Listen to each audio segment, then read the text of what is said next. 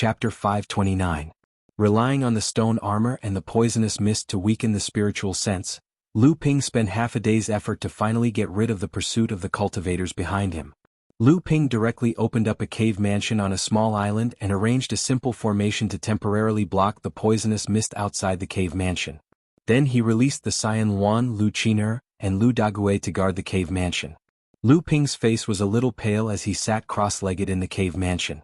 He used 12 upper-grade spirit stones and hundreds of middle-grade spirit stones to arrange a simple spirit-gathering array and began to restore the true essence in his body. Just one day later, Lu Ping was awakened from his meditative state by Lu Qiner. It turned out that the formation Lu Ping arranged was about to collapse under the erosion of the poisonous mist. After repairing the array formation, Lu Ping entered a meditative state again to recover his Jinyuan. 3 days later, Lu Ping's Jinyuan was almost fully recovered and he finally woke up from his meditation. Looking at Lu Qiner who was chattering with Lu Dague, Lu Ping speechlessly shook his head. This little Cyan Wan was a chatterbox. As long as it wasn't cultivating, there was no time for it to stop talking. Anything could be said. Cyan Wan was now at the 3rd level of core forging realm. After taking Lu Ping's forging heart pill, it had just consolidated its cultivation. Now it was still the existence with the highest cultivation among Lu Ping's spiritual pets. Of course, Luan Yu's identity was not Lu Ping's spiritual pet, but Yan Wujiao entrusted Lu Ping to take care of it. Luan Yu could actually be regarded as a guest who lived under someone else's roof. Lu Dague was another extreme. This burly young man was the shyest and most honest among Lu Ping's spiritual pets. Perhaps because of the habits inherited from Taoist Gue, Dague was usually quiet and did not like to move. Although he was already a human cultivator at the core forging realm, he never appeared in the human form like Samling and Lu Qiner. Instead, he often took the form of a black tortoise, either soaking in the white jade lotus pond that Lu Ping used to refine magic weapons, or soaking in the quenching pool that was affected by the Shenyuan heavy water and slept in the quenching pool that Lao Tzu used to refine magic weapons. The scene Lu Ping saw was the same. Lu Qiner was chattering happily on the side, and a huge black tortoise was lying on the ground drowsily on the other side. Lu Ping was too lazy to pay attention to these two people.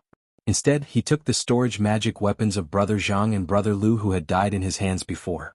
Although these two were at the bottom in the hands of a late core forging realm cultivator, their hundreds of years of lifespan was enough for them to collect some valuable treasures. However, in fact, at least Brother Lu's collection disappointed Lu Ping. Lu Ping rummaged through the storage bracelet in his hand with some disbelief. 70 or 80 upper-grade spirit stones, a few bottles of cultivation pills that Lu Ping was not interested in, 20 or 33,000 years old spirit herbs and more than 100,000 years old spirit herbs, a few inconspicuous magic weapons and 2 broken magic weapons, and a pile of spiritual materials. Lu Ping rummaged through, but did not even see a second-class variant spiritual material. These things, in addition to the upper-grade spirit stones and the 1,000-years-old spirit herbs, Lu Ping generally threw them into the sect's warehouse for the younger generation disciples to practice with. Lu Ping looked at the remaining 2 jade boxes with some disappointment. He hoped that these 2 jade boxes would bring him a trace of surprise. Lu Ping tore off the spirit sealing talisman on one of the jade boxes. After opening it, a soft sound of wind came from the box. Finally, there was a treasure that could make people's eyes light up. Otherwise, Brother Lu's status as a late core forging realm cultivator would be too low. A fist-sized silver-white stone appeared in the jade box. After Lu Ping opened the jade box, a soft sound of wind came from the silver-white stone. It even made people feel as if a breeze was caressing their faces. Wind attribute heaven and earth strange stone. This treasure was just right for Lu Bai to use to refine a small protective spirit ability. Lu Ping admired this strange treasure. Currently, Lu Ping's 7-treasure thunder gourd had reached a bottleneck. If he couldn't condense the 4th spiritual treasure restriction and advance to a spiritual treasure, then he wouldn't be able to refine heaven and earth strange treasures to enhance the treasure's power. Therefore this treasure would first benefit Lu Bai. With this treasure as the foundation, Lu Ping's previous disappointed expression finally recovered a little. He opened the 2nd jade box with a little hope. Looking at the thing inside the jade box, Lu Ping simply didn't know whether to laugh or cry. Wind attribute low-grade profound level heaven and earth spirit treasure, whirlwind feather.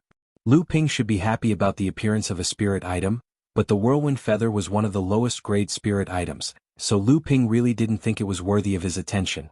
Low-grade profound level heaven and earth spirit treasure, what use could it have? Which early core forging realm cultivator would refine a low-grade profound level heaven and earth spirit treasure in order to advance to the mid-core forging realm? At the very least, Lu Ping's martial sisters and junior brothers would never use this treasure. Lu Ping felt a little helpless as he put the whirlwind feather into his storage ring. In any case, it was still a heaven and earth spirit treasure, wasn't it? Although the cultivation world of the East China Sea was rich, it wasn't that there were no poor people. At least, Brother Lu, a dignified late core forging realm cultivator, only had such a small amount of wealth. This made Lu Ping feel very disdainful. It was a pity that Brother Lu's two self-detonated spiritual treasures were the only and most valuable treasures that Brother Lu had. With Brother Lu as an example, although Lu Ping knew that Brother Zhang's wealth might be better, Lu Ping didn't have much hope. Sure enough, after Lu Ping put away more than 100 high-grade spirit stones and more than 100,000-year-old spirit grasses, there was another pile of junk in Lu Ping's eyes. Although there were two good magic treasures, Lu Ping reluctantly picked one and threw it to Lu Dagui. Samling and Lu Qin'er both had magic treasures that Lu Ping had specifically asked Chen Lian to refine for them. Dagui advanced to the core forging realm, so Lu Ping didn't have time to prepare a magic treasure for him. So, he had to find one for him to use first. Brother Zhang's cultivation pills were more authentic for late core forging realm cultivators. Lu Ping took them out and identified several kinds of pills that were suitable for Lu Ping to use now, so Lu Ping put them away. In addition, there were 4 jade boxes which looked more exciting than the 2 jade boxes in the storage magic treasure. Lu Ping casually opened one of them and found a water spirit bead inside. The water spirit bead was a second-grade mutated water elemental spirit material that could be used to forge water elemental mystic treasures. However, a mere second-grade mutated spirit herb was kept in a jade box by a late core forging realm cultivator. Lu Ping couldn't help but curse inwardly. However, this water spirit bead attracted Lu Dagui's attention after Lu Ping took it out. The previously sleepy giant tortoise suddenly opened its half-closed eyes, startling Lu Qin'er, who had been talking non-stop. Lu Dagui suddenly stood up and turned into a burly young man. He asked Lu Ping, "Master, can you bestow this spirit bead to Dagui?" Dagui feels that this spirit bead is the most suitable to refine his own magic treasure. Lu Ping asked curiously, "Dagui, do you also have inherited memories? You actually know how to refine a magic treasure?" Lu Dagui shook his head and said, "This subordinate doesn't have any inherited memories. That's something that only top demonic beasts have. This subordinate just soaked in the quenching pool for a long time. When I was cultivating, a profound essence water spirit bead actually formed in my core space. Although the water spirit bead in Master's hand isn't mutated by the profound essence heavy water, it's similar to the water spirit bead in this subordinate's core space. This subordinate feels that this water spirit bead can also be used." Lu Ping looked at Lu Dagui with some surprise and asked, "You usually soak in the white jade lotus pond to cultivate, don't you have a Xianyuan water spirit bead?" Lu Dagui shook his head and said, "Master, the essence of Xianyuan water is a rare treasure. It can't be refined into a magic treasure, but Dagui has used it to refine my protective aura qi." Lu Ping patted his head and said, "I forgot about this. But I didn't expect you to have such a fortuitous encounter. I'll give this water spirit bead to you to refine. As for what kind of natal mystic treasure you can refine, that will depend on your luck." Lu Dagui smiled foolishly, but the joy in his eyes was even more intense. After receiving the water spirit bead, he swallowed it in one gulp. Then he turned into a black tortoise and lay on the ground motionlessly. This time he was completely asleep. Lu Ping simply put Lu Dagui into the golden house and threw him into the quenching pool to let him cultivate by himself.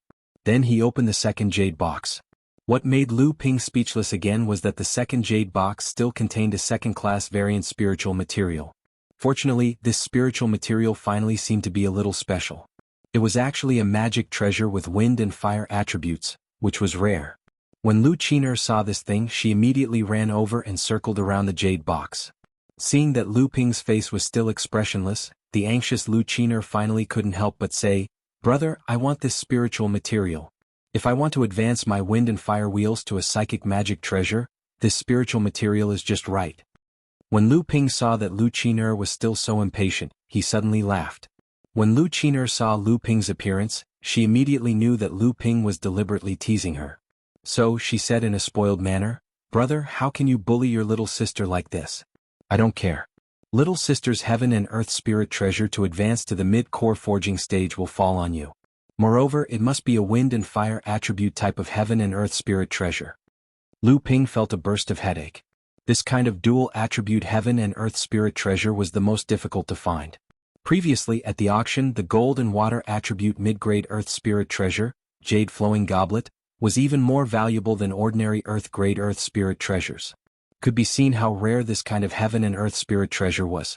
With great difficulty he sent the talkative girl Lu Qiner to the golden house to bother Luan Yu. Only then did Lu Ping open the third jade box. Soft water.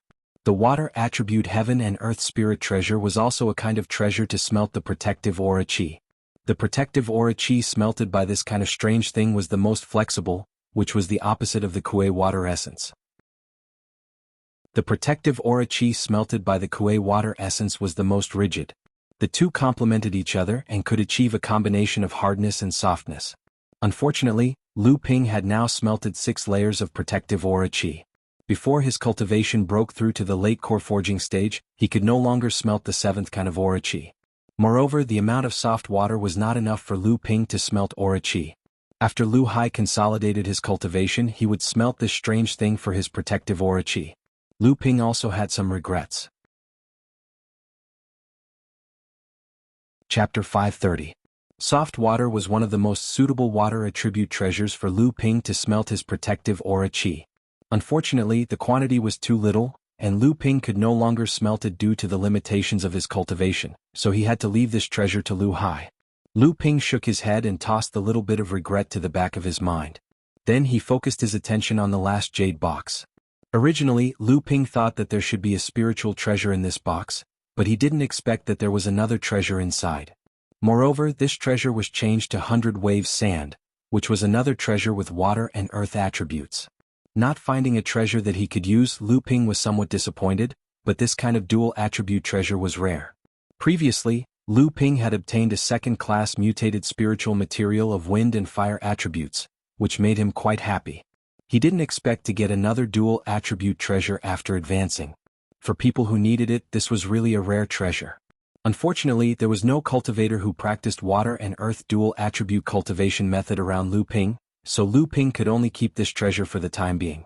After leaving the cave house, Lu Ping passed several small islands in succession, but found that the spirit grasses growing on them had been picked by others, and the methods used to collect the spirit grasses were different.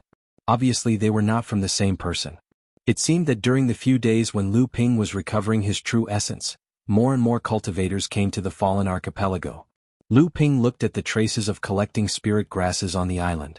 He floated in the air and thought for a long time, then he flew deeper into the fallen archipelago. Along the way, the spirit grasses on the islands that Lu Ping passed had been collected without exception. On the way, Lu Ping also encountered several cultivators who were appearing in the fallen archipelago. Both sides maintained restraint and silently gave way to each other.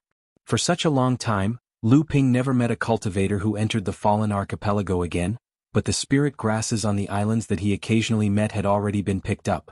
Lu Ping couldn't help but be vigilant. It seemed that Lu Ping had now left the periphery of the fallen archipelago and began to go deeper. Sure enough, after a while in the gray poisonous fog, Lu Ping vaguely saw a huge black shadow. When he got close, Lu Ping, who was flying in the air, saw that this huge black shadow was a medium-sized island. Lu Ping landed on the island. As he walked toward the island, his eyes flashed with blue light, looking for some spirit grasses growing on the island. At the same time, he killed all the poisonous beasts that rushed from all corners of the island. After collecting several kinds of spirit grasses in succession, Lu Ping thought that no one had visited this medium-sized island, but he saw traces of spirit grasses being collected in an open space not far away. Lu Ping's expression changed several times, as if he was thinking about something. Then, as if he had made up his mind, he continued to walk toward the island along the traces of spirit grasses being collected. In the center of this island was a blackwater swamp. When Lu Ping reached the edge of the swamp, the blue light in his eyes shone brightly again. Looking into the swamp, he vaguely saw several figures standing in an arc above the center of the swamp. Just as Lu Ping withdrew his gaze, a majestic divine thought suddenly appeared. Before Lu Ping could take any precautions, the divine thought was withdrawn as soon as it touched the swamp. A slightly old voice came from the swamp. "Since you are here, why don't you come out and meet me?" Lu Ping pondered for a moment and looked at those faint figures for a moment, Then he walked toward where the people were standing from the Blackwater Swamp. This Blackwater Swamp hid all kinds of poisonous insects, poisonous fish, poisonous mosquitoes, poisonous beasts and poisonous weeds. As Lu Ping walked through the swamp, from time to time, all kinds of poisonous insects and poisonous beasts would attack Lu Ping. However, they could not break through the myriad poison meteorite energy around Lu Ping's body.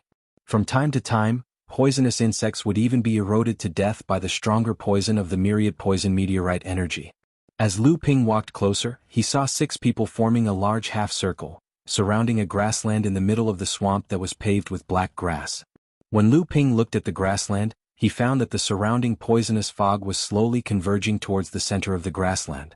Moreover, the gathering poisonous fog was getting thicker and thicker, and the scope of its influence was also getting larger. Seeing Lu Ping walk out of the poisonous fog with such ease, the expressions of the 6 people changed. Suddenly, 6 divine senses came from all directions and oppressed Lu Ping. Each of these divine senses had reached the level of a late core forging cultivator, and they faintly carried a faint pressure. Facing the pressure of the 6 divine senses, Lu Ping was startled at first, but his expression did not change. A divine sense that was not inferior to any of the 6 people's divine senses suddenly burst out from Lu Ping's body, pushing away the 6 divine senses from Lu Ping's body and firmly guarding around Lu Ping, resisting the other 6 people. The 6 divine senses of the fallen archipelago retracted. Lu Ping already knew that this was just a test. The poisonous fog in the fallen archipelago was quite corrosive to divine senses, so Lu Ping also retracted his divine sense. He walked straight to the empty half of the circle formed by the 6 people. The 7 people formed a circle in the middle of the grassland, but no one else could come and get a share. After Lu Ping stood still, a short cultivator laughed. It was the cultivator who had invited Lu Ping. He only heard him say, "Fellow Taoist, please don't blame me. It was just a test. If fellow Taoist cultivation is not high enough, you are not qualified to join." Lu Ping did not answer Cultivator Minor Repairs' words, he just nodded calmly. The 6 cultivators originally wanted to test Lu Ping's strength through the pressure of their divine sense. After all, Lu Ping was wearing a stone armor, so it was impossible to detect his cultivation. However, what they didn't know was that, in fact, according to Cultivation, Lu Ping was really not qualified to stand together with the 6 people. However, they used the method of probing with their divine sense, and Lu Ping's divine sense was extraordinary. At this time, his divine sense was no weaker than a late core forging cultivator. This made the others mistakenly think that Lu Ping was also a late core forging cultivator like them. However, what made Lu Ping somewhat confused was how the short cultivator discovered him when he was at the edge of the swamp. It must be known that Lu Ping was wearing a divine sense armor that could avoid the detection of cultivator's divine sense, and the short cultivator Minor Repairs' divine sense had clearly captured his movements. However, although Lu Ping was quite hesitant in his heart, he could not ask. This was obviously Cultivator Minor Repairs' divine sense. If Lu Ping opened his mouth and asked, he would offend this person for no reason. At this time, more and more poisonous fog had gathered in the grassland, forcing the 7 people to retreat half a zhang in order to avoid the increasingly thick poisonous fog that was eroding their true essence. Lu Ping cupped his hands to the surrounding cultivators and said, "May I ask what the treasure in this grassland is, and how long will it take for it to be unearthed?" The other 5 people still looked indifferent. Only the short cultivator Minor Repairs said with a smile, "No one knows this. We were actually attracted by the poisonous fog that the grassland here constantly breathed. Whenever this happens in the fallen archipelago, there is a high chance that some treasure will appear. However, if we want to know what treasure it is, we have to wait for the treasure to mature and appear in front of us. If it is unearthed in advance, it is very likely that the treasure will not be able to mature. Therefore, after the 6 of us arrived one after another, none of us made a move." Lu Ping nodded and said no more. Unexpectedly, Cultivator Minor Repairs asked, "When fellow Taoist first arrived, the gang qi around your body flashed with golden light. Many poisonous insects and ants around were poisoned to death by your gang qi. Could it be that the gang qi that fellow Taoist refined is the legendary myriad poison meteorite power gang?" The words of Cultivator Minor Repairs made the other 5 cultivators around look at Lu Ping. The myriad poison meteorite power gang was a gang qi that was refined from the myriad poison liquid, known as the mother of all poisons. It could be said that it was truly invulnerable to all poisons. In the fallen archipelago, a famous poisonous forbidden area in the cultivation world, the cultivators who had refined the myriad poison meteorite power gang were undoubtedly like fish in water when exploring. In an instant, Lu Ping could feel the eyes of the surrounding cultivators full of curiosity, surprise and greed. Lu Ping looked at the short cultivator minor repairs meaningfully and said with a smile, "Your Excellency was able to discover my tracks just now, which surprised me quite a bit. However, I wonder how Your Excellency's divine sense can still be used freely under the erosion of this gray poisonous fog. If Your Excellency is willing to tell me your secrets, I will not go too far. I am willing to tell you the trick of resisting poison. What do you think?" Lu Ping's words caused the surrounding cultivators to turn their attention to the short cultivator minor repairs. The short cultivator minor repairs gave a hollow laugh and said, "Fellow Taoist, you must be joking. We should pay attention to the treasures in this grassland. The gathering of the poisonous fog seems to have reached its limit. I fear that the treasures will appear soon." Lu Ping smiled and also looked at the center of the grassland. At the same time he was also secretly on guard. Once a dispute arose over the ownership of the treasures, Lu Ping's true cultivation would immediately be exposed. At that time, Lu Ping was afraid that he would become the target of public criticism. At this moment, the second cultivator on the right of Lu Ping with a slender figure and a fair complexion suddenly said, "Don't be in a hurry. We should first discuss how to distribute the treasures when they appear. There is only one treasure but there are 7 of us. If we can't distribute the treasures, we will inevitably have to fight for them. At that time, it would be a small matter for others to take advantage of it, but if some of us are accidentally injured it would be very bad." Everyone nodded, but they still had their own small calculations in their hearts. At this time the short cultivator minor repairs said, "Since this fellow Taoist has seen the problem, do you have a solution?" The slender cultivator nodded and said, "This one is only making a suggestion. Whether it succeeds or not depends on everyone." The short cultivator minor repairs seemed to have volunteered to be the representative of everyone. Hearing this he hurriedly said, "Fellow Taoist, please speak." The slender cultivator looked at him and said, "If the treasures can be distributed, we will naturally divide them into 7 equal parts. However, the order of selection will be in accordance with the order of first come, first served." The slender cultivator then looked at Lu Ping. Lu Ping was the last to arrive. If the distribution was like this, Lu Ping would naturally be the last. If Lu Ping was unwilling, then the slender cultivator's plan would probably not work. Naturally, Lu Ping was not that stupid. At this time, if he had any objections, he was afraid that he would immediately be attacked by everyone. Thus, he stood there without changing his expression, as if tacitly agreeing to the cultivator's proposal. Seeing that Lu Ping had no objections, the short cultivator minor repairs asked again, "What if the treasures cannot be divided?" This was the question that everyone was concerned about. Chapter 531. What if the treasure can't be divided? This was the question that many cultivators were concerned about. The tall cultivator also knew that this was the key question. He pondered for a moment and said, "In my opinion, if there is only one treasure or not enough for 7, then the treasure will be divided according to need. However, the person who gets the treasure will have to convert the value of the treasure into spirit stones or pills and then distribute it to everyone. What do you think?" Everyone was silent for a moment, then they nodded one by one. Obviously, they had agreed with the tall cultivator's distribution plan. But at this time, Lu Ping interjected, "I don't have any objections to converting them into spirit stones and medicinal pellets. But if the spirit stones are only mid-low grade, then don't take them out.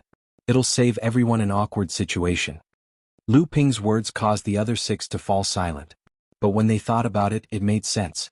After reaching the late core forging realm, the impure spiritual energy contained in low-grade spirit stones was no longer attractive to cultivators.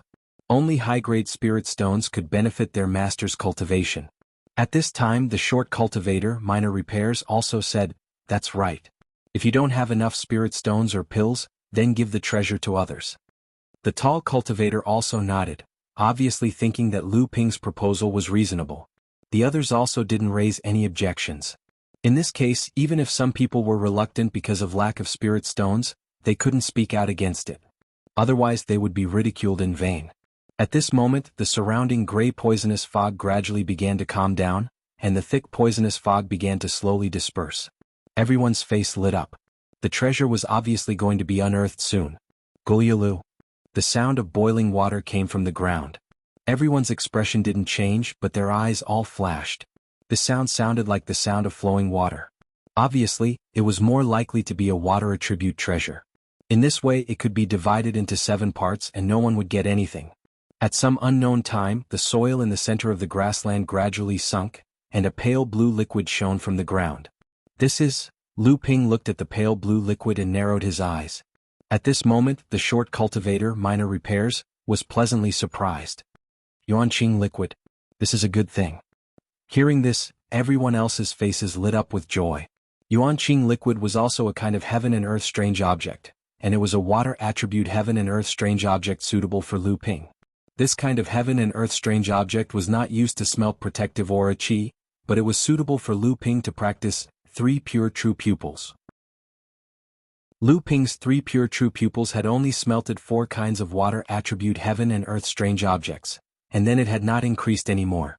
However, whether it was seeking danger or fighting with others, 3 pure true pupils were of great help to Lu Ping, so Lu Ping was also looking for water attribute heaven and earth strange objects suitable for washing spirit eyes, but unfortunately he had not found it.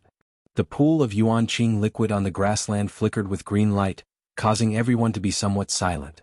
After a moment, the short cultivator, minor repairs, finally smiled and said, "In that case, we will divide this pool of Yuanqing liquid equally. If everyone trusts me, let me first collect this pool of Yuanqing liquid, and then divide it equally. What does everyone think?" Everyone looked at each other and took a step back. Then, the tall cultivator and the cultivator on the other side of the short cultivator, minor repairs, each took a step to the left and right, just in time to let the short cultivator, minor repairs, be surrounded by the 6 people. The short cultivator, minor repairs, smiled bitterly. Obviously everyone did not trust him. While they agreed to let him collect the Yuanqing liquid, they also had to guard against him escaping alone. The short cultivator, minor repairs, walked in front of the pool of Yuanqing liquid and formed a simple water spell with both hands. Lu Ping's eyes shone with green light, and the surrounding people also carefully watched each and every movement of the short cultivator, minor repairs. As the short cultivator, minor repairs, used his water spell, the Yuanqing liquid immediately gathered into an irregular ball of water and floated into the air. The short cultivator, minor repairs, took out 7 jade bottles from his storage magic tool, and the 7 jade bottles flew in front of him. The short cultivator, minor repairs, stretched out his right index finger, and carefully drew 6 lines at the ball of water in the air. The ball of water was immediately divided into 7 neat balls of water, and then fell into the 7 jade bottles. The short cultivator, minor repairs, kept one of the 7 jade bottles, and the other 6 flew to the other 6 people. After Lu Ping and the others examined their respective jade bottles, they put them into their storage magic tools. The short cultivator, minor repairs, let out a long sigh of relief, returned to his position and said, "Fortunately, I didn't disappoint you." Seeing this, the tall cultivator said, "Since the treasure is in hand, I will take my leave first." With that, a cloud appeared under the tall cultivator's feet and enveloped him. When the cloud dissipated, the tall cultivator had already disappeared into the poisonous mist. With the tall cultivator taking the lead, the others also left one after another. Lu Ping looked at the short cultivator, minor repairs, and saw him also turn and leave. Lu Ping pondered for a moment, then also turned and flew out of the swamp. A moment later, the 7 cultivators left one after another. After about the time it takes to drink a cup of tea, a dim light cut through the gray mist and landed on the grass. After the light disappeared, the cultivator that appeared was the short cultivator, minor repairs. The short cultivator stood on the black grass and cautiously scanned the surroundings with his spiritual sense. However, his expression immediately changed. He looked in the direction that the tall cultivator had left and said, "I didn't expect you to be so cautious. You actually didn't leave." A figure walked out of the gray fog step by step, and a voice said, "If you leave, won't the treasure be taken by you alone?" The short cultivator watched as the tall and slender cultivator walked out of the gray mist and said, "Since you've discovered it, I'm afraid it's impossible for me to take it for myself. Since that's the case, how about we split the treasure evenly? The rules were set by you just now." The tall cultivator smiled somewhat mockingly and said, "Are you so sure that I am willing to share the treasure with you and not fight with you to take it for myself?" The short cultivator laughed and said, "Since you are so confident, you must have held back when you tested each other. However, how can you be sure that I don't have a trump card? Besides, I fear that no one has gone far at this time. If you are not sure that you can kill me in one blow, then you will inevitably attract the attention of others. When that time comes, how can they not know what happened here?" The tall cultivator laughed self-deprecatingly and said, "That is true. In that case you can take out the treasure and we will divide it equally. As soon as the tall cultivator's voice fell, the short cultivator's expression suddenly changed again and he turned to look at the gray mist on the other side. Another voice came from the direction that the short cultivator was looking at. Your spiritual sense is really strange. Although it is not as vast as other cultivators, it is much more condensed than ordinary cultivators. That is why you can persist in this gray mist for a longer time without being eroded. A figure leisurely walked out of the gray mist. It was Lu Ping who had left earlier. When the tall cultivator saw Lu Ping suddenly appear, a look of surprise flashed across his face. At this time, the short cultivator's expression became somewhat unsightly. He said, "You have good eyesight. To be able to see through the secret of my spiritual sense, I presume that your spiritual sense is not weak. However, I am curious as to how you can be sure that there is still a treasure buried here." Lu Ping smiled mysteriously and said, "This is not something that outsiders should know." The short cultivator snorted coldly and said no more. However, the tall cultivator next to him said thoughtfully, "Since you are also aware of the secret here, then there are now 3 people who want this treasure. To avoid undue delay, I think we should first take out the treasure and then use the previous method to ask for it. The person who obtains the treasure will then compensate the other 2 according to the value of the treasure. What does everyone think?" Lu Ping didn't even think about it and said, "Very well." The short cultivator was unwilling, but when he saw the 2 people looking at him, the short cultivator's heart suddenly jumped. He clenched his teeth and said, "All right." After saying this, the short cultivator minor repairs struck the small pool where the Yuanqing liquid had appeared. Bang! A muffled sound rang out, and a pit 10 feet deep appeared in front of the 3 people. "So it is this thing." Lu Ping looked at the blue boulder at the bottom of the pit and suddenly said, "What do you know about this?" "I can only see that this boulder is a second-class metal attribute spirit material, but I don't know what it is." The tall cultivator was happy to see the boulder at the bottom of the pit, but then he became somewhat puzzled. After hearing Lu Ping's words, he quickly asked Lu Ping for advice.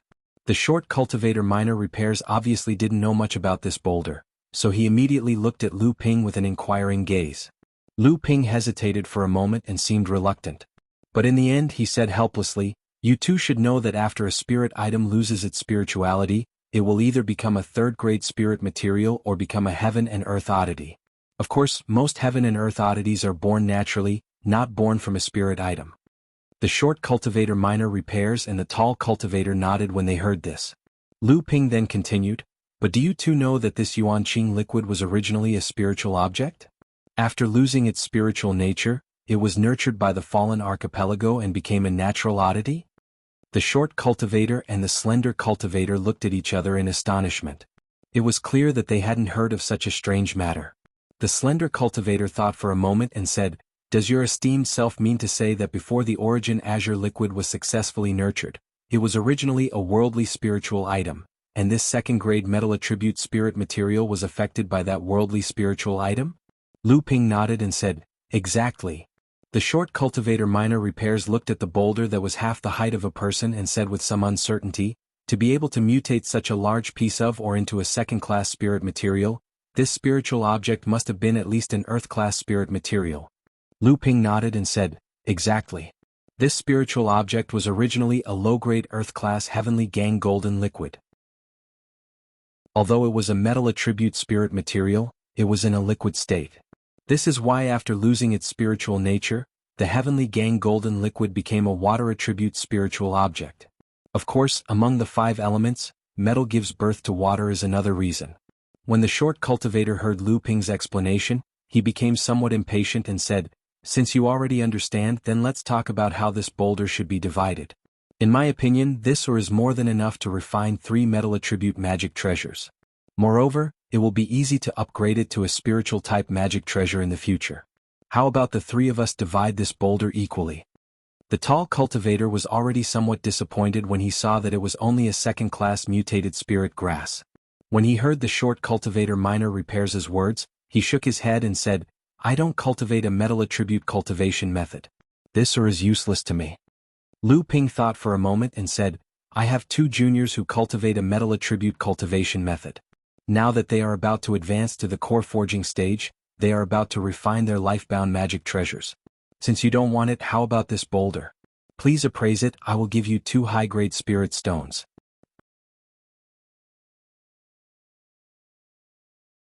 Chapter 532. The short minor repairs cultivator listened to Lu Ping's explanation and became impatient, so he said, "Now that you understand, let's talk about how to divide this boulder. In my opinion, this ore is more than enough to refine 3 metal-attributed magic weapons. Moreover, it can be upgraded to a spiritual-attributed magic weapon in the future. Why don't the 3 of us divide this boulder equally?" The tall cultivator was disappointed when he saw that it was only a second-class mutated spirit grass. When he heard the short minor repairs cultivator's words, he shook his head and said, "I don't practice a metal-attributed cultivation method. This ore is useless to me." Lu Ping thought for a moment and said, "I have 2 juniors who practice a metal-attributed cultivation method.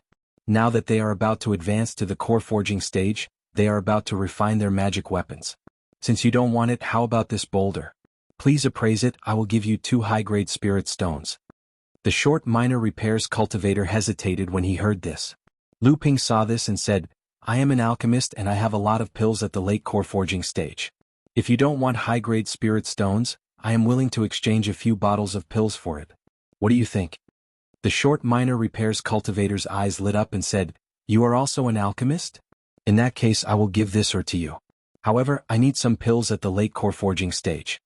Lu Ping smiled and said, "Naturally, no problem." Lu Ping walked around the ore and said, "The quality of this ore is good, and the amount is enough. I will give you 280 high-grade spirit stones each. How about it?" The short minor repairs cultivator quickly waved his hand and said, "Too little, too little. If this ore is refined into magic weapons, it is enough to refine 3 magic weapons.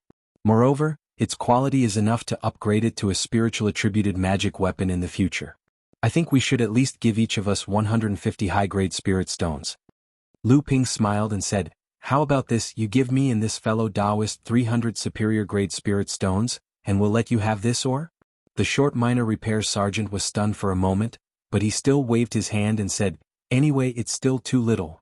Lu Ping glanced at the tall cultivator next to him and said, "If that's the case, then I'll give you 2 100 high-grade spirit stones each. If it's more than that, then I won't take the ore."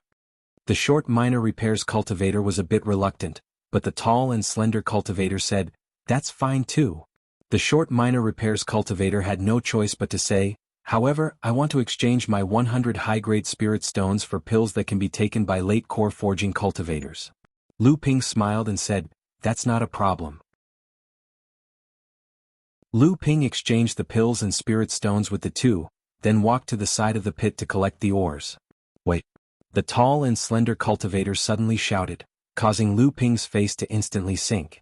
Lu Ping turned to look at the tall and slender cultivator and asked with a bad expression, "What's wrong? Could it be that you're regretting it?" The short minor repairs cultivator was about to leave, but he didn't expect the tall and slender cultivator to suddenly shout, so he stood to the side and watched the excitement. Seeing Lu Ping's bad expression, the tall and slender cultivator smiled and said, "I naturally won't regret it. But for the sake of peace of mind, I think it's better for you to divide this ore into 2 pieces. In any case, it won't affect the ore's ability to be refined into magic weapons. What do you think?" The short minor repairs cultivator instantly reacted and echoed, "That's right. If there is something else in this ore, wouldn't we suffer a loss? After all, you're the only one who knows about the Qiangang golden liquid." After the 2 finished speaking, they each took a step towards Lu Ping's side. Obviously, if Lu Ping didn't do as the 2 said, then he would have a guilty conscience and the 2 would immediately join forces to snatch the ore. Lu Ping looked angry. A golden light flashed in his hand, and the ore in the pit was neatly cut into 2 pieces from the middle. The smooth cross-section flashed with cold light.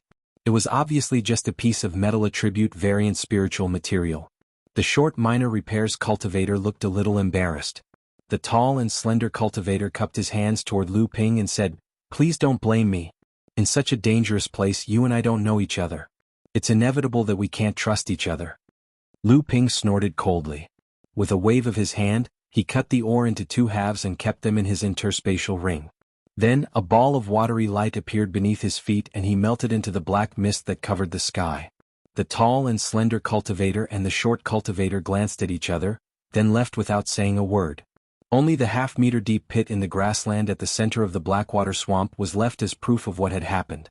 In one breath, Lu Ping flew for a few hundred miles. Along the way he changed directions a few times before he finally arrived at a deserted island with no signs of life. Lu Ping found a secluded place and opened a cave. He arranged a simple formation at the entrance of the cave and then sat cross-legged. He took out the boulder that he had just cut in two with the golden scale sword from the storage ring. Lu Ping took out a jade crystal bottle with a long mouth and a thin neck and put it aside. His eyes glowed with a bright green light as he carefully examined the two pieces of ore. Then he took out a flying needle mystic instrument from his interspatial ring and stabbed it at a protrusion on the surface of one of the ore pieces. Puff! The flying needle magic weapon easily pierced a hole in the second-class metal attribute variant spiritual material. Then a stream of golden liquid suddenly flowed out of the small hole. Lu Ping patted the half-piece of ore and it suddenly flew into the air. The hole was pierced downward, and the golden liquid suddenly emerged from the hole and flowed straight into the slender-necked jade crystal bottle that had already been placed. When the last drop of golden liquid flowed out, the slender-necked jade crystal bottle was filled. Lu Ping sealed the slender-necked jade crystal bottle and carefully put it in the storage ring. He then took out another slender-necked jade crystal bottle. Lu Ping examined the other half of the ore and found a bump. He repeated the process and obtained a whole bottle of golden liquid. After collecting this bottle of liquid, Lu Ping let out a sigh of relief and then threw the two halves of the ore on the ground into the storage ring. Lu Ping seemed to want to continue. He took out the two jade bottles filled with golden liquid and admired them. He then chuckled softly. The Heaven Gang golden liquid was a low-grade earth-grade metal attribute Fey, and it was so easily picked up by Lu Ping. Moreover, it was 2 portions.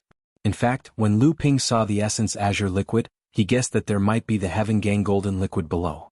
Lu Ping had seen in the ancient books collected by Hu Lily that the essence azure liquid and the Heaven Gang golden liquid were born together, but he wasn't too sure. Therefore, Lu Ping returned to confirm whether there was still the Heaven Gang golden liquid underground. Unexpectedly, when the short minor repairs cultivator was retrieving the essence azure liquid, he had already noticed the abnormality underground, but he didn't make it public. He originally had the idea of taking it for himself, but he didn't expect that not only would Lu Ping return, but the slender cultivator would also return because of caution. Fortunately, these two people didn't seem to know much about the relationship between the essence azure liquid and the Heaven Gang golden liquid. After seeing the huge mutated ore underground and being persuaded by Lu Ping's lies, they finally gave this ore to Lu Ping. After Lu Ping saw the ore, he already knew that he had hit a treasure this time. The Heaven Gang golden liquid was most likely sealed in this ore.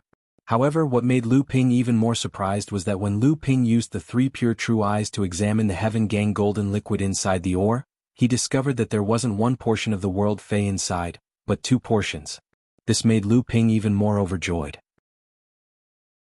Fortunately, these 2 Feys weren't distributed in the center of the ore, but on both ends of the ore. This was also the reason why Lu Ping dared to cut this ore with a sword. After fiddling with the 2 portions of Chen Gang golden liquid in his hand for a long time, Lu Ping finally put them away. He then opened a jade bottle that contained the portion of Yuan Qing liquid he obtained earlier. Lu Ping blew on it and a drop of essence azure liquid floated out of the jade bottle. When this drop of essence azure liquid floated to the center of Lu Ping's eyebrows, Lu Ping's eyes suddenly burst out with 2 azure lights. Under the 2 azure lights, the drop of essence azure liquid suddenly split into 2, and then each fell into Lu Ping's eyes. After a burst of coolness there was a burst of tingling. Lu Ping hurriedly practiced this secret technique. After about half an incense's time, Lu Ping's closed eyes suddenly opened. There were 4 azure halos on the edge of the black gem-like eyes, and at this time outside the 4 azure halos, there was a faint halo that seemed to be about to appear. Lu Ping put away the jade bottle containing the essence azure liquid. If he wanted to completely refine the 5th spiritual liquid and improve the power of the 3 pure true eyes to another level, it couldn't be done in one go. At this time, Lu Ping was quite deep in the Fallen Archipelago. Lu Ping could often see some medium-sized islands in the soil where he flew. Whenever he encountered such an island, Lu Ping quickly patrolled the island where the most suitable area for the growth of spirit grass was, and then collected all the growing spirit grass and left for the next island. In fact, the area of a medium-sized island was already quite vast, and the growth of spirit grass could be regarded as quite scattered. But at this time, Lu Ping obviously didn't think that searching for a few spirit grass in those corners would be very efficient. Instead, after collecting the most easily found spirit grass, he would go to the next island. This way he could find the most spirit grass in the shortest time. Boom! Clang clang! A sudden explosion of roars and violent yuan qi fluctuations a few miles away interrupted Lu Ping, who was collecting a 3,000 years old spirit grass. Lu Ping furrowed his brows, wondering who would be so unwise to fight in such a dangerous place. Not to mention the intense consumption of true essence, just the poisonous mist alone was enough to tell how many dangers were lurking in it. Weren't they afraid that they would end up as a jade clam, in the eyes of others? However, such a scene could also explain that if the two sides did not have a deep hatred, they must have encountered some kind of treasure that was difficult to give up. If so, how could Lu Ping not go and have a look? Chapter 533. At this time, Lu Ping's position was quite deep in the fallen archipelago. When Lu Ping rushed towards the direction of the battle, he vaguely found several escape lights sneaking towards the direction of the battle in the poisonous fog. It's actually these people. Lu Ping hid in the poisonous fog 2 miles away from the battle. Using the 3 pure true pupils, he tried his best to flash circle after circle of cyan light, watching the battle 2 miles away. In the past few days, Lu Ping smelted a drop of yuan qing liquid into his eyes every day, so that the power of Lu Ping's 3 pure true pupils had increased. In this gray poisonous fog, he could clearly see the two sides fighting 2 miles away. It seemed that the two sides didn't deliberately hide their tracks, and they didn't pay attention to the surrounding cultivators who were spying on them. Lu Runjian, what do you think of my proposal just now? If you can hand over this still liquid saliva, in your hand to me, I won't let you suffer a loss. Still liquid saliva? Lu Ping was shocked. This was a water attribute spiritual object of the upper rank of the earth rank. The Lu family actually found such a treasure in the fallen archipelago. Sure enough, as soon as the name still liquid saliva came out, the surrounding cultivators moved, and several faint killing intents came out from the surroundings. However, Lu Ping didn't intend to touch this treasure. It was not that Lu Ping didn't want it, but Lu Ping knew the two sides of the battle quite well. Since they dared to fight openly in such a dangerous place like the fallen archipelago, how could they not have some backup plans? Lu Runjian, what's your decision? Didn't you notice that the surrounding cultivators swallowed their saliva when they heard this still liquid saliva? Humph, Yuan Feixiang, this still liquid saliva was first discovered by our Lu family, and there are disciples in our Lu family who need this kind of spiritual object. Are you relying on the power of your Yuan family to force us to sell it? The one who spoke was not Lu Runjian, but Liao Ruinjia, who had a deal with Lu Ping. Who is this? Are you also a cultivator from the Lu clan? But I don't recognize you. How should I address you? Although my Yuan clan is rather influential, your Lu clan is also a prestigious clan in the Middle Earth. How can you say that you are using your power to bully others? I merely fancy the spiritual item in your hands and wish to make a fair trade with you. Sure enough, as soon as the names of the Yuan family and the Lu family were revealed, the practitioners hiding in the dark all restrained their killing intents. There was no need to mention the status of the Yuan family in the central region. Although the Lu family was not as good as the Yuan family, it was also a famous alchemy family in the central region and had a wide circle of friends in the cultivation circle of the central region.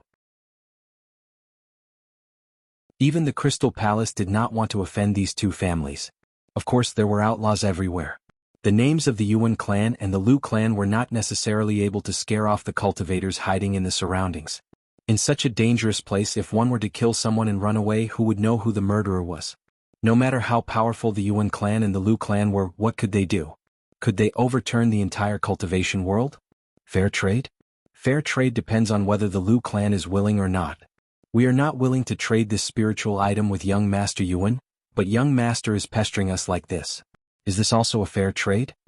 It was still Liao Ruinjia who spoke. The other cultivator who teamed up with Liao Ruinjia to fight against Yuan Feixiang was the middle-aged cultivator that Lu Ping met at the treasure house. He should be the Lu Runjian that Yuan Feixiang mentioned.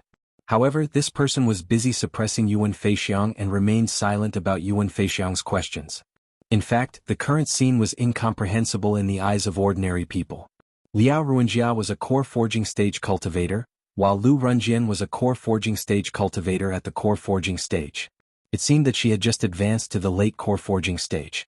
The other cultivator who was helping Yuan Feixiang was impressively Shangguan Hao, who Lu Ping was eager to kill.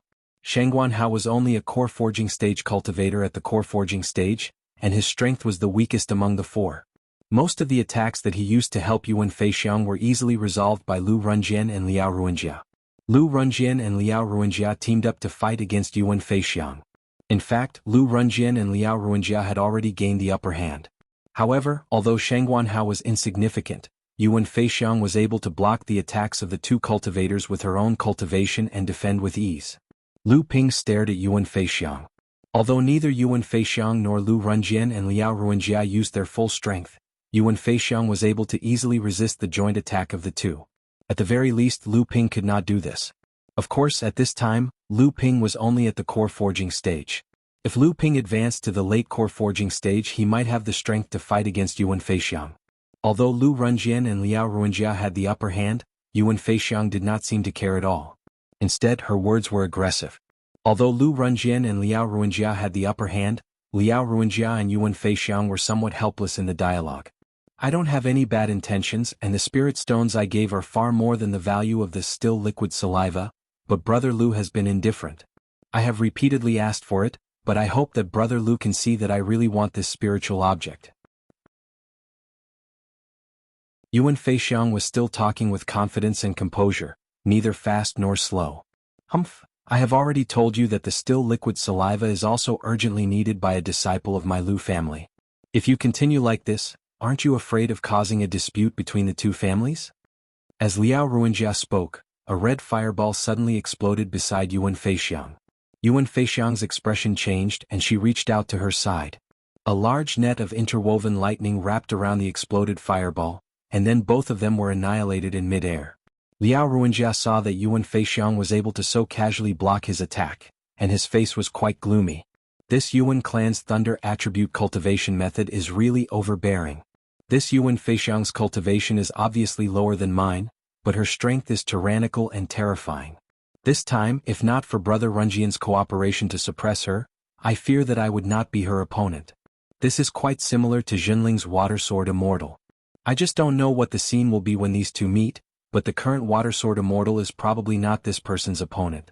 After all, her cultivation is only at the 5th stage of core forging. Lu Runjian saw that Yuan Feixiang was able to easily block Liao Ruinjia's attack, and the corner of his eyes unconsciously twitched. The Liao clan originated from the Lu clan, so Lu Runjian naturally knew about Liao Ruinjia's fireball divine ability. The seemingly ordinary fireball was actually a great divine ability that Liao Ruinjia painstakingly cultivated. This Yuan Feixiang was worthy of being an outstanding existence among this generation of disciples of the Yuan clan. To be able to so easily neutralize this great divine ability. Yuan Feixiang's face was already gloomy after receiving Liao Ruinjia's great divine ability, and he said, "Brother Lu, in this battle, both of us more or less left some leeway in order to not alarm the elders of both sides. This Lu clan cultivator, could it be that he wants to stir up trouble?" At this time, Lu Runjian had no choice but to speak. If young noble Yuan wants this still liquid saliva, it is not impossible. Liao Ruinjia's face was startled and he said, "Brother Runjian, this is..." Lu Runjian waved his hand to interrupt Liao Ruinjia's words and said, "It's just the previous spirit stones, my Lu clan is not short of those spirit stones. If young noble Yuan wants to exchange for this still liquid saliva, then please take out a spirit item of the same grade. As for what kind of spirit item, I will not make any requirements, but the grade must be at the upper grade of the earth grade. Otherwise, young noble Yuan can call your elder Laozu over. My Lu clan is not necessarily afraid of your Yuan clan." Hearing Lu Runjian's words, Liao Ruinjia calmed down. Yuan Feixiang glanced at Shang Guanhao next to him, but he was a little serious. Although Shang Guanhao looked a little unwilling, he still whispered, "Young noble, forget it, I will look for a suitable spirit item later."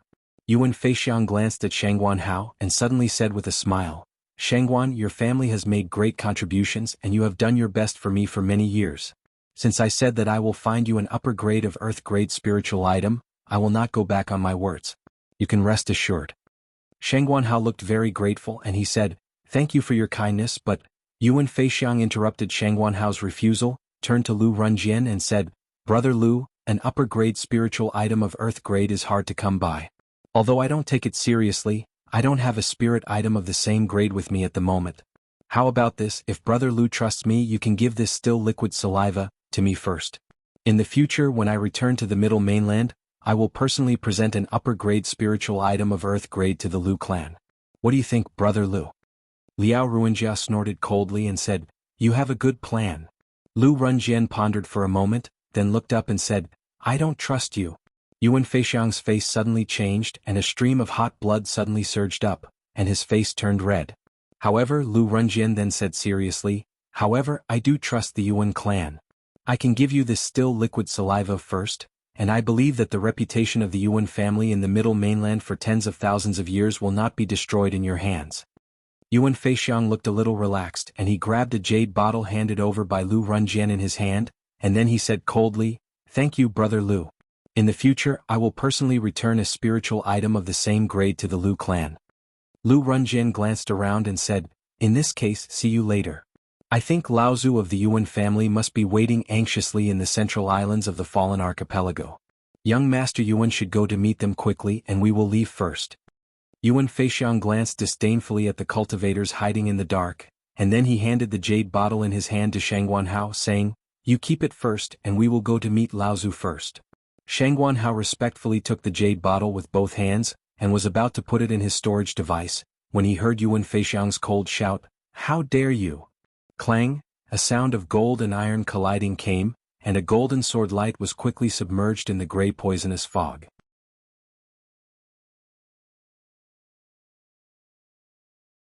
Chapter 534. Yuan Feixiang didn't expect that someone would really dare to attack him, and this sword light came very abruptly. After the attack missed, it quickly retreated into the gray poisonous mist, so Yuan Feixiang couldn't lock the position of the attacker for a while. This golden sword light seemed to have aroused the greed of the cultivators who were peeping around. After the golden light, there were several magic treasures mixed with several spiritual techniques that attacked Yuan Feixiang and Yuan Feixiang. When the golden sword light appeared, Shangguanhao was shocked, then he quickly put the still liquid saliva into the storage artifact, and then he threw out a green flying sword to help Yuan Feixiang resist the magic treasures and spiritual techniques that were flying around. However, Shangguanhao soon found that most of these attacks were directed at him, and Yuan Feixiang was blocking the attacks for him. Shangguanhao was also a quick-witted person, so he immediately guessed that these people were actually coming for the earth-rank upper-grade spiritual item in his hand. However, when the first golden sword light attacked, it was not directed at Shangguanhao, but it directly slashed at Yuan Feixiang. After the attack missed, it never appeared again. Yuan Feixiang was born in the top family in the central region, so her family's knowledge was naturally profound. She had dabbled in many cultivation techniques, spiritual techniques in the cultivation world, so she was quite knowledgeable. However, these attacks from the surrounding poisonous mist were messy and seemed to be clueless. Although the true essence contained in each attack was very strong, the power was very little. Yuan Feixiang was quite puzzled at first, but she soon understood that although the surrounding cultivators were greedy, they were afraid of the prestige of the top family in the central region. So they all hid their true magical powers to avoid being seen through by Yuan Feixiang, and the Yuan family would seek revenge in the future. Therefore, all these attacks seemed to be specious, and Yuan Feixiang could temporarily stabilize his position under the siege of many cultivators with his strong strength. However, there was more than one cultivator hiding around. Even though all of them had concealed their sects and cultivation bases, Yuan Feixiang was unable to avoid falling into a disadvantageous position after a long time. In the end, he died under the siege of so many cultivators without even knowing how he died. That's right. However, how could Yuan Feixiang be helpless in such a situation? He suddenly threw out a shield flashing with lightning. The shield had just flown above Yuan Feixiang's head, and it was blown into pieces under the siege of many attacks. Just when everyone was wondering why the lightning shield was so useless, they saw that the exploded lightning shield suddenly formed a huge lightning shield around Yuan Feixiang. The lightning shield covered Yuan Feixiang and Shangguanhao. The surrounding attacks hit the lightning shield, but they were dissolved by the flashing lightning. Moreover, when the lightning hit the magic weapon, it made it difficult for the cultivator to control the magic weapon. Fortunately, at this time, everyone was besieging Yuan Feixiang, so he had no time to care about it. If it was a one-on-one battle, the moment he lost control of the magic weapon, it would be the moment when Yuan Feixiang counterattacked. Practitioner weapon. How can the descendant of the Yuan family not have a practitioner weapon? This is hard to say. Let's break his practitioner weapon first. I'm afraid. Yuan Feixiang listened to all kinds of strange tones around him. He knew that everyone had coincidentally concealed their true tones. He could not help but sneer, and there was a wooden sword engraved with all kinds of runes in his hand. Another practitioner weapon. Oh no, this is a practitioner weapon flying sword. The Yuan family is really rich and overbearing. Amidst the exclamations of the crowd of cultivators, the talisman weapon flying sword quickly disintegrated as Yuan Feixiang shouted G. Countless sword lights scattered from the disintegrated talisman weapon. The cultivators hiding in all directions were in a flurry, shouting and cursing in all directions. Yuan Feixiang sneered and whispered to Shangguanhao beside him, "Let's go." Shangguanhao did not dare to neglect and quickly flew out behind Yuan Feixiang. Although Yuan Feixiang's practitioner weapon flying sword brought a lot of trouble to the surrounding cultivators, there were still a few cultivators who escaped the attack of the practitioner weapon. Seeing that Yuan Feixiang and Shangguanhao were about to escape, they all tried to stop them. For a time, although Yuan Feixiang tried his best to resist, there were still many attacks that hit the lightning shield of Yuan Feixiang and Shangguanhao. Yuan Feixiang's face was livid. He reached out his hand and took out another item from his storage device. The surrounding cultivators thought that he was going to use a practitioner weapon again, and the whole attack suddenly stagnated. They all secretly scolded this person for being a prodigal, but they were more and more afraid of the Yuan family. However, what Yuan Feixiang was holding was only a sound-transmitting sword. Not good, stop him. Many cultivators had realized something and shouted to stop him, but it was too late. The sound-transmitting sword passed through Yuan Feixiang's sneer, and the gray poisonous fog disappeared. At this moment, Yuan Feixiang and Shangguanhao had already relied on the defense of the lightning shield to resist the attacks of the crowd, and they were about to break out of the encirclement. Humph! As long as we break out of the encirclement, Laozu of the family will be able to come from the inside of the fallen archipelago in a moment. At that time, we will definitely kill these overseas cultivators who have offended the dignity of the Yuan family. When has the dignity of the Yuan family ever been so provoked? However, just as Yuan Feixiang and Shangguanhao were about to break out of the encirclement, the lightning shield that enveloped them suddenly shook, and the shield that was made up of hundreds of lightning bolts suddenly collapsed. Hundreds of lightning bolts rushed in all directions, and the lightning shield also completely dissipated. As Yuan Feixiang and Lu Ta were making use of the cover provided by the lightning bolts to break through the entanglement of the last cultivator, the golden sword light that had not appeared since the cultivators besieged Yuan Feixiang and Lu Ta broke through the layers of mist once more to appear in the direction where the two cultivators were breaking out from. Yuan Feixiang's expression was gloomy, and his heart was filled with hatred. Just now he had been besieged by many people, and although he had relied on two practitioner weapons to survive, it had also consumed a lot of his qi. This sword light, when Yuan Feixiang was at his peak, naturally would not have taken it seriously, but at this moment he had to pay attention to it. A crackling sound rang out, and a purple copper drum appeared in Yuan Feixiang's hand. The golden flying sword, on the other hand, emitted sparks from time to time as it flew back unsteadily. Although this golden sword light returned without success, it had successfully delayed Yuan Feixiang's footsteps to break out of the encirclement. The cultivators who were previously blocked by Yuan Feixiang's practitioner weapon saw the opportunity, and like a school of bloody sharks, they once again surrounded them. Yuan Feixiang roared angrily. He hated the two golden sword lights that appeared at the right time. This was obviously a premeditated plot against him. Under the joint attack of the cultivators, even though Yuan Feixiang was a genius, it was difficult for him to fight against so many hands, and he was beaten until he vomited blood. Shangguanhao on the side, although Yuan Feixiang tried his best to protect him at this moment, Yuan Feixiang could not even protect himself, and Shangguanhao was already seriously injured. You all deserve to die. Yuan Feixiang's face was ferocious, and a misty talisman was suddenly torn apart in Yuan Feixiang's hand. The scattered pieces of the captives floated in mid-air, but they formed a golden door. The door shone brightly and a huge force suddenly came through. The whole door made a loud noise as if it was about to be broken from the inside. Who is it who dares to attack the cultivators of the Yuan family? A majestic shout came from behind the door that was about to be broken. Not good, it's a teleportation talisman, the Dharma adept of the Yuan family is about to arrive. In a dangerous place like the Fallen Archipelago, Dharma Laozu rarely used space magic to travel freely. This was also why Yuan Feixiang had previously used a telepathic sword to inform the family's Dharma Laozu to come and help. And this teleportation talisman was something that only the most outstanding disciples of the Yuan family could have, and it was meant to be used at the last moment to save their lives. The teleportation talisman was originally Yuan Feixiang's trump card, and he would never use it unless he had no other choice. This was because this would undoubtedly lower his status in the eyes of the family's Laozu. But now Yuan Feixiang was really at a critical moment of life and death, and he had no choice but to use it. We must kill him before the Dharma adept arrives, or else no one will be able to benefit from it. An outstanding disciple of the Yuan family, not to mention that high-grade earth-level still liquid saliva. Just how much wealth does he have in his magical storage device? The Yuan family is not only the most powerful family in the Central Plains, but also the most luxurious family in the Central Plains. He must have some good stuff on him. Cut the crap, kill him first. Dong. There was another muffled sound, and the door formed by the torn talisman shook again, and the empty space within the door continued to ripple like water. At this time Yuan Feixiang was facing the attacks of the crowd.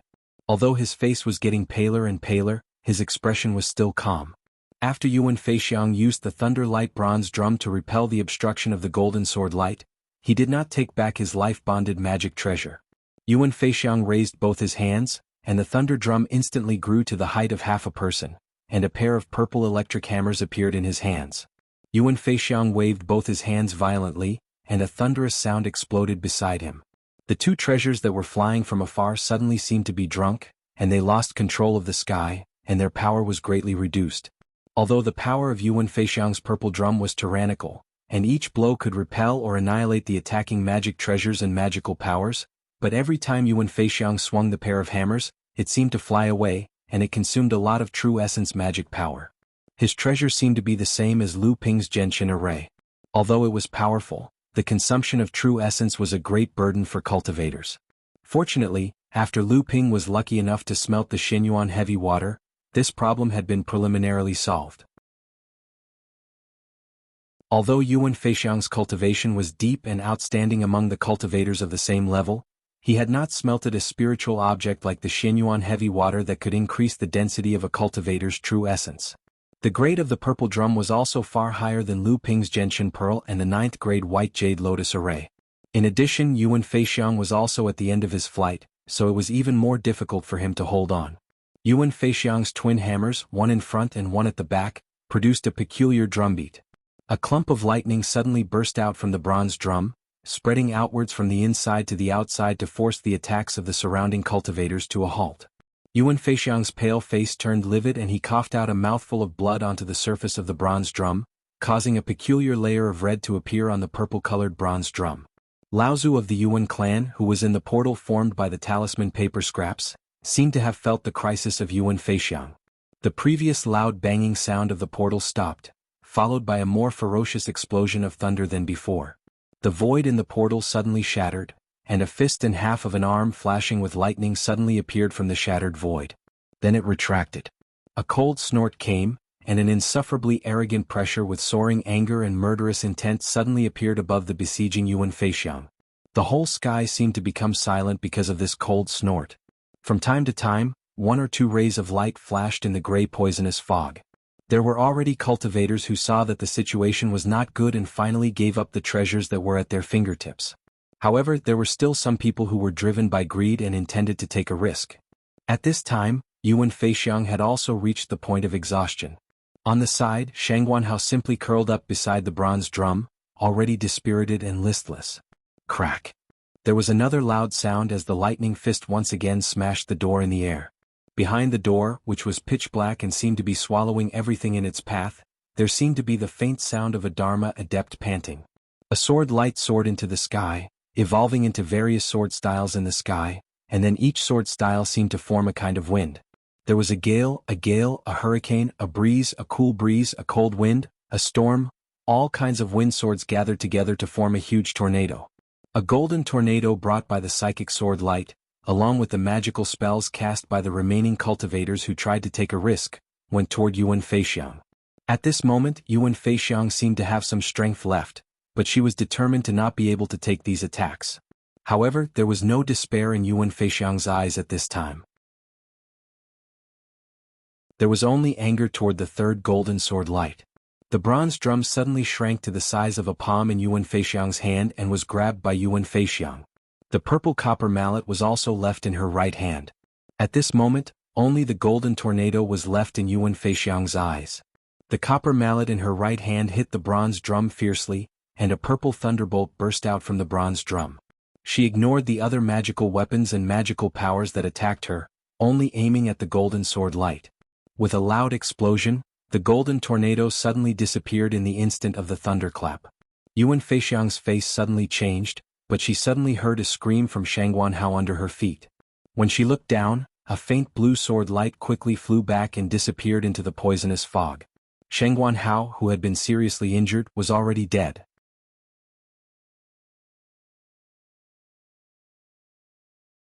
Chapter 535. Yuan Feixiang knew very well that his natal magic weapon did not hit the golden flying sword, but the flying sword took the initiative to retreat when his bronze drum exploded with thunder and lightning. However, immediately afterward, Shang Guanhao was deliberately killed. All of this seemed to be deliberately arranged. The golden flying sword attracted his attention, but the blue flying sword took the opportunity to kill Shang Guanhao. Yuan Feixiang suddenly realized that the golden flying sword might have been aiming at Shang Guanhao from the beginning, and it was just confusing him before. Why did they kill Shang Guanhao? Am I, the proud son of the Yuan family, inferior to a destitute cultivator whose family is ruined and can only be my attendant? Or is there some secret hidden in Shang Guanhao that made people want to kill him at the risk of offending the Yuan family? Yuan Feixiang was a genius cultivator of the Yuan family, so his wisdom and talent were naturally extremely high. He just thought of so many things the moment he saw Shang Guanhao being killed. However, at this time his crisis had not been resolved. Just when Yuan Feixiang was forced into a corner by the attack of the crowd just now and could only choose his most resentful golden sword light to counterattack, the attacks of the others had already fallen on Yuan Feixiang at this time. How dare you! The void that had been smashed by the thunder light fist was broken. With this roar, a cloud of golden thunder light filled the entire portal. With a cracking sound, a shocking roar came. A big bird flashing golden thunder light between illusion and reality smashed the void full of cracks. The broken space fragments were flapped by the wings of the big bird, and they all flew behind Yuan Feixiang. Dharma! Thunder Rock Dharma! The surrounding cultivators who were hiding within the gray-colored poisonous fog cried out in shock. They hastily retrieved their magic treasures and turned to flee. However, there were still a few magic treasures that were damaged by the spatial fragments. Fortunately, the damage to the magic treasures only affected the cultivators themselves. However, the spatial fragments completely destroyed the magic treasures. Those who happened to encounter their life-bound magic treasures were seriously wounded as well. A middle-aged cultivator in his 40s lowered his head and walked out from the pitch-black portal in mid-air. The portal behind him shook for a moment before returning to its original state. As for the portal formed by the torn talismans, it was completely incinerated into ashes. The 3-meter-long lightning bird circled in the air and let out a long cry before disappearing above the middle-aged cultivator's head. The middle-aged cultivator sneered as he looked at the escaping light shrouded by the poisonous mist. Escape? Now, all of you must pay the price for offending the dignity of my Yuan clan. A late core forging cultivator was injured due to the destruction of his magic treasure, so he was slightly slower in escaping. The middle-aged cultivator pointed at the top of the cultivator's head and softly shouted, "Descend!" A golden lightning silently descended. The late core forging cultivator didn't even have time to scream before he turned into a mass of flying ash. The middle-aged cultivator stretched out his hand and shot out 2 more balls of lightning. Another 2 screams came from the poisonous fog. With a wave of his hand, 3 late core forging cultivators fell, causing the surrounding cultivators to become even more terrified. They desperately fled into the depths of the poisonous fog. Uncle Feng. After the middle-aged cultivator appeared, Yuan Feixiang's expression became calm. Although he was seriously injured due to the consumption of his true essence, Yuan Feixiang's face looked extremely pale. Yuan Feixiang took the storage magic tool from Shang Guanhao's body. Inside it was the high-grade earth-level still liquid saliva. Originally, Yuan Feixiang exchanged this spiritual item for Shang Guanhao. Now that Shang Guanhao was dead, the transaction between Yuan Feixiang and the Lu family had lost its meaning. However, the cultivator who killed Shang Guanhao didn't fight for his storage magic tool. This was also the reason why Yuan Feixiang was more and more certain that the golden sword light and the blue sword shadow were definitely aimed at Shang Guanhao. Unlike the other cultivators, they came for the treasures on the 2 of them. The middle-aged cultivator didn't answer. Instead, he waved his hand and summoned 2 lightning bolts from the air, striking towards the 2 cultivators who fled in the distance. This time, because the distance was too far, the poisonous mist weakened the power of the middle-aged cultivator's spell. In addition, the 2 fleeing late core forging cultivators were not weak. Although they were seriously injured by the 2 lightning bolts, they didn't die. Seeing that everyone had fled, the middle-aged cultivator originally wanted to catch up and kill a few more people to calm the anger in his heart. However, seeing that Yuan Feixiang was seriously injured, if he left and someone attacked him again, Yuan Feixiang would undoubtedly die. So the middle-aged cultivator snorted, turned around, looked at Yuan Feixiang and said, "How can you be so unwise, putting yourself in such a dangerous situation?" In the central area, the competition between the various overseas sects has become white-hot. This is a critical moment, but you first used a sound transmission sword, and then simply used a teleportation talisman. If the family's harvest is greatly reduced because of you, after returning to the Central Plains, aren't you afraid that someone in the family will take the opportunity to suppress you? A cold light flashed in Yuan Feixiang's eyes.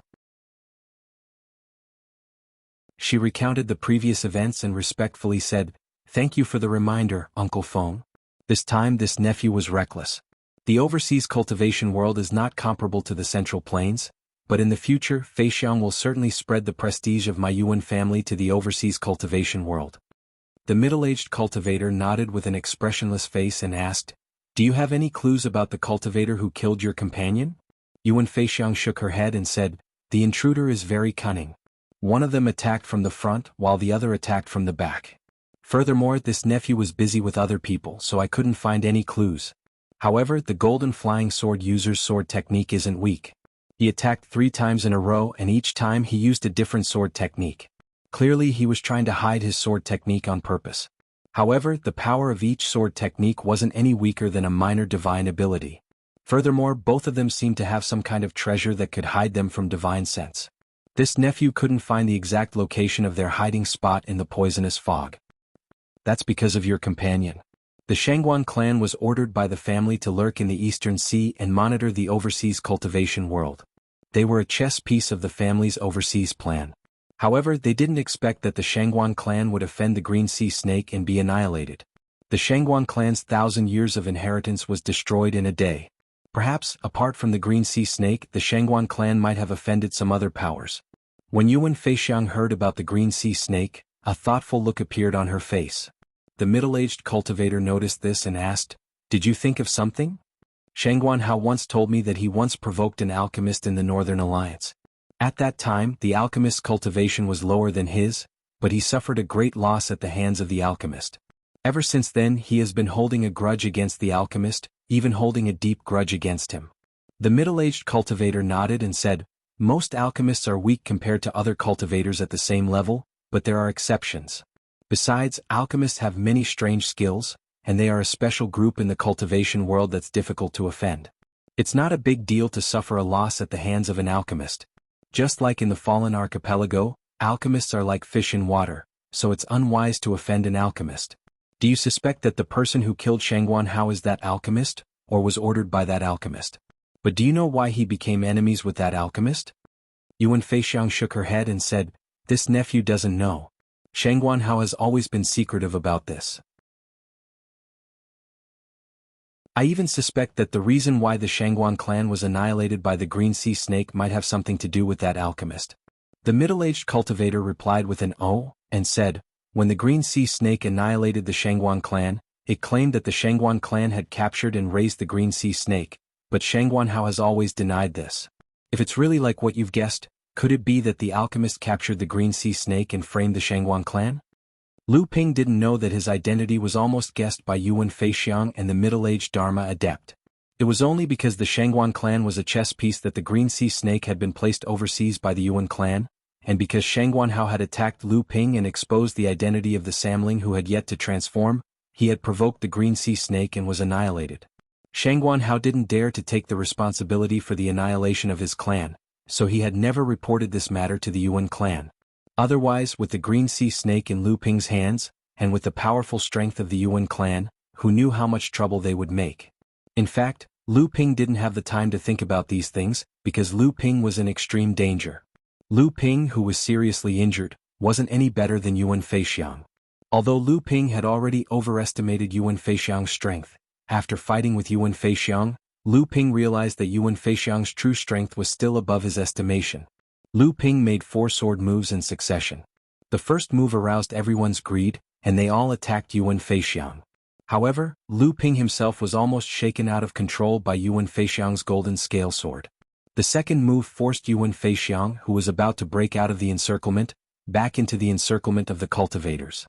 If Yuan Feixiang hadn't taken the risk to activate the teleportation talisman in such a dangerous place as the Fallen Archipelago, only death awaited him. However, although Lu Ping's sword move was hurriedly repelled by Yuan Feixiang, Lu Ping was still almost injured by the counterattack of his thunder and lightning. The third move was a feint attack by Lu Ping to cover the fourth move, which killed Shangguan Hao. Just when Lu Ping killed Shangguan Hao, the middle-aged cultivator had already broken the void from the portal formed by the teleportation talisman and appeared on the battlefield. Lu Ping turned around and fled without saying a word. However, just as Lu Ping turned around and fled, a purple thunder light chased after the faint attack of the golden scale sword. This thunder light was the thunder and lightning magical power Yuan Feixiang used with all her strength to attack the golden scale sword when she was in a desperate situation. Although Yuan Feixiang couldn't completely lock on Lu Ping's figure hidden in the poisonous fog, this thunder light had a strange magical power.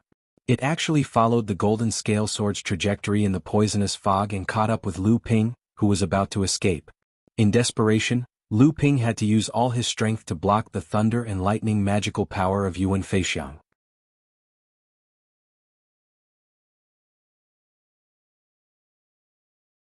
Chapter 536.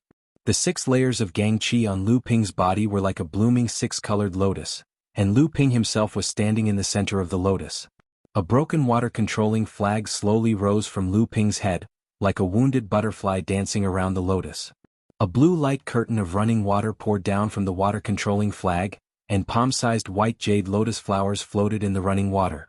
Lu Ping didn't want to use the golden scale sword to weaken Yuan Feixiang's lightning attack first. Lu Ping had already sensed that Yuan Feixiang's lightning attack was not only powerful, but also able to erase the user's divine sense and destroy the mystic treasure's spirituality.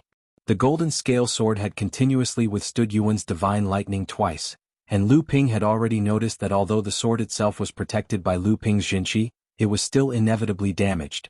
Afterward, Lu Ping would probably need to nourish it in the core space for a period of time before it could recover. With a loud crackling sound, the lightning caused the blue light curtain to be suffused with a brilliant purple light.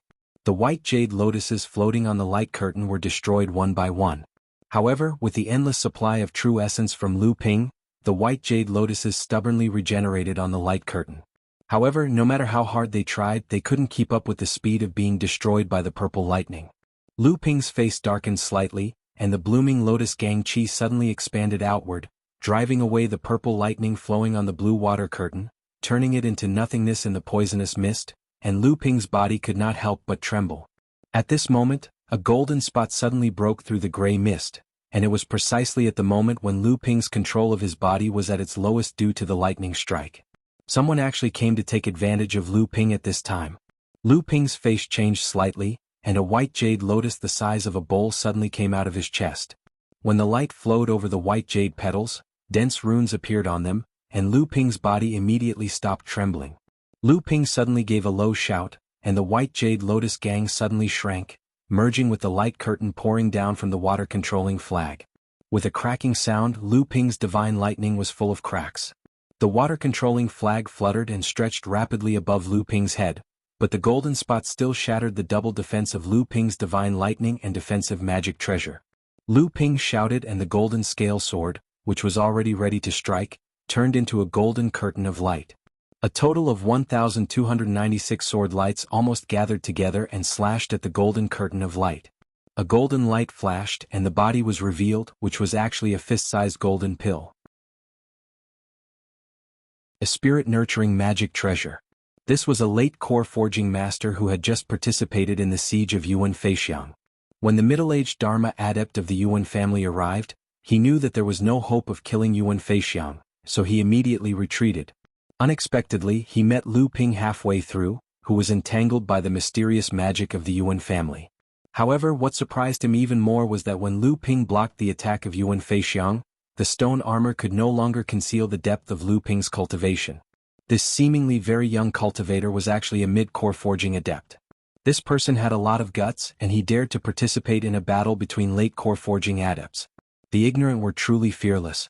Even if this person had a trump card, how could he ignore the difference between a mid-core forging adept and a late-core forging adept? Moreover, he was a ninth core forging adept who was about to reach the golden core stage. Since he was going to die sooner or later, he might as well die at the hands of the old man. Although the old man did not care about the wealth of a mid-core forging adept, it was still meat. Moreover, this time he was going deep into the fallen archipelago to look for a heaven-level spiritual item. Under the pressure of the Dharma adepts of Laozu, the chances of success were slim. If he could not achieve his goal, he could only exchange spirit stones and treasures. That would be the most difficult time for him. Therefore, it was a good choice to take this opportunity to prepare for a rainy day. Just when Lu Ping was in a weakened state after blocking the attack of Yuan Feixiang, the cultivator directly attacked with his life treasure, intending to kill him with one blow and then quickly escape. After all, there was a crazy Dharma adept behind him. If he caught up with him, he would not be able to escape. However, what surprised the cultivator was that this mid-core forging cultivator was able to recover so quickly from his sneak attack. The successive protective magic treasures and magic treasures seemed to be extremely powerful, allowing this mid-core forging cultivator to use his flying sword to block the attack. However, this struggle was still useless in the eyes of the cultivator.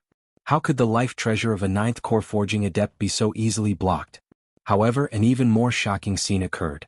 Although Lu Ping's golden scale sword tried its best to disperse the light on the golden bead, it still could not stop the golden bead from moving forward. Just as the golden bead was about to pierce through Lu Ping's heart, a white jade lotus the size of a bowl suddenly appeared in front of Lu Ping's chest. The pure white petals glowed with light and the runes on them seemed to form a mysterious array formation. The golden bead slammed into the white jade lotus and felt as if it had fallen into a ball of soft cotton. The white jade lotus swayed continuously and the light it emitted became brighter and brighter. In the end, the golden bead couldn't take another step forward. Lu Ping opened his mouth and spat out a mouthful of blood. But before the blood could splatter on the ground, his hands formed a complicated hand seal in mid-air. Under the ninth layer core forging realm cultivator's shocked gaze, Lu Ping turned into a streak of blood-red light and disappeared into the poisonous fog. The bright blood-red light almost dyed the surrounding gray poisonous fog a dark red. Blood light escape. The ninth core forging adept stepped through the poisonous fog and grabbed the golden bead in his hand. The dim golden bead immediately returned to its original state. He raised his head and looked in the direction Lu Ping disappeared in. The strange smile on the cultivator's face deepened. Can he escape from the old man? The old man insisted on chasing after Lu Ping. Perhaps he would find some surprises on this mid-core forging adept's body. Behind him, there was a faint flash of lightning. The ninth core forging adept's expression changed, and he chased after Lu Ping. However, he seemed to be in a panic. Lu Ping used the bloodlight escape to increase his speed. Just as he was about 10 kilometers away, his face paled and he quickly stopped the secret technique. The blood Lu Ping had just spat out had turned into a bloody mist that surrounded Lu Ping's body. This was what Lu Ping was relying on to use the bloodlight escape. However, the bloody mist had already turned dark red. If Lu Ping used the secret technique again, the poison hidden within the bloody mist would infect Lu Ping's true essence and contaminate Lu Ping's bloodline. Although Lu Ping had the myriad poison meteorite shield to protect his body, it would still greatly damage Lu Ping's vitality. It would take years or even decades for him to recover. Just as Lu Ping stopped using the bloodlight escape, Lu Ping's expression changed. Although Lu Ping was unable to fully spread out his divine sense, Lu Ping could still faintly feel a tyrannical aura rapidly approaching from several kilometers behind him. Although Lu Ping could not determine who it was, the severely injured Lu Ping immediately determined that it was the late core forging adept. Even if it wasn't, Lu Ping could only act like a frightened bird. He changed directions and fled again. After covering another distance of tens of li, Lu Ping could still faintly sense the aura of the cultivator behind him. By then, Lu Ping was certain that the cultivator behind him was coming for him. Additionally, the distance between the two of them did not widen. Instead, it grew closer. Ever since Lu Ping comprehended the minor escape technique, especially after Lu Ping combined the minor escape technique with the sea deception art to create an even faster escape technique, Lu Ping had never prepared another escape technique magic treasure for himself. The reason being, there was seawater everywhere in the ocean.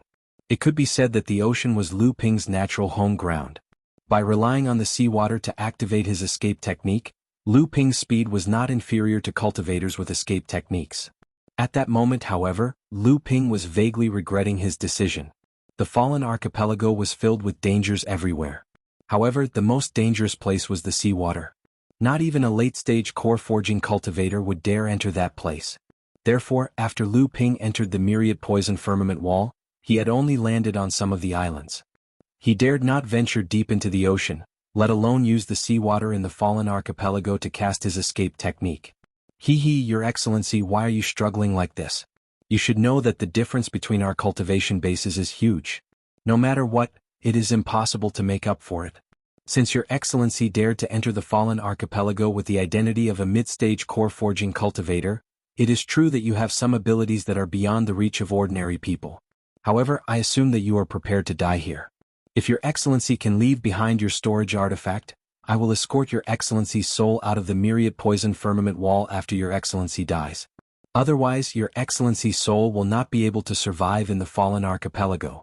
Lu Ping continued to fly forward, turning a deaf ear to the threat of the cultivator behind him. However, the expression on his face became even more determined. Just a deathbed struggle. The cultivator behind him was getting closer and closer. At this moment, if Lu Ping were to turn his head, he would be able to see a blurry figure through the fog. The figure seemed to be taking a stroll as it rushed over from behind Lu Ping. At that moment, a shining pearl suddenly appeared above Lu Ping's head. The flashing lotus-shaped astral energy around his body shrank, leaving only a layer of golden astral energy around Lu Ping. This layer of astral energy looks familiar. As soon as the cultivator finished speaking, his expression changed and he seemed to have thought of something. He quickened his steps and suddenly closed the distance between him and Lu Ping in a flash of light. However, it was too late. The cultivator saw Lu Ping plunging headfirst into the dark red seawater and disappearing from sight. Quite courageous. He even dared to dive into the seawater here. Is he not afraid of being turned into blood by Jiao Doran's phlegm? The cultivator fiercely cursed his bad luck. He hesitated on the surface of the sea for a while, but in the end he didn't dare to chase after Lu Ping. In his opinion, Lu Ping was already dead.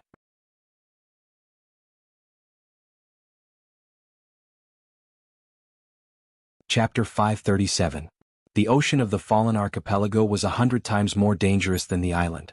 The poisonous fog that permeated the fallen archipelago was originally condensed from the water vapor in the ocean. The poisonous fog itself was already so tyrannical, then the toxicity of the seawater could be imagined. For the cultivators who entered the fallen archipelago, the depths of the sea should have been the area that Fa Xiang Laozu dared to set foot in. Even a late-stage core-forging cultivator would not dare to stay in the sea for such a long time like Lu Ping. Even if the golden aura Lu Ping smelted was similar to the myriad poison meteorite energy gang, it was still the same, not to mention that Lu Ping was injured. This was also the reason why the cultivator finally left the place. In his opinion, at this time, Lu Ping had already been corroded by the seawater. How could Lu Ping not know the dangers of the sea of the fallen archipelago? However, at this time he had no way out. If this continued, Lu Ping would inevitably be captured alive by the cultivator behind him, so it was better to take a risk. Lu Ping plunged into the sea, and the water moon pearl hanging high above Lu Ping's head suddenly formed a circular shield around Lu Ping's body, repelling the surrounding seawater. However, the majority of the seawater had suffered from Jiao Doran's vitality was greatly injured and his body was heavily poisoned. How could the water moon pearl resist this kind of corrosive force? Just as the shield formed by the water moon avoidance pearls was about to collapse, the golden myriad meteorite vital poison suddenly expanded to the size of the water moon avoidance pearl's shield and quickly fused with the shield, immediately slowing down the corrosive power of the seawater. The Zhen Yuan in Lu Ping's body poured down like a broken dam. Although the myriad poison meteorite energy gang temporarily resisted the corrosion of the seawater and slowly absorbed the toxicity in the seawater to refine itself, it was far from being able to keep up with the corrosion of the seawater itself. Lu Ping could only use his own Zhen Yuan to slow down the speed of the corrosion of the myriad poison meteorite energy gang. In this way, no matter how strong Lu Ping's Zhen Yuan was, there would always be a time when it would be used up. Once the Zhen Yuan was exhausted, it would be the time for Lu Ping to die. A golden light was cast in front of Lu Ping's chest, and a portal formed in front of Lu Ping. The Samling came out of the portal and saw such a scene. How could they not know what was going on? The Samling each propped up their own Zhen Yuan and temporarily merged with Lu Ping's myriad poison meteorite energy gang to resist the corrosion of the seawater. Although the myriad poison meteorite energy gang was a heaven and earth strange object of the water attribute, among the Samling only Lu Hai, who was also of the water attribute, used this heaven and earth strange object to refine his Zhen Yuan. However, the identity of the Samling green sea snake determined their talent in poison. The Zhenyuan of the three of them were more or less condensed from several kinds of poisonous heaven and earth strange objects that Lu Ping collected for them everywhere. Therefore, their Zhenyuan was extremely resistant to the erosion of the same poison. However, just when they had just merged their Zhenyuan into Lu Ping's myriad poison meteorite energy gang, they heard Lu Ping's hurried voice, "Don't use Zhenyuan, turn into your real body immediately." When the Samling heard Lu Ping's words, they felt that the Zhenyuan all over their body suddenly had a feeling of losing control when their Zhenyuan merged with Lu Ping's myriad poison meteorite energy gang. The cultivation of the Samling was obviously not comparable to that of Lu Ping. This feeling of Zhenyuan flowing away made their faces suddenly pale. They hurriedly turned into the real body of the green sea snake. The three snake mouths opened, and a deadly poison was spat out from the mouth and injected into Lu Ping's Zhenyuan. Lu Ping suddenly felt that the previous situation of Zhenyuan draining like a flood was suddenly reduced a lot. At least Lu Ping could persist at the bottom of the sea for a longer time. However, how could the danger at the bottom of the sea only be the poison in the seawater? Back then, not only did Jiao Doran's blood contain poison, but it also contained a copious amount of vitality. This caused many ferocious poisonous beasts to breed in this sea. These poisonous beasts had no intelligence and could not cultivate. They could only act according to their own instincts. Just when Lu Ping's situation was slightly better with the support of the Samling, a school of ink fish 3 feet long surged toward the shield that Lu Ping was in. Looking at this school of poisonous beasts with their mouths full of sharp saw teeth, Lu Ping's scalp went numb. The door of the golden house in front of his chest was once again projected in front of Lu Ping. Lu Qin'er was the first to fly out of the door and let out an insufferably arrogant cry. She spat out a mouthful of Zhenyuan fire toward the school of fish outside the shield. Lu Ping shook his head helplessly but did not say anything. Sizzle. It was as if cold water had fallen into a pot of hot oil. The moment the Zhenyuan fire came into contact with the seawater, it was greatly weakened. The originally arm-thick pillar of fire was reduced to the thickness of a finger by the time it reached the school of fish. In the end, it only burned a dozen or so poisonous fish to death, but it caused the entire school of fish to become even more violent. When Lu Qin'er spat out the Zhenyuan fire from her mouth, she already felt that something was wrong. The blue phoenix awkwardly closed its mouth and turned into a 12 or 13-year-old girl with a red face. She smiled at Lu Ping and a wind wheel appeared in her hand. This was the life treasure that Lu Ping had asked Chen Lian to refine for Lu Qin'er. The wind and fire wheels were originally a pair and were suitable for Lu Qin'er's wind and fire dual cultivation. However, they were at the bottom of the sea, so the power of the fire wheels was greatly limited. Thus Lu Qin'er only took out the wind wheel. The wind wheel in Lu Qin'er's hand spun for a while and a dozen wind blades were thrown out. The wind blades cut through the seawater and penetrated into the school of fish. Almost every wind blade cut through 7 or 8 poisonous fish before dissipating. The dead poisonous fish were quickly devoured by the school of fish. The blood-soaked seawater made the school of fish even more violent. A series of banging sounds resounded in the air as the school of fish slammed into Lu Ping's 1000 poison meteorite essence energy shield. Once again Lu Ping's Zhenyuan burst out from his body. Lu Dagui came out of the portal and looked at the scene in front of him for a long time. After he reacted, a blue shield swelled from his body. It was also Lu Dagui's protective aura, and this aura was formed by smelting the Kuei water essence collected by Lu Ping. Lu Dagui's blue shield didn't completely fuse with Lu Ping's meteoric poison shield. Instead, it cleverly turned into a shield that covered almost a quarter of Lu Ping's meteoric poison shield. It constantly moved around the surface of the meteoric poison shield. Whenever the poisonous fish were the most ferocious in one direction, this shield would appear in that direction. When Wan Yu was in the Golden House, he had already noticed Lu Ping's predicament with his divine sense. After he came out of the Golden House, Wan Yu suddenly stretched out his hand and sprinkled a handful of seeds. There was a cloud of green gas attached to the seeds. When these seeds passed through the meteoric poison shield, they were embedded in the aura shield. One by one the seeds germinated, and their tentacles pierced into the aura shield. Their branches and leaves spread out, binding the poisonous fish that were hitting the aura shield. After that, these branches and leaves pierced into the bodies of the poisonous fish. The originally green branches and leaves suddenly turned light red, and began to extend along the stem towards the roots. Behind Luan Yu, De Bao suddenly appeared at the entrance of the portal. However, De Bao looked around and his pair of sparkling eyes rolled around. Then he turned around and swayed his fat butt back into the Golden House. The seawater was the place that Debeo hated the most, not to mention this kind of seawater that could kill people. Pay attention, those red things are the bloodlines of the poisonous fish. You just need to expel these bloodlines from the aura shield. Hundreds of fishes were dying under these vines. The faint red had already seeped into the roots, and the faint red on the vines had turned into a normal red. The vines that had pierced into the bodies of the poisonous fishes had already turned bright red. Yu looked at the vines and warned, "Don't worry, I'll be fine." However, when Lu Ping sensed the bloodlines of the poisonous fish through the meteoric poison shield and was about to expel them from his body, Lu Ping was suddenly startled.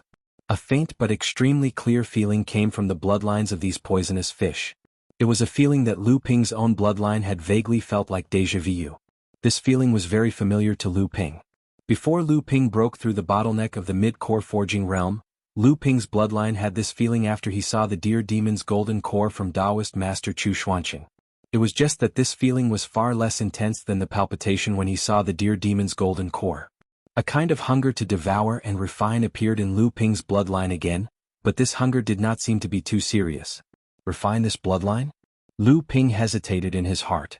This could not be sloppy. Lu Ping's ultimate cultivation, foundation and purity. Even if the bloodline of these poisonous fish was also the bloodline of the flood dragon, these were just some fierce beasts. How could it be compared with the green sea snake bloodline, primordial giant crocodile bloodline, koi bloodline, and the mysterious deer demon bloodline that Lu Ping had refined? However, this sense of urgency hidden in the bloodline finally made Lu Ping ingest a drop of poisonous beast bloodline. He began to extract the bloodline essence through his Zhen Yuan, and then tried to refine it into his bloodline. It was just such a drop of blood. Even if the bloodline essence in it had an adverse effect on Lu Ping's bloodline, it would not have too serious an impact on Lu Ping. At worst, Lu Ping would spend a few months to eliminate these adverse factors.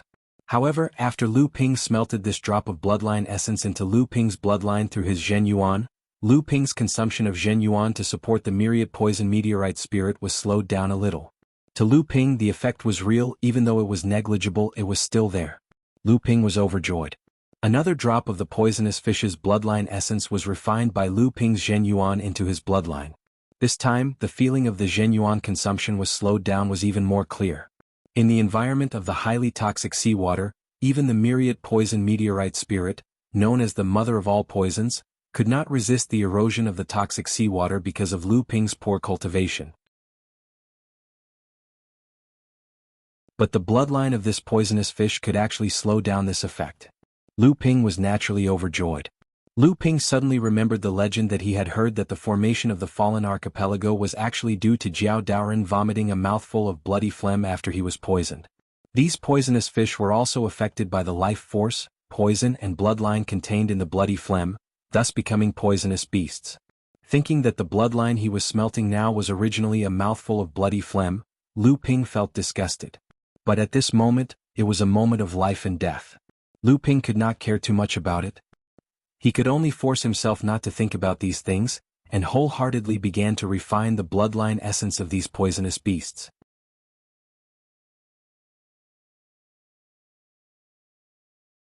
Chapter 538.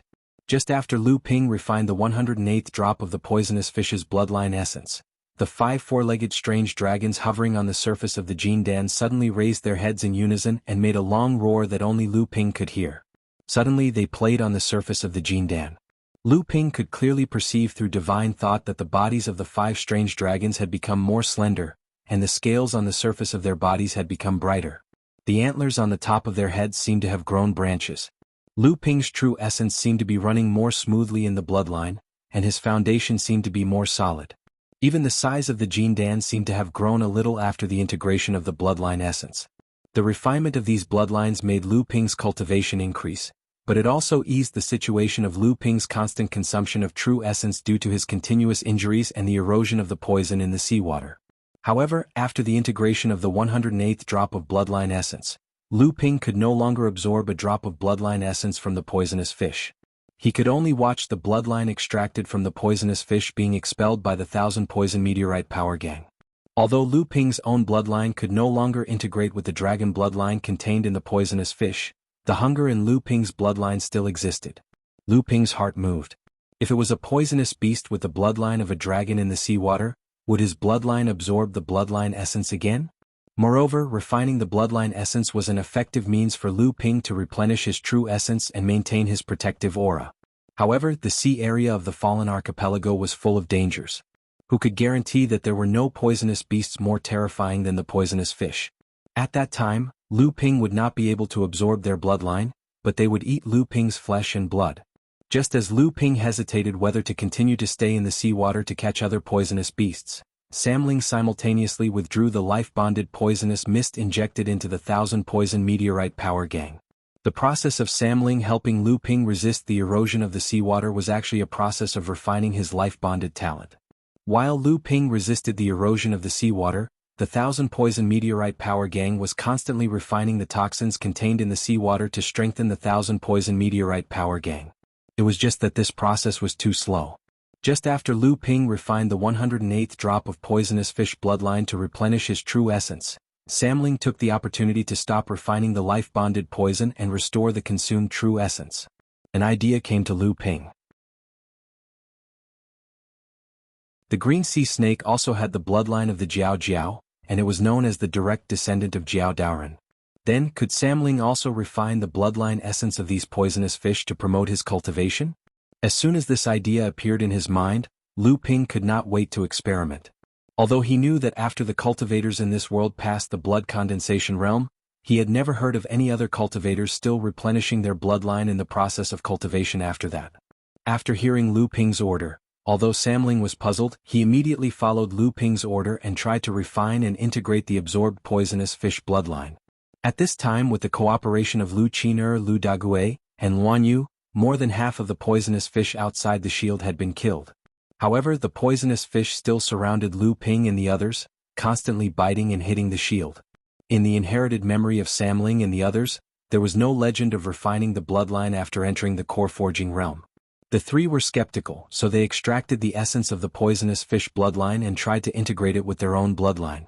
However, to Lu Ping's disappointment, Samling could not smelt the bloodline essence. Seeing Samling's helpless expression, Lu Ping thought about it and personally extracted the essence of the 3 drops of bloodline and gave them to the 3. Puzzled, Samling took the 3 drops of bloodline essence and smelted it, but the result was still disappointing to Lu Ping. Lu Ping thought for a moment, then suddenly forced out 3 drops of bloodline essence from between his fingers. These 3 drops of bloodline essence had already been smelted by Lu Ping. Now, in order to verify his guess, Lu Ping once again reversed his cultivation method and forced out 3 drops of bloodline essence from the poisonous fish that had already been smelted. Lu Ping handed the 3 drops of bloodline essence that had been smelted by his own bloodline to Samling. Although Samling did not know what Lu Ping was doing, he still carefully followed Lu Ping's instructions. Immediately, Lu Bai's volatilization made Lu Ping's heart excited. Father, it really fused, and by can feel that these bloodlines that have been smelted by Father can actually improve my cultivation after being smelted by and it can also replenish the qi in my body. Lu Ping's heart was shocked, but his face did not show the slightest expression. He just patted Lu Bai's little head and said, "These bloodlines are water attribute flood dragon bloodlines. You are wind attribute, are there any problems? If it's not right, then don't smelt it first. When Father finds the wind attribute flood dragon bloodline for you, then I will help you cultivate." Lu Bai shook her head and said, "Father, it's okay." In the process of smelting the bloodline by only smelted the essence of the flood dragon bloodline, and did not mix anything else. Lu Ping nodded but didn't say a word. If it was related to the cultivation method's elemental attribute, Lu Ping might not be able to refine a wind elemental bloodline. After all, he only had a water elemental Jiao bloodline. Although Lu Bai said that smelting the same kind of bloodline that was not related to one's own attribute was not an obstacle, Lu Ping still wanted to see the situation of Lu Hai and Lu Linga. Sure enough, after a while Lu Hai was the first to recover. He stretched comfortably and said, "It's so comfortable, I feel that my cultivation has made great progress." After saying that, Lu Hai looked at Lu Bai and Lu Linga proudly. This time he was in closed-door cultivation to consolidate the second-layer core forging realm he had just broken through. Unexpectedly, Lu Ping interrupted the three's closed-door cultivation because of the critical moment of life and death. But even so, the 3 of them went through this training and refined their own natal poison to a higher level. However, what the 3 people did not expect was that Lu Ping actually had a way to fuse with Samling's bloodline again. Moreover, after Samling fused with the bloodline essence of the poisonous fish condensed by Lu Ping, he found that not only was his qi replenished, but it seemed that his cultivation had also been consolidated. More importantly, the bloodline power contained in these bloodline essences was even faintly above the bloodline of Samling's green sea snake. It should be known that the green sea snake had always been known as the direct descendant of Jiao Daoren. Even the primeval giant crocodile did not dare to encroach on the green sea snake's status as the number one family of the flood dragon bloodline. However, after Samling smelted these 3 drops of bloodline essences, he was surprised to find that the bloodline power contained in these 3 drops of bloodline essences was actually above that of the green sea snake. How could the green sea snake be convinced? Could it be that the fallen archipelago was really formed because of Jiao Daoren's bloody phlegm, and the poisonous beasts in the fallen archipelago were also formed from the huge vitality contained in this bloody phlegm? Lu Bai and Lu Linger, although this group of poisonous beasts were obviously of the water attribute, after the integration of their bloodline essence, their bloodline was also enhanced, but the benefits in the progress of cultivation were far less than Lu Hai, which made Lu Hai very proud. Seeing that the 3 of them were fine, Lu Ping once again absorbed the bloodline of the poisonous fish. After refining the bloodline essence himself, he forced Samling from his body to fuse with the bloodline. Although Lu Ping did not know why the bloodline essence had to be refined by his own bloodline, so that Samling could still maintain the characteristics of bloodline fusion after the core forging stage, he was prepared for his bloodline to be different from other cultivators. Because Lu Ping's cultivation had been stuck at the bottleneck of the 3rd level of core forging stage for several years because he had not refined his bloodline. Even if he had a spirit object of heaven and earth, he could not help him break through, until he finally refined the golden core of a mysterious deer demon. In the cultivation world, no one had ever heard of anyone needing to supplement their bloodline for the 4th time to advance to the middle stage of core forging stage, so it became a secret of Lu Ping. Therefore, after Lu Ping found that the bloodline essence of the poisonous fish seemed to have an indescribable attraction to his own bloodline, he did not hesitate to fuse with the bloodline. This was actually more like a kind of bloodline evolution. This slow evolution allowed Lu Ping and Samling's cultivation base to be consolidated from the foundation to ensure that they would go further on the road of cultivation in the future. Lu Ping smelted 81 drops of bloodline essence for Samling. After integrating 27 drops of bloodline essence for each person, they seemed to have reached a saturation point and could no longer integrate the bloodline essence of these poisonous fish. At this time, the poisonous fish outside the shield were almost completely slaughtered by Luan Yu and the others. The entire sea around Lu Ping had long been dyed dark red by the blood of the poisonous fish. At this time, Luan Yu suddenly said, "I'm afraid the situation will not be good if this continues.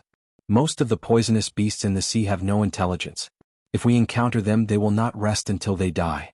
If this continues, we will be exhausted to death by these poisonous beasts. Moreover, the smell of blood from these poisonous beasts is spreading in the sea.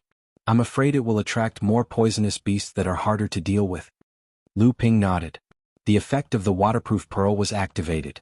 Lu Ping and the others immediately became very agile in the sea. They quickly escaped from the sea that was dyed red with the blood of the poisonous fish. However, before Lu Ping left, he had an idea. He threw the bodies of the poisonous fish around him into the golden house. Not long after Lu Ping and the others left, countless poisonous beasts suddenly emerged from the sea in all directions. Some moved alone while others moved in groups. When these poisonous beasts came to the blood-filled sea, they seemed to have been provoked and became extremely crazy. They fought over the bodies of the poisonous fish floating in the surrounding sea. However, there was no conflict between the poisonous beasts. This huge school of fish wandered in the surrounding sea for a long time. After finding nothing, they slowly dispersed from this sea. However, after the huge group of poisonous beasts dispersed, Lu Ping and the others, who were hiding in an underwater canyon in the distance, quietly followed behind one of the smaller groups of poisonous beasts. Lu Ping used the 3 pure eyes to clearly see the group of poisonous beasts. They were a group of poisonous beasts that looked like sea snakes. However, the sea monsters were red all over. From afar, they looked like a mass of blood rolling in the sea.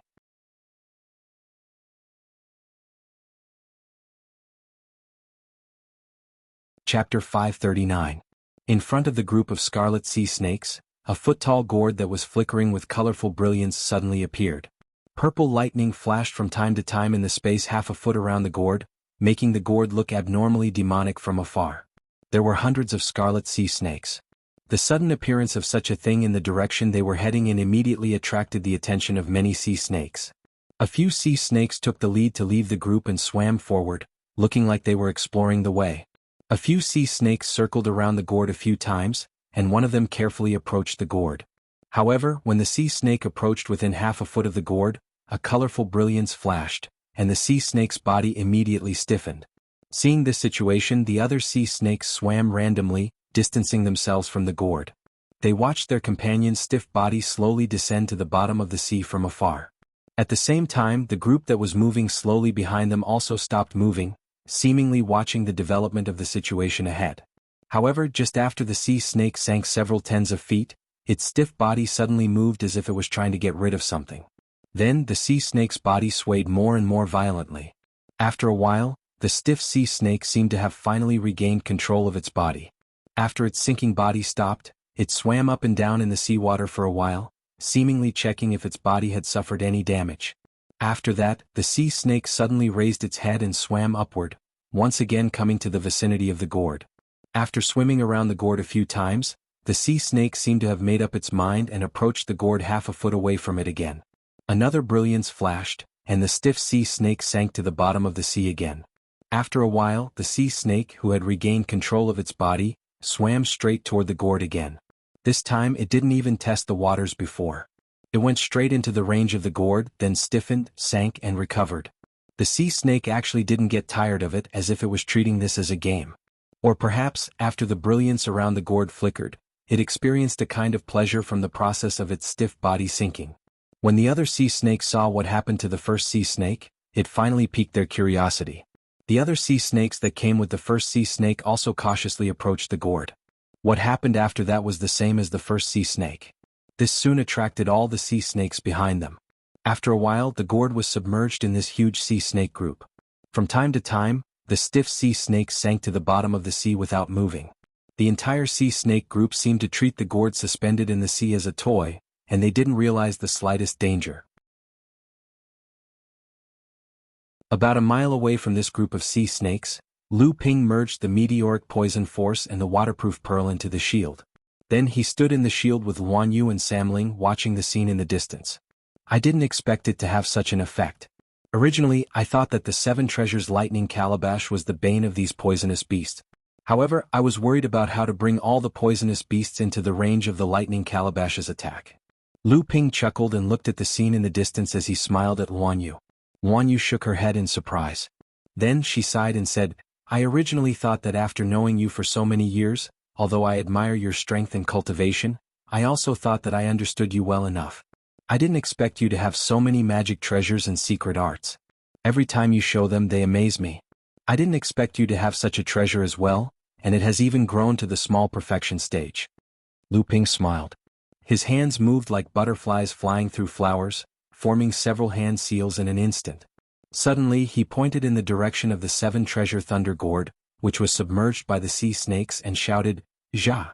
The group formed by the hundreds of sea snakes was like a volcanic eruption. A purple brilliance instantly penetrated from the center of the group of snakes, drowning all the snakes in the lightning. The beautiful colors seemed to bloom with unimaginable brilliance in the dark sea. The lightning and electricity spread in all directions.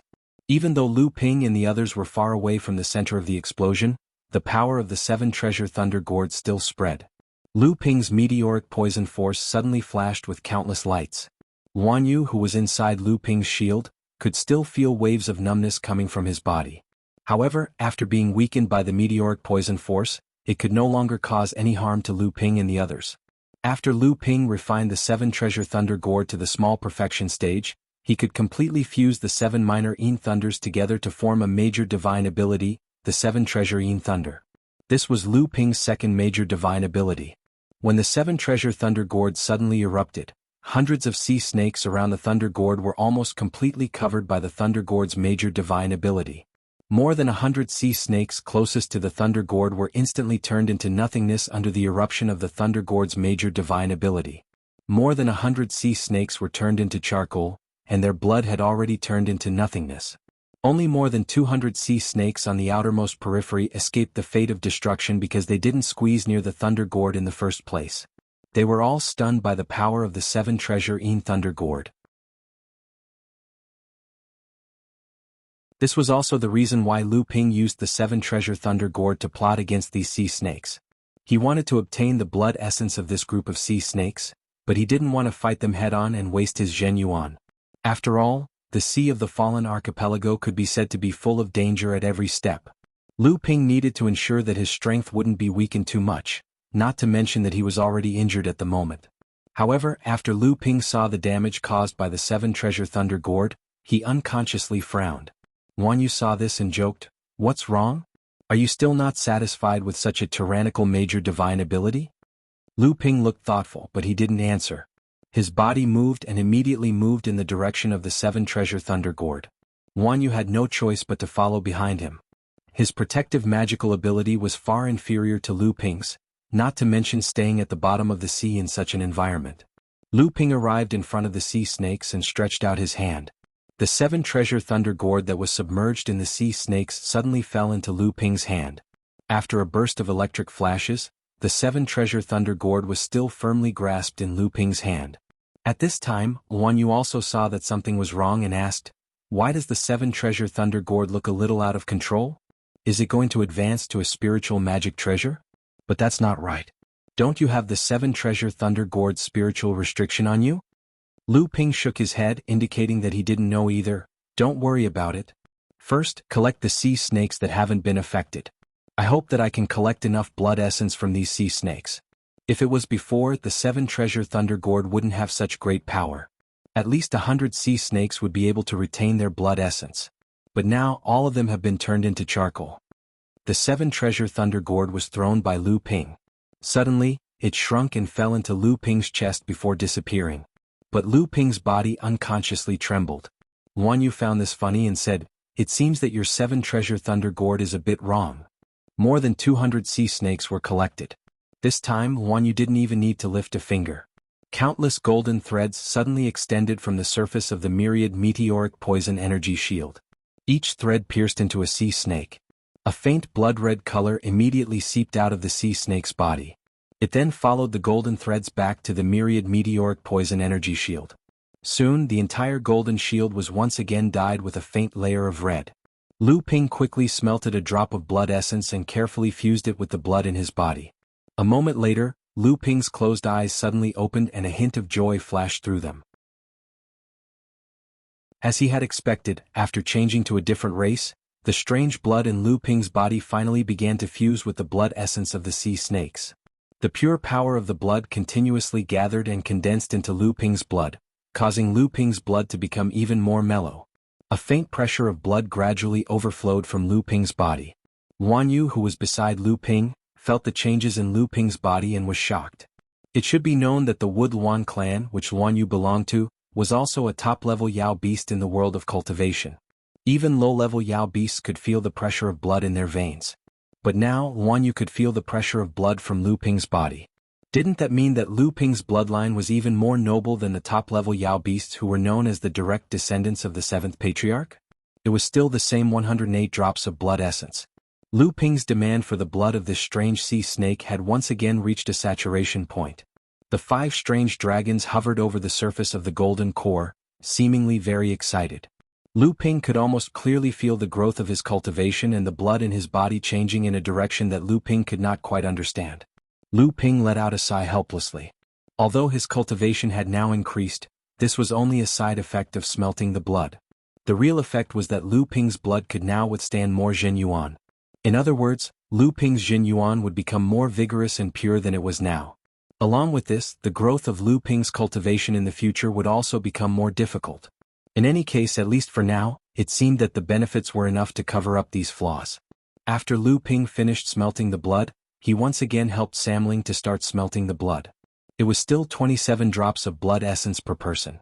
After Lu Ling'er finished smelting, she said excitedly, "Father Ling'er's cultivation is also about to break through. If I can smelt the blood again, I'm afraid I can reach the 2nd level of core forging." Lu Ping smiled and praised Lu Ling'er. Lu Ling'er happily went to show off to Lu Hai. Naturally, Lu Hai tried his best to suppress her. Not long after, the two went from debating to quarreling. Lu Ping helplessly slapped his forehead. With a wave of his hand, he stuffed the 2 troublemakers into the golden house and let the Cyan Luan, who wanted to see the world in chaos, judge. At this time, Lu Bai also stood up and said, "Father, Bai, Er's cultivation has also reached the peak of the first level of core forging."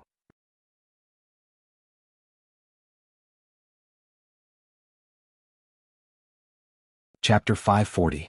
At the bottom of the sea, Lu Ping hid under a huge coral cluster and watched as dozens of poisonous crocodiles, each 20 to 30 feet long, slowly swam across the water above his head.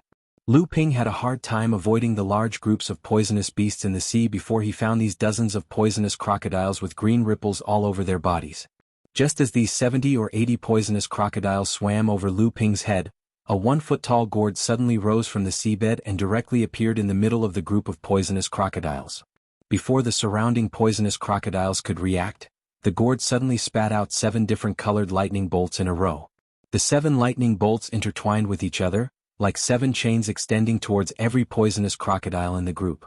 After refining the blood essence of the poisonous sea beasts for the 3rd time, not only did Lu Ping temporarily suppress the injuries in his body, but his Zhen Yuan also recovered a lot. However, after refining the blood essence for the 3rd time, Lu Ling ushered in an opportunity for a breakthrough, so Lu Ping took her back to the Golden House for seclusion.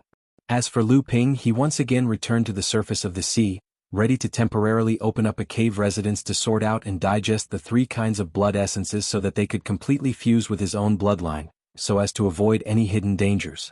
However, the moment Lu Ping slowly rose from the sea, he felt 2 tyrannical divine senses, one on the left and one on the right, pressing towards him from both sides. In just a moment, these 2 divine senses were withdrawn. In a place like the Fallen Archipelago, even a late core forging cultivator's divine sense wouldn't dare to roam outside for a long time. Lu Ping was shocked and the hairs on his body suddenly stood up. Cold sweat flowed down his back. He was actually ambushed by 2 late core forging cultivators. Only then did Lu Ping realize that the seawater beneath his feet weakened his divine telekinesis even more than the poisonous fog. Before Lu Ping came out of the seawater, he did not realize that there was someone above him. Lu Ping secretly raised his guard, ready to dive back into the sea to escape at any time. 2 late-stage core forging cultivators, 2 cultivators who were no weaker than the one who had been chasing him earlier, were attacking him at the same time. It could be said that Lu Ping had no chance of surviving. However, the attack Lu Ping was expecting didn't come. When Lu Ping raised his head to look to his left and right, he discovered that there were 2 ninth-stage core forging cultivators on either side of him, each looking at Lu Ping with a gloomy expression. At the same time, their gazes would occasionally drift behind Lu Ping. Lu Ping was shocked. Could it be that there was someone behind him?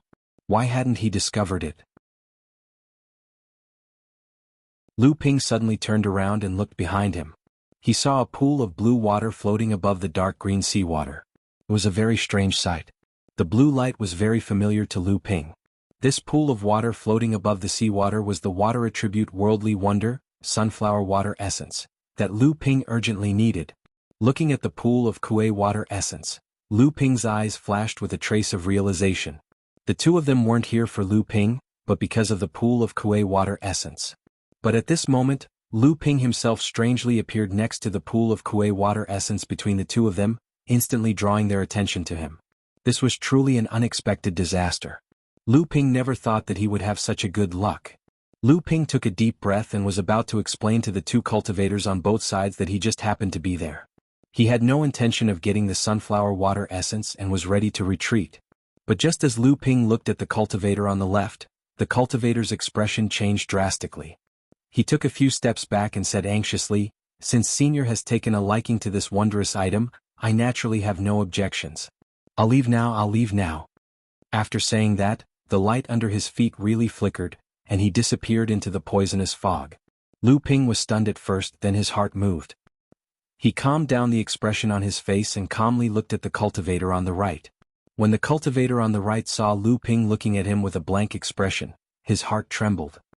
He reluctantly looked at the sunflower water essence behind Lu Ping. A trace of unwillingness flashed in his eyes, but he still said respectfully, "Junior just happened to pass by. Since Senior has taken a fancy to this thing, then this thing naturally belongs to Senior. Junior will leave first." After that, he quickly flashed into the poisonous mist and disappeared. At this time, Lu Ping finally guessed the truth of the matter. He looked down at the stone armor on his body. It must be because of this thing. This pool of sunflower water essence should be discovered by the two late-stage core forging realm cultivators together. However, both of them had the idea of taking it for themselves, but because their cultivation was similar, they were afraid of each other, so they could only confront each other on the sea. However, at this moment Lu Ping floated up from the sea. In the Fallen Archipelago, diving into the sea to search for treasures was often the privilege of La Fei's Laozu, because only the cultivation of La Fei's cultivator could resist the poisonous and corrosive power in the sea that was more powerful than the poisonous mist. What's more, because of the stone armor, the two could not perceive Lu Ping's cultivation, which made Lu Ping more and more unpredictable in the eyes of the two. So after Lu Ping noticed the sunflower water essence behind him, both of them thought that Lu Ping wanted to take this pool of sunflower water essence alone. Although the two were extremely unwilling, they really did not have the strength to challenge La Fei's Laozu. In the end, they could only retreat helplessly and give up the treasure. Lu Ping's divine sense abruptly spread out in all directions, but he didn't find any hidden cultivators around. So, the projection of a golden door appeared in front of Lu Ping's chest. The door slowly opened and a suction force came from the door. The Kuei water essence floating on the surface of the sea turned into a thin stream and flowed through the golden door, disappearing without a trace. When Lu Ping was still a blood condensation realm cultivator, he once found a land of hundreds of flowers on an island on the periphery of the fallen secret land. There he obtained one of Lu Ping's life source magic treasures, the 9th grade white jade lotus. Together with the 9th grade white jade lotus, he obtained a pool of sunflower water essence, 9 lotus seeds and a lotus root. The pool of sunflower water essence was used by Lu Ping to smelt his protective aura. In the end, there was only a third of it left. Lu Ping threw 3 of the 9 lotus seeds into the pool for nourishment. After many years, the 3 lotus seeds had begun to grow, but the sunflower water essence was gradually exhausted because of the growth of the lotus seeds. Later, although Lu Ping searched around the North Sea for some, it was still a drop in the bucket.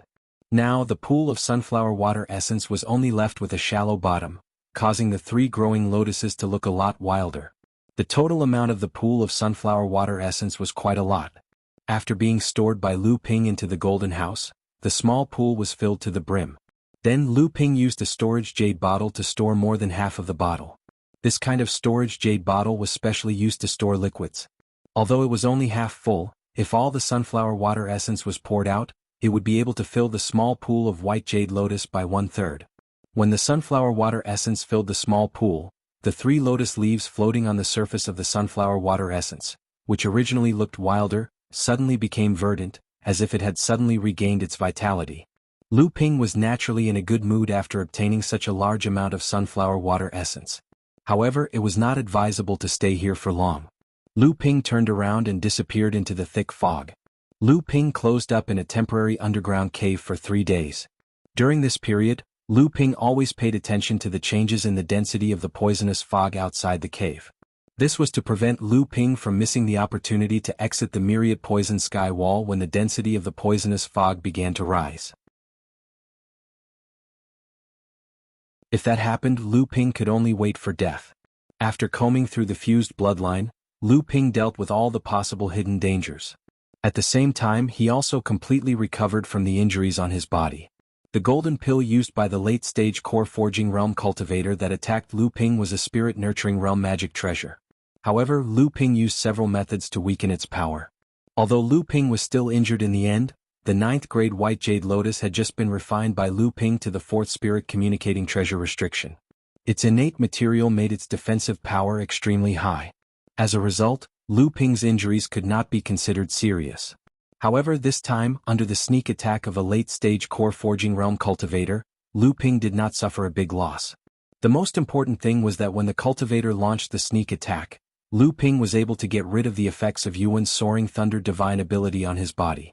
Although the lightning divine ability of Yuan's soaring thunder divine ability was blocked by Lu Ping, this divine ability was extremely strange. After Lu Ping blocked the impact of the divine ability, a weakened divine ability erupted from the inside of the divine ability. This method of releasing divine abilities was often called the mother and child divine ability in the cultivation world. The hidden divine ability of Yuan's soaring thunder divine ability was not very powerful. Its purpose was often not to kill but to control and interfere. In a battle between cultivators, life and death was often decided by a hair's breadth. Caught off guard, Lu Ping was struck by the small divine ability hidden within the lightning divine ability. His entire body was paralyzed and he was unable to control himself. The cultivator took this opportunity to launch a sneak attack on Lu Ping. At this moment of life and death, the seven treasures lightning gourd in his core space suddenly trembled. The lightning that pervaded Lu Ping's body was completely absorbed by the seven treasures lightning gourd. This allowed Lu Ping to break free from the mother and child divine abilities' control over him. In the end, he was able to block the sneak attack from the cultivator's spirit-nurturing treasure. However, it was precisely because the seven treasures Thunder Gourd had absorbed the lightning divine art that the Thunder Gourd had cultivated to the minor perfection stage but couldn't advance further due to the lack of a psychic treasure forbidden art. It suddenly became restless. From time to time, lightning flashed out from the seven treasures Thunder Gourd, causing Lu Ping to be on tenterhooks as he stared at his heart space. He was afraid that the seven treasures Thunder Gourd would suddenly go out of control and unleash its lightning divine art. Lu Ping originally thought that the seven treasures lightning gourd had absorbed too much lightning. Therefore he came up with the idea of using the lightning gourd to capture poisonous beast. He wanted to release the lightning divine ability from the lightning gourd to regain control of the seven treasures lightning gourd.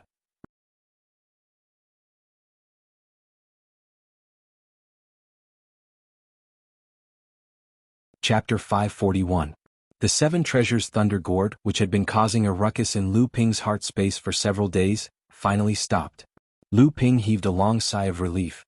After all, it was extremely dangerous for an unstable mystic treasure to be stored in his heart space. Lu Ping carefully used his spiritual sense to observe the talisman formation inside the seven treasure Thunder Calabash. Originally, there were only 3 talisman formations inside the seven treasure Thunder Calabash, but now, on top of these 3 talisman formations, a shallow and incomplete talisman pattern was gradually being outlined. This incomplete talisman pattern was the main reason why the seven treasure Thunder Calabash almost went out of control. When this talisman pattern was formed, it was when the seven treasure Thunder Calabash suddenly absorbed Yuan's lightning ability. Although this talisman pattern was extremely shallow and the entire talisman pattern looked incomplete, just this incomplete talisman pattern alone was extremely complex. Even with Lu Ping's meticulous study of the mysterious jade slip he obtained from Fei Ling Island, it was difficult to see the complete picture of the Fei Ling sex restriction techniques. It seemed to be only a small part of an extremely profound restriction. However, it was this incomplete talisman pattern that gave the seven treasure Thunder Calabash a different feeling. It seemed to have a trace of a spiritual magic treasure, but it was still too far away. Lu Ping had long suspected that this incomplete talisman pattern was a part of the seven treasure Thunder Calabash's spiritual treasure restriction. However, what surprised Lu Ping was that in the cultivation world, there was no legend that the seven treasure Thunder Calabash could form a talisman formation without being refined by a cultivator. Could it be because of Yuan Feixiang's lightning god art? Or could it be that the seven treasure Thunder Calabash itself could absorb lightning abilities to advance? Lu Ping didn't know the reason behind this, but he guessed that the Yuan clan also had the inheritance of refining the seven treasures Thunder Calabash. At the very least, the Yuan clan's famous thunder and lightning magical ability in the cultivation world was related to the seven treasures Thunder Calabash's spiritual barrier. In the world of cultivation, the Kuanfish clan was known as the direct descendant of Peng Laozu, and the Yuan clan was the only inheritor of Peng Laozu's thunder bloodline in the world of cultivation. Although these two clans were both descendants of Peng Laozu's bloodline, one was a demon clan, the other a human clan. Moreover, one was a hegemon in the Eastern Sea, the other was the number 1 clan in the Central Earth, so the two clans did not have much interaction in the world of cultivation. However, since they were both descendants of Peng Laozu, and the seven treasures Thunder Calabash was the number 1 magic treasure in the world of cultivation, then it was reasonable for the Yuan clan to have the seven treasures Thunder Calabash's inheritance. Not to mention that the seven treasures Thunder Calabash was of the thunder attribute. The Yuan clan was the only inheritor of Peng Laozu's thunder bloodline, so it was more reasonable for them to have the seven treasures Thunder Calabash's inheritance. After Lu Linger's cultivation broke through to the second level of core forging, Lu Ping didn't immediately let Lu Linger go into seclusion to consolidate her cultivation. Instead, he continued to roam the sea with Sam Ling, searching for some relatively small groups of poisonous beasts. After using the seven treasures Thunder Calabash to stun most of the poisonous beasts, he began to absorb their bloodline essence and smelt it into his own bloodline. On this day, Lu Ping had just smelted the bloodline essence of a poisonous beast, causing Lu Ping to smelt a total of 12 types of bloodline essences. The total amount of bloodline essence he had smelted was 1,296 drops.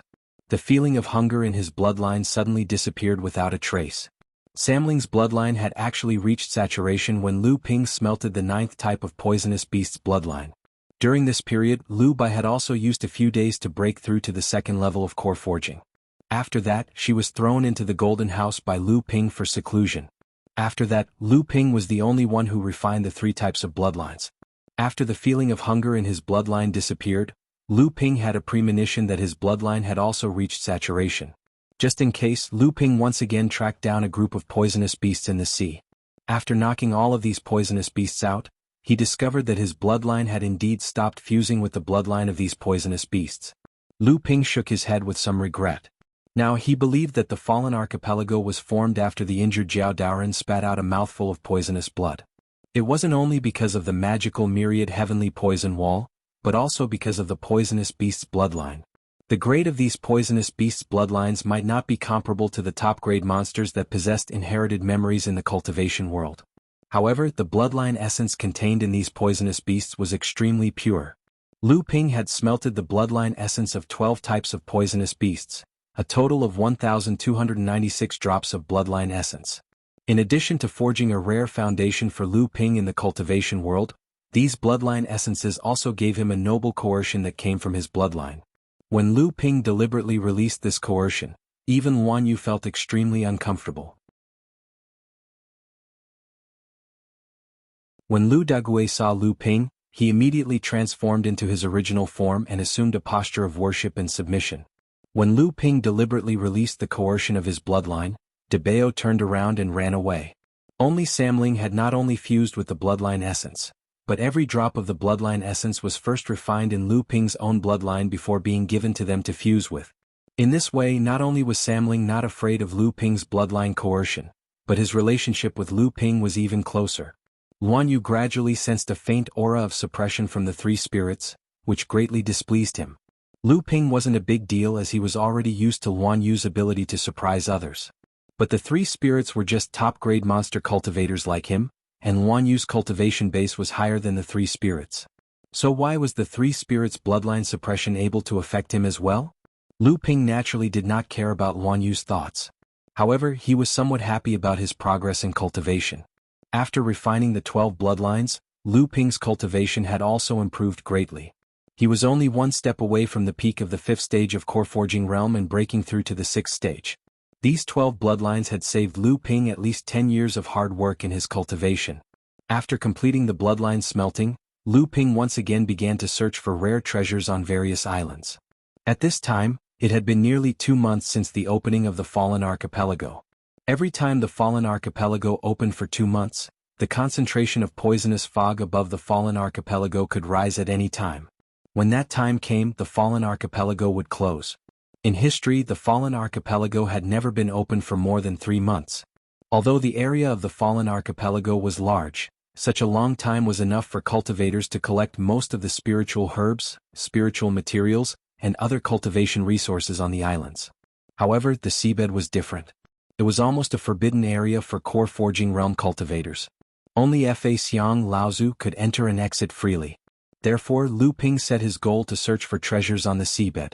Unfortunately, although there were many good things on the seabed was wider. Even if the cultivation resources were more abundant than on the islands, it could not be as concentrated as on the islands.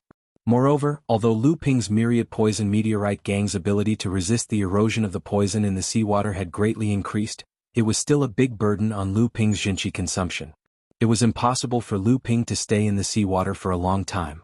On this day, Lu Ping's luck came again. He had just found a head-sized, second-class metal attribute spiritual material, 1000 sand copper, on the seabed. Although this spiritual material was not high-grade, it was extremely rare. This spiritual material was indispensable for refining high-grade pill furnaces, top-grade pill furnaces, and even magic pill furnaces. This made the 1000 sand copper's value in the cultivation world comparable to that of an earth-grade spiritual object. Lu Ping carefully examined the 1000 sand copper's surroundings. After discovering that there were no hidden dangers, he stored the head-sized spiritual material, which actually weighed several thousand kilograms, into his storage artifact. Just as Lu Ping stored the 1,000 sand copper into his interspatial mystic artifact, a loud bang suddenly came from the bottom of the sea in the distance. The seabed beneath his feet shook violently and countless specks of dust rose into the air, turning the seawater murky. Lu Ping was shocked. When he turned to look, he saw the seawater in the distance rapidly turbulent. A huge shockwave brought along a powerful undercurrent that was rushing towards Lu Ping. It was already too late for Lu Ping to hide. He held the water control flag in his hand and immediately executed the water control art. The seawater around Lu Ping was also turbulent, and it rushed towards the rushing undercurrent. At the same time, it constantly disintegrated the undercurrent's power, obstructed its speed and changed its direction. However, the power of the undercurrent was too tyrannical.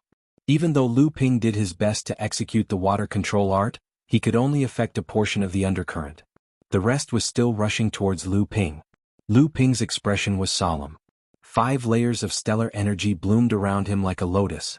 Together with the outermost layer of the myriad poison meteorite gang, they formed the white jade lotus gang that was unique to Lu Ping. At the same time, Lu Ping patted his chest.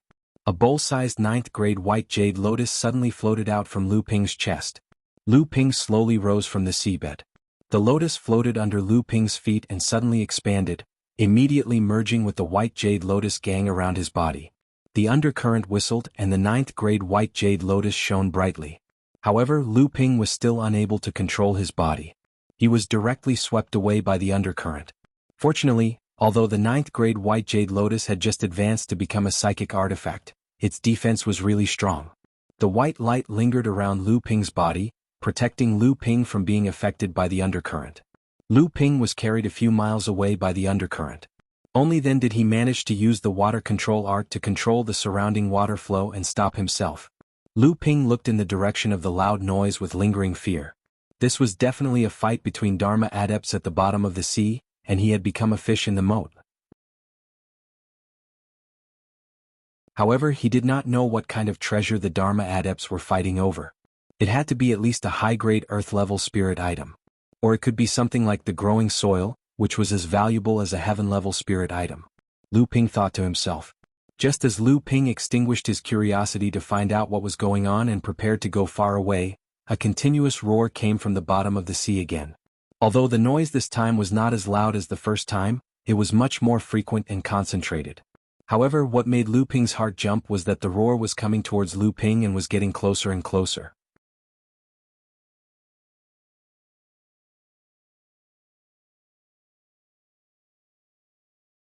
Chapter 542. Lu Ping turned around to escape, but how could his speed compare to that of a Dharma adept? With no other choice, Lu Ping could only turn around and hide in a valley at the bottom of the sea, hoping to avoid the aftershocks of the battle between Dharma adepts. Fortunately, Lu Ping had been wearing the stone armor. Although this set of armor could not be detected by late core forging adepts, he did not know if this set of armor could hide from Dharma adepts. The tremors in the sea became more and more intense, and countless amounts of soil rose from the bottom of the sea, stirring up the sea until it was impossible to see clearly, but it also made it easier for Lu Ping to hide. The rumbling sounds were getting closer, and Lu Ping could vaguely hear the angry roars of the adepts. However, the expression on Lu Ping's face became more and more strange. "Mei Tianqin, I think you'd better leave that piece of Shantian evil wood behind." "Ah, Master Dongji, aren't you afraid that I, Jinling, will take revenge on both the Vast Sea sect and the Zhonglang sect in the future in the North Sea?" Mei Tianqin's words had obviously hit the nail on the head. Not far away, a cold grunt could be heard, and the battle between the two sides became more and more intense. After a while, Dongji Laozu's voice could be heard. "The North Sea no longer has the Vast Sea sect and the Zhonglang sect. There is only one sect, the Zhonglang sect. Once our two sects merge, there will be 7 Dharma adepts, and 3 of them will be at the mid-Dharma stage. How can you, Jinling, deal with them as you wish?" 3 mid-Dharma adepts? Tianqin Laozu's solemn and surprised voice rang out. Could it be that Master Dong Kuan has successfully passed the tribulation of the early Dharma stage and advanced to the mid-Dharma stage? Laozu of the East Pole seemed to have let the cat out of the bag. After a moment of silence, he knew that there was no need to keep it a secret anymore, so he said, "That's right, junior sister Dongkuan has already advanced to the mid-Dharma stage. Junling's schemes in the North Sea have forced even the Xianling sect to admit defeat. Now that you, Mei Tianqin, have returned to the North Sea, I'm afraid that it will have a huge impact on the North Sea training world again. Of the 9 Dharma adepts, Laozu is the undisputed number 1 among all the sects in the North Sea. However, Junling is not the only one who knows how to scheme in the North Sea. The Vast Waves sect and the Vast Sea sect have been divided for a long time. Now that the training world is about to change, it's time for the 2 sects to merge. What Laozu of the East Pole had said seemed to be accurate about Junling's current situation. Tianqin Laozu did not respond for a moment. The 2 of them engaged in another round of battle, causing the entire seabed to shake violently. Lu Ping stayed in the valley and did not know if his movements had been discovered by the 2. He could only try his best to keep the aura around his body from leaking out, and he did not dare to use his divine will to observe the battle between the 2. Lu Ping naturally knew that the Shantian tree was a low-grade heaven-level wood attribute spirit object. It was probably only in an environment like the Fallen Archipelago, where poisonous creatures were everywhere, that such a strange heaven-level spirit object like the Shantian tree could be nurtured. Once the Vast Sea sect and Songlang sect merged, the entire sect would have 3 mid-Dharma adepts and 4 early Dharma adepts. This level of strength was already close to that of the Xianling sect and ranked 3rd among all the sects in the North Sea. The 10 great sects would become 9 great sects, and they would clearly be divided into 3 groups.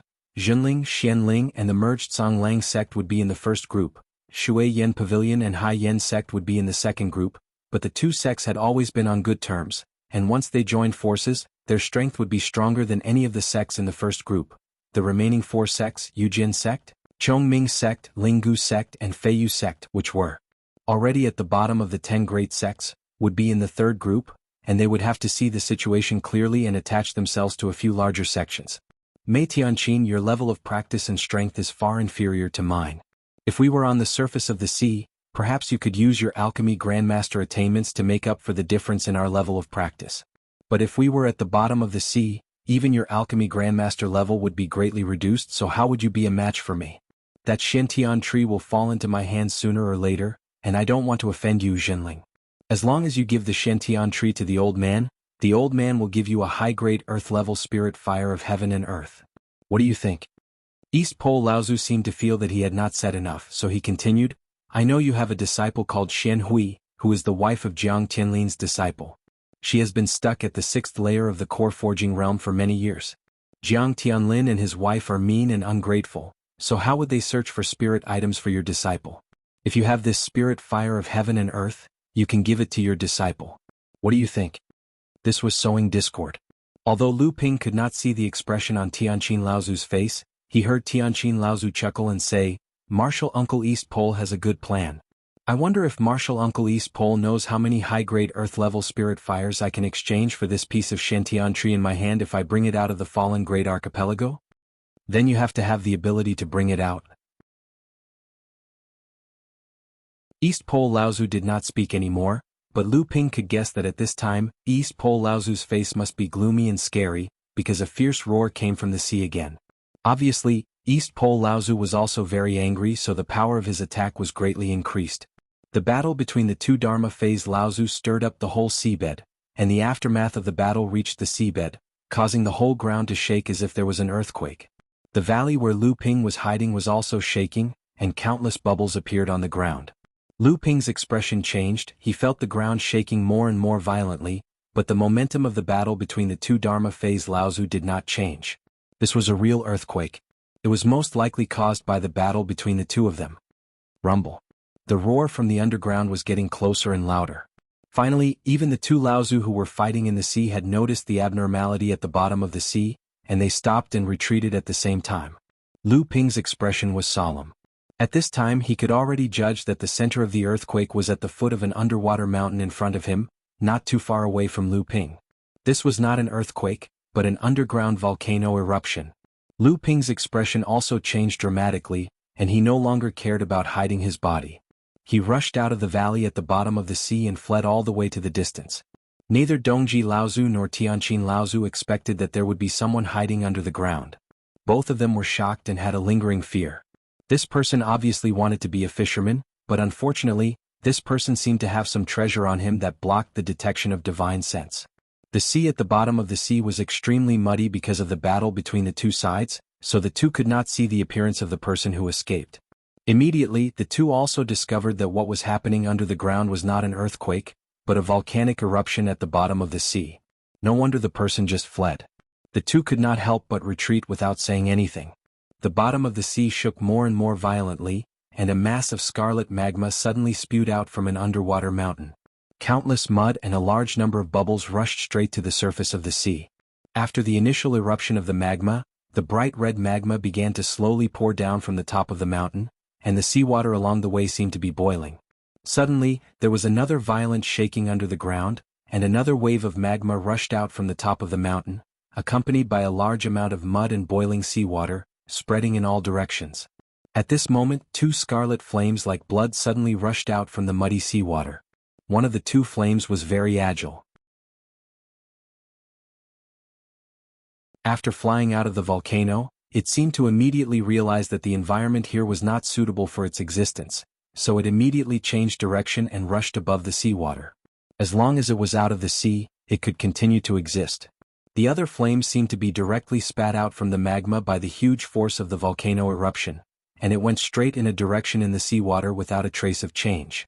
Obviously, this flame was not a heaven and earth spirit fire. It did not realize that if it did not leave the bottom of the sea, it would be annihilated in the seawater sooner or later. After all, how could water and fire be compatible? No matter how high the quality of this flame was, it could not compare to the quantity of seawater. Earth high-grade Fey Earth Blood Flame. East Pole Laozu exclaimed, and his figure rushed toward the Earth Blood Flame. It was a pity that the location of the Earth Blood Flame was too far from him, and Lyra Laozu was one step ahead of him. East Pole Laozu put his hands together in the middle, and a large amount of seawater suddenly collapsed. With East Pole Laozu as the center, a vacuum without seawater was formed, and then the surrounding seawater rushed over and filled up. A dark green water ball appeared in East Pole Laozu's hand. As East Pole Laozu pushed the water ball in his hand, it suddenly disappeared in front of East Pole Laozu, and when it appeared again, it was not far from Lyra Laozu. At this moment, Lyra Laozu was about to suppress the Earth Blood Flame, but he did not expect the dark green water ball to rush over. This was a great divine art that East Pole Laozu had practiced, and it had twice the effect with half the effort in the seawater. Helplessly, Lyra Laozu could only temporarily give up on suppressing the Earth Blood Flame, and suddenly, a golden flame appeared in his hand. This golden flame was not weakened by the surrounding seawater. As Lyra Laozu waved his hand, the dark green water ball collided with the golden flame. A muffled sound that was exactly the same as the one that Lu Ping had heard the first time, but this time, it was far more powerful than the first time. Suddenly, the center of the collision between the water ball and the flame erupted in all directions. From the beginning to the end, the two Dharma powers Laozu did not pay attention to the red flame that flew straight into the depths of the sea. Earth Blood False Flame. A third-grade spiritual material formed from a high-grade earth-level spirit, the Earth Blood Flame, after losing its spirituality. That was why it was called the Earth Blood False Flame. This Earth Blood False Flame was flying in the direction that Lu Ping had escaped from. From the two Dharma powers Laozu's point of view, although the flame was considered valuable, it was flying in the direction of the cultivator who had been hiding in the underwater valley. It was likely that the cultivator had already kept it, and there was no need for the two of them to offend a Dharma adept for a flame that had lost its spirituality. Lu Ping did not go far. Although there were two Dharma powers Laozu fighting here, one of them was Laozu from his own sect, so there was no need for Lu Ping to escape.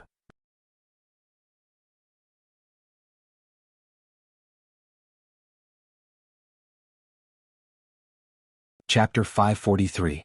Lu Ping naturally knew about the Earth Blood False Flame.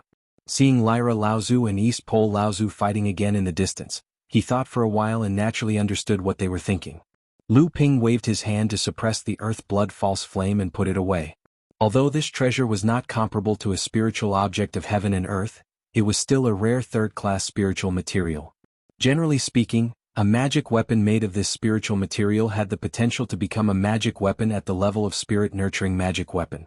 Lu Ping watched the battle between Lyra Laozu and East Pole Laozu from afar.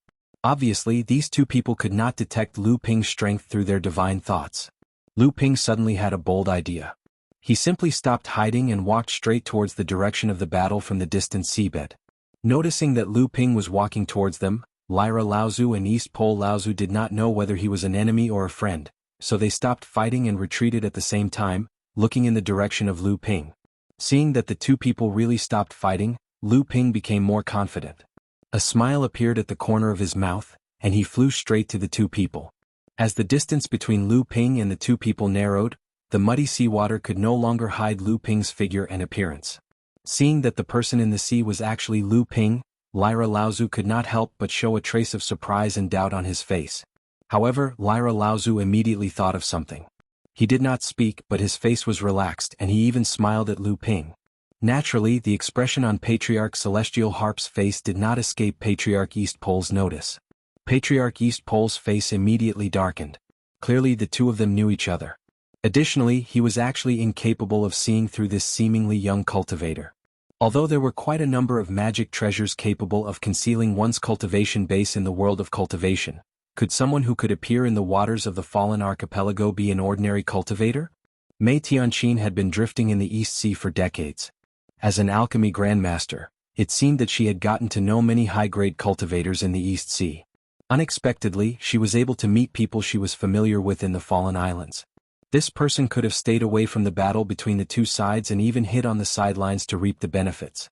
But now she came straight to the East Sea. Obviously, it was because of Mei Tianqin. Zhenling's sect was really scheming.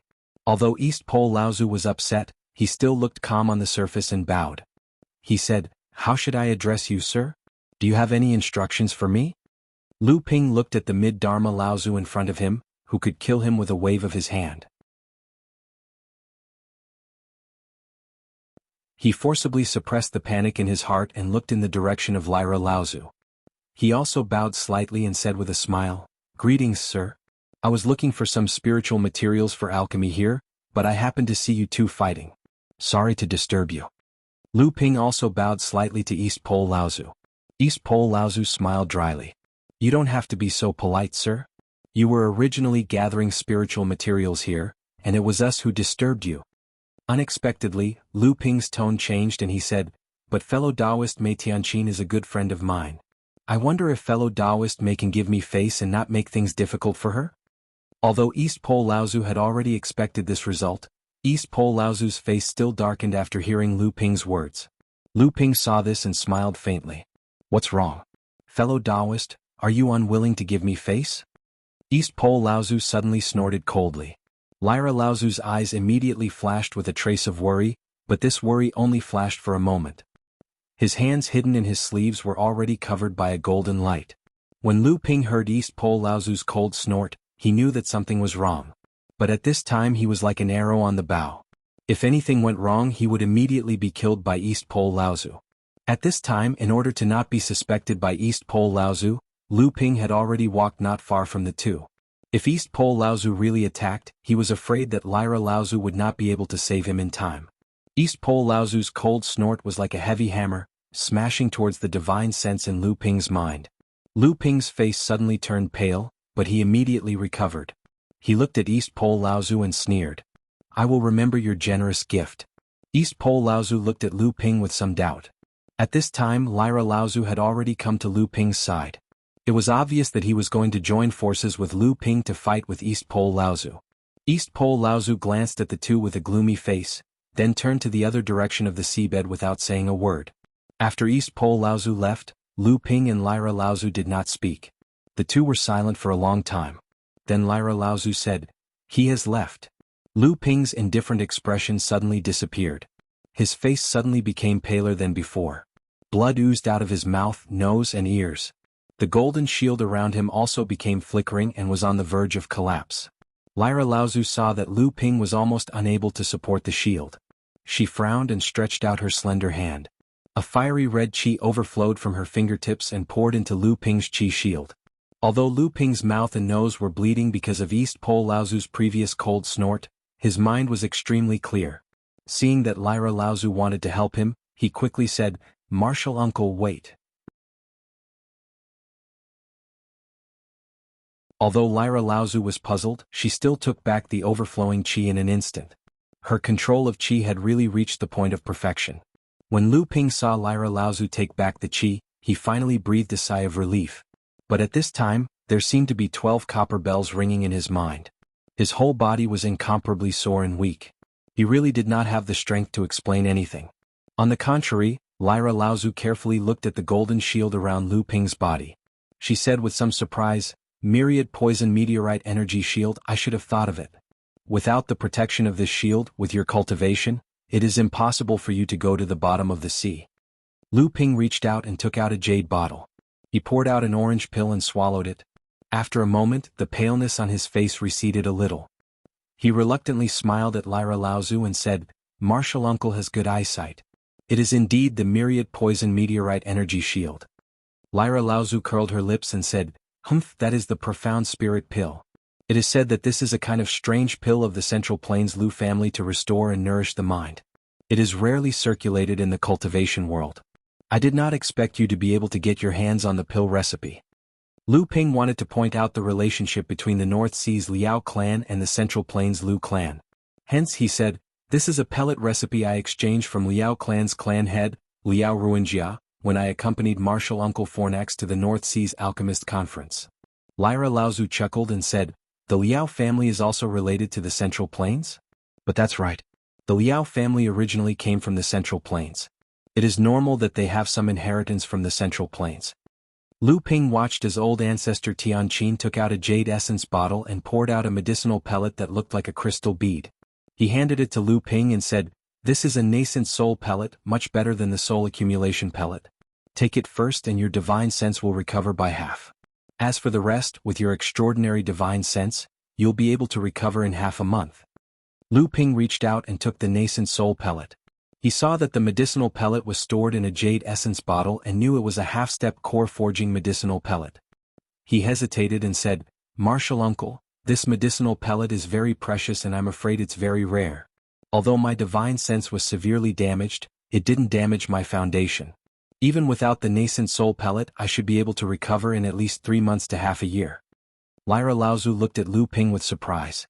She didn't expect Lu Ping's mind to be so profound. Lu Ping was afraid that Lu Ping's mind had reached the peak of a core forging cultivator's mind. No wonder Lu Ping could block Laozu's mind attack. Lyra Laozu looked a little unhappy and said, "I told you to take it, so take it. Why do you have so much nonsense? Why did he have to learn all of Lu Tianling's skills, and at the same time, learn Jiang Tianling's courteous skills as a hypocrite? I didn't give this pill to you for free.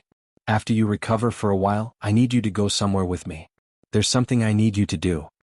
Lu Ping heard this and didn't stand on ceremony. He swallowed the nascent soul pill and said, "Since Martial Uncle has instructed me, disciple will do his best. It's just that disciple's level is too low. I don't want to ruin Martial Uncle's plans." Lyra Laozu chuckled and said, "How is your level weak? Didn't you just scare off a mid-Dharma adept?" Lu Ping's face changed and he asked hesitantly, "Martial uncle, you don't want disciple too?" Lyra Laozu glanced at Lu Ping and said, "The stone armor you're wearing is not bad. I think it's because of this armor that Dongji couldn't see through you." Lu Ping laughed, tacitly agreeing with Lyra Laozu's guess. The nascent soul pill was indeed worthy of being a half-step Dharma adept's pill. It melted in his mouth and a cool feeling rose from his stomach to his brain. This made Lu Ping's messed-up divine will recover by half. Lu Ping was overjoyed. If this continued, he would be able to recover his divine will in less than 10 days. Lyra Laozu had been wandering the East Sea all these years. Although she had joined the boudoir of the current carefree sect, she must have had some fortuitous encounters and gains. This nascent soul pill was like that. At least, Lu Ping had never seen this kind of pill in the Jinling Elixir Pavilion. The Liao family's nascent soul pill focused more on the cultivation of divine will than on recovery. On a deserted island in the center of the perished archipelago, 2 groups of practitioners were facing each other. On one side were 2 mid-Dharma adepts and 3 other Dharma adepts. One of them was the middle-aged practitioner who had rushed to save Yuan Feixiang. Behind him were 7 or 8 late core forging adepts, one of whom was Yuan Feixiang. On the other side, under the leadership of 4 Dharma adepts, there were also a few late core forging adepts following behind them. The 2 Dharma adepts in the lead were also mid-Dharma adepts. Why isn't Mei Xianqin here yet? Could it be that she didn't receive Martial Uncle Yuhuan's message? She's no longer a member of our carefree sect. Why should she help us? Maybe she was delayed by something.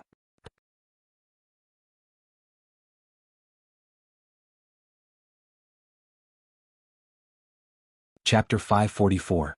The whispers of a few female practitioners behind them made one of the voluptuous mid-Dharma adepts rather unhappy. At this moment, the female practitioner's face lit up and she looked in the direction beside her. The other mid-Dharma adept beside this female adept seemed to have sensed something as well, and she looked in the same direction. The two Dharma adepts opposite them had already noticed that someone was rushing over. However, when they saw the expressions on the faces of the practitioners from the Carefree sect and Tianyue sect, the two Yuan clan Laozu's faces could not help but turn a little ugly. A beam of light landed not far from the opposing practitioners. Tianqin Laozu and Lu Ping walked together in the direction of the Carefree sect. Tianqin Laozu walked in front of the voluptuous mid-Dharma adept, bowed and said, "How has senior sister Yuhuan been?"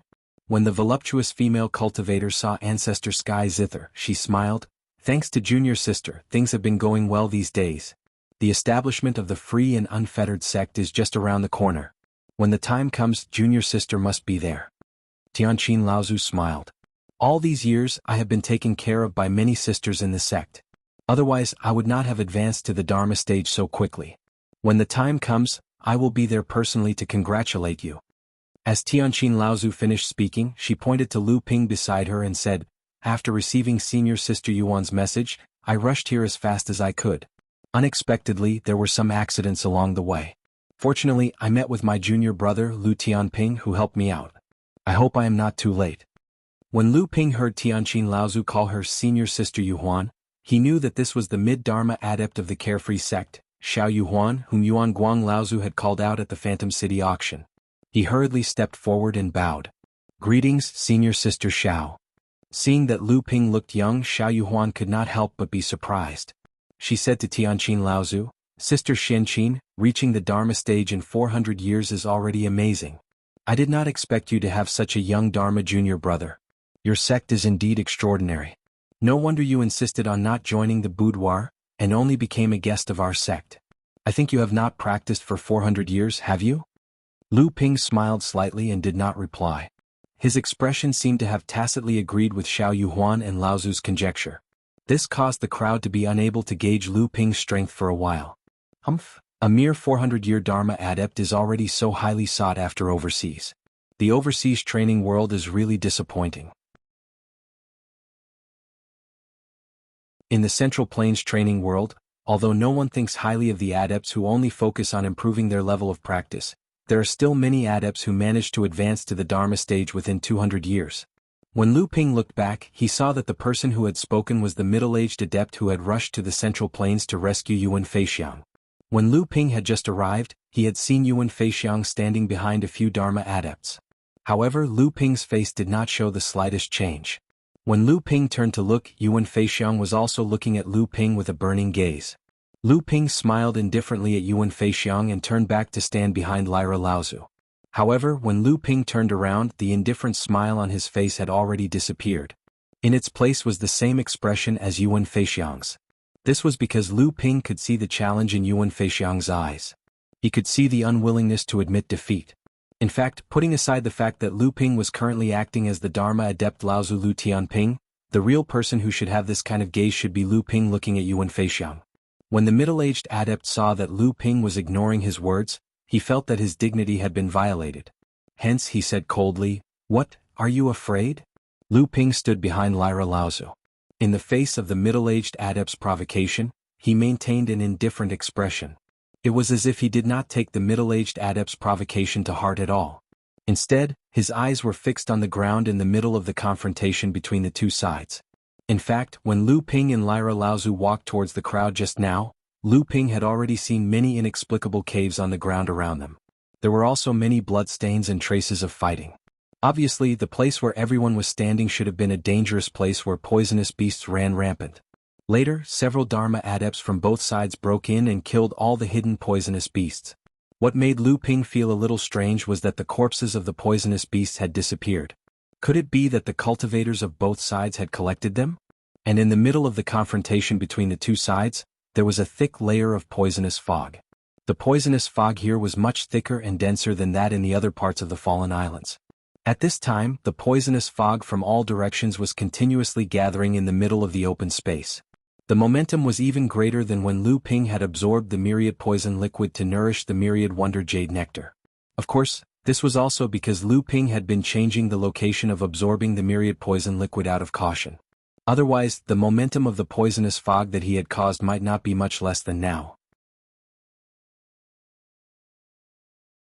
As for the poisonous fog that Lu Ping and dwarf miner repairs found in the poison swamp, the gathering of the Yuanqing liquid and the hidden Shengang golden liquid caused by the gathering of the poisonous fog could not be compared to this. The gathering of the poisonous fog eventually formed 5 vortexes in the open space, which meant that there might be 5 treasures that were eventually formed and unearthed. Lu Ping's indifferent attitude did not mean that the practitioners on the side of the carefree sect would allow the other side to provoke them so unscrupulously. The middle Dharma stage female practitioner next to Xiao Yuhuan Laozu of the carefree sect frowned and said to a middle Dharma stage elder on the other side, "Friend Yuan Luo, the Yuan family is the #1 family in the Central Plains.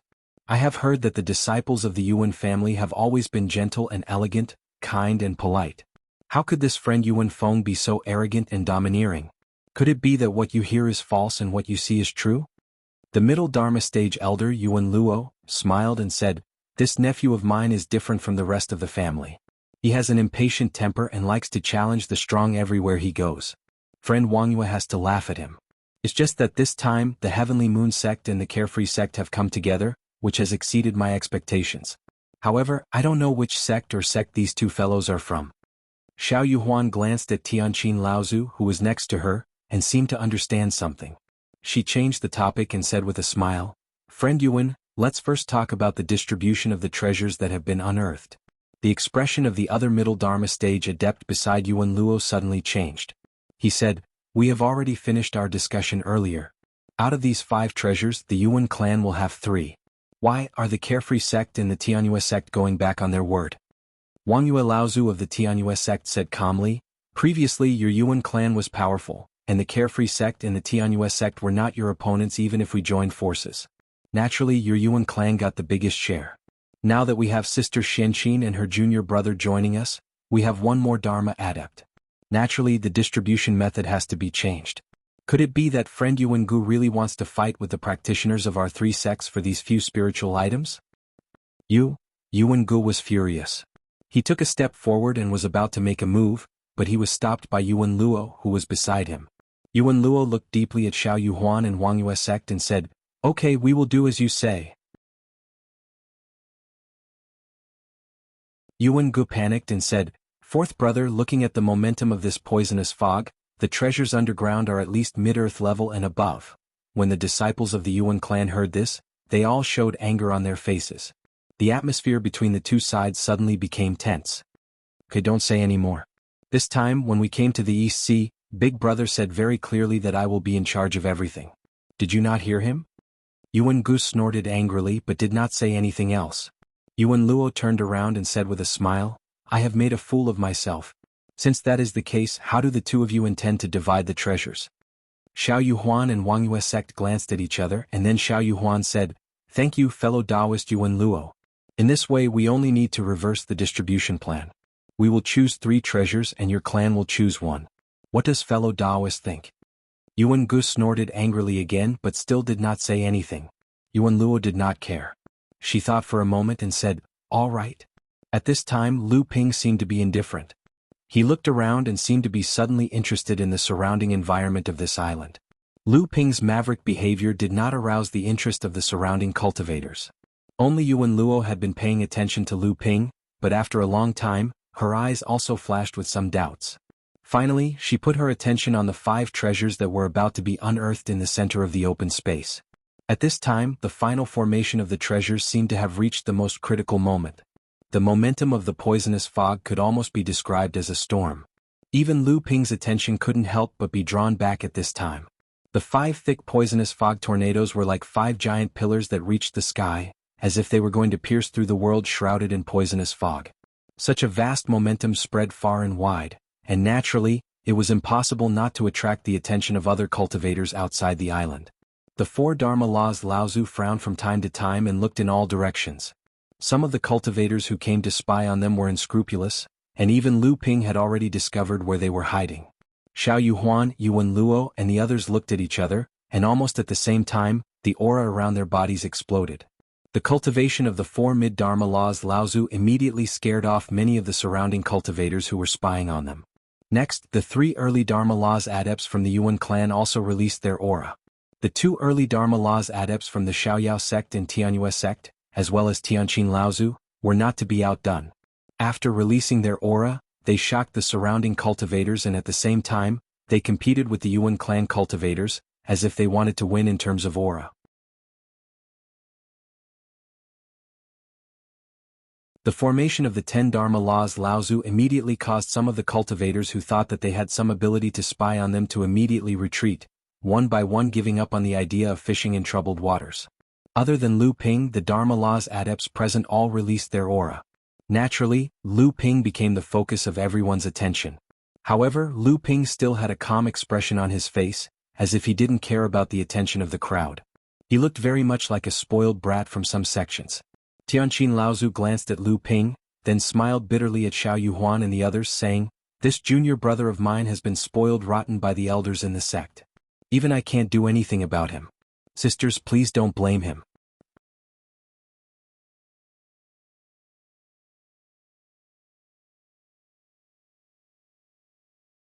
Chapter 545. Not counting Lu Ping, the fake Dharma phase cultivator, the formation of 10 Dharma phase Laozu cultivators was enough to scare away all the cultivators spying on them. At this moment, the thick poisonous fog that had gathered in the central area suddenly began to dissipate, and the hidden treasure underground finally took shape. Yuan Luo said something to a late core forging cultivator behind her. Xiao Yuhuan turned to Munjai Laozu of the Heavenly Moon sect and said with a smile, "Our overseas cultivators rarely practice earth attribute spells. I wonder if any of senior sister Munjai's disciples practice earth attribute spells?" Munjai Laozu looked behind him and saw an ordinary-looking but tall woman walk out from behind him. Munjai Laozu gave the woman a few instructions. The woman raised her head and looked at the late core forging cultivator who walked out from the Yuan clan. Then, with an expressionless face, she and the cultivator called out by Yuan Luo stood at the forefront of the central area. The cultivator from the Yuan clan let out a loud roar as both of his hands slammed onto the ground beneath his feet. Meanwhile, the female cultivator from the Heavenly Moon sect lifted her right leg up and then dropped it down. The two of them seemed to have used their spells at the same time. The entire ground suddenly trembled under the joint attack of the two, as if there was an earthquake. Fortunately, both of their spells were directed towards the central open space. After their quintessential chi and magic power converged underground, they intertwined with each other. This way they could monitor each other's quintessential chi and the operation of their spells, making it impossible for them to hide from each other. The soil in the central area suddenly began to tumble. The things hidden underground followed the tumbling of the soil and came out one by one. However, to everyone's surprise, there were not only 5 treasures that came out of the ground but a large pile. Everyone present was an accomplished cultivator, so they naturally saw the rather valuable items in the pile of items. Lu Ping naturally searched for treasures among these things. However, many of the cultivators present had higher cultivation and knowledge than him. Although Lu Ping didn't know if the treasures he wanted would fall into his hands, it was good to increase his knowledge. There were 6 spiritual items, 4 wondrous items for mutated spiritual materials, and 3 other items. There were a total of 17 items, causing all the cultivators present to be shocked. They did not expect that there would be so many treasures hidden in this open space, which was only 2 to 300 zhang in length and width. Looking at the 3 low-grade heaven-rank spirit items among the 6 spirit items, the cultivators on both sides didn't speak for a long time. It was as if the agreement between the two sides was about to expire at this moment. In an instant, the two sides began to fight, and all the cultivators' hearts were filled with greed. At this time, Xiao Yuhuan Laozu suddenly chuckled and said, "Since the things underground are here, we can start to distribute them. I think Yuan clan will abide by their promise." At this time, Yuan Luo glanced at Xiao Yuhuan and said in a deep voice, "Fellow Taoist Xiao, don't worry. I, Yuan Luo, will not ruin the reputation of Yuan clan that has been accumulated for tens of thousands of years for a few spirit items." Xiao Yuhuan smiled and said, "Yuhuan naturally believes in the name of Yuan clan." Although she sounded like she did not care, a hint of relief flashed through her eyes. Although the Yuan family was only equivalent to a large martial institution in the world of cultivation, as long as they had some status in the world of cultivation, they would be able to stand on equal footing with those large martial institutions. If the Yuan family really turned against them, even if the Carefree School could gain the upper hand for now, they would still be suppressed by the Yuan family in the future. The three low-grade heaven-rank spirit items were the wind-attributed flowing wind feather, the water-attributed liquid ink, and the earth-attributed black ink stone. Xiao Yuhuan pondered for a moment, then directly ordered the tall female cultivator who had previously used her magical power to dig out all the spirit items underground with the other cultivator from Yuan clan.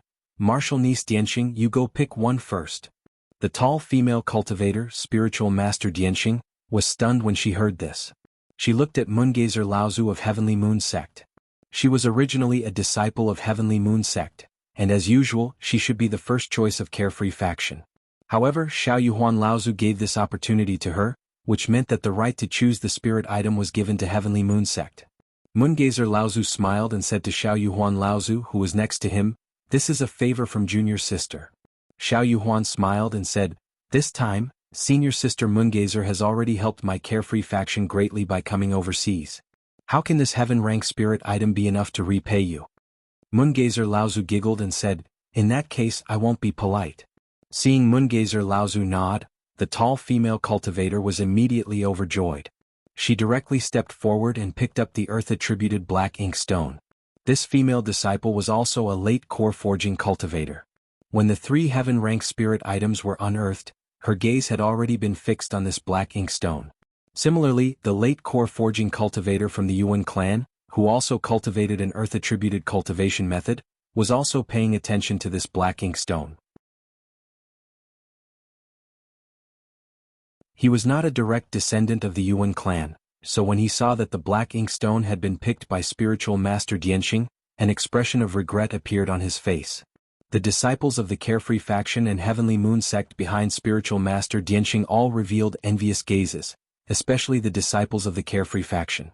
In the overseas cultivation world, earth-attributed spirit items rarely appeared. Thus, earth-attributed spirit items were generally second only to spiritual fires of the same rank in the overseas cultivation world. Of course, there were some special spirit items, such as the primordial heavy water that Lu Ping had smelted. In addition to containing the spirituality of a heaven-rank spirit item, the primordial heavy water could also increase the density of a cultivator's true essence to an unimaginable level. In reality, the spirituality of the primordial heavy water itself was not much different from that of an ordinary heaven-rank spirit item. It was only because after smelting the primordial heavy water, a cultivator's cultivation realm would be slowed down to an appalling level. Thus, it was classified as a low-grade heaven-rank spirit item by the cultivation world. Unless the cultivator who smelted the primordial heavy water was like Lu Ping, who was already a powerful alchemy grandmaster, had a continuous supply of good cultivation pills to support his cultivation, and was able to survive a few life-threatening encounters, then the primordial heavy water's effect on one's cultivation could be minimized. The second item was chosen by the Yuan clan. The black jade liquid was actually a water-attributed spirit item that contained a highly toxic poison. It was also a relatively special heaven and earth treasure. However, the poison attached to this spirit item was even more annoying than the primordial heavy water, which slowed down a cultivator's cultivation speed. A late-stage core forging realm cultivator from the Yuan clan also came out, took the black jade liquid in his hand and immediately retreated. There was only one flowing wind feather left, which was also a low-grade heaven-rank spirit item. Naturally, the Carefree faction would not let it go. A female cultivator wearing a light muslin, under Xiao Yuhuan's command, put away the flowing wind feather. The fourth item was chosen by the Yuan clan. At this time there were still 3 heaven and earth spirit items on the ground, 2 were high-grade earth spirit items and 1 was low-grade earth spirit item. The low-grade earth spirit item was naturally ignored by the cultivators of the Yuan clan. Of the 2 high-grade earth spirit items, 1 was a heaven and earth spirit fire, and the other was a wind-attributed spirit item. Yuan Luo didn't even think about it and put away the heaven and earth spirit fire. The most important reason why the value of a heaven and earth spirit fire was far higher than other spirit items of the same grade was that every heaven and earth spirit fire was the favorite of an alchemist and a tool refiner. And the important role and lofty status of an alchemist and a tool refiner in the cultivation world determined that the value of a heaven and earth spirit fire, which was sought after by them, would inevitably be much higher than other spirit items. A high-grade earth spirit fire was a treasure in the hands of an alchemy grandmaster that could increase the success rate of alchemy. If Lu Ping wanted to become an alchemy grandmaster, then the mid-grade earth spirit fire in his hands, the eastern purple chi flame, would more or less not be of much help. Therefore, when this heaven and earth spirit fire was chosen by the Yuan clan, Lu Ping's eyes twitched. Previously, although Lyra Laozu, under the influence of Lu Ping, had managed to keep the high-grade earth spirit fire from Laozu of the East Pole, Lyra Laozu had also asked him if he needed this heaven and earth spirit fire. Unfortunately, the heaven and earth spirit fire was fierce. Although it was good for tool refiner, it was not as good as the eastern purple chi flame for alchemy. Moreover, Lu Ping could see that Lyra Laozu seemed to be quite reluctant to part with this heaven and earth spirit fire. Taoist Xian Hui was her eldest disciple. Although he did not inherit her alchemy skills, he cultivated the same cultivation method as her. This heaven and earth spirit fire was just right for Taoist Xian Hui, so naturally Lu Ping kindly declined. When it was Carefree School's turn to choose the fifth item, Xiao Yuhuan Laozu turned to Lyra Laozu and said with a smile, "Sister Xianqin, the good things have been taken away by us.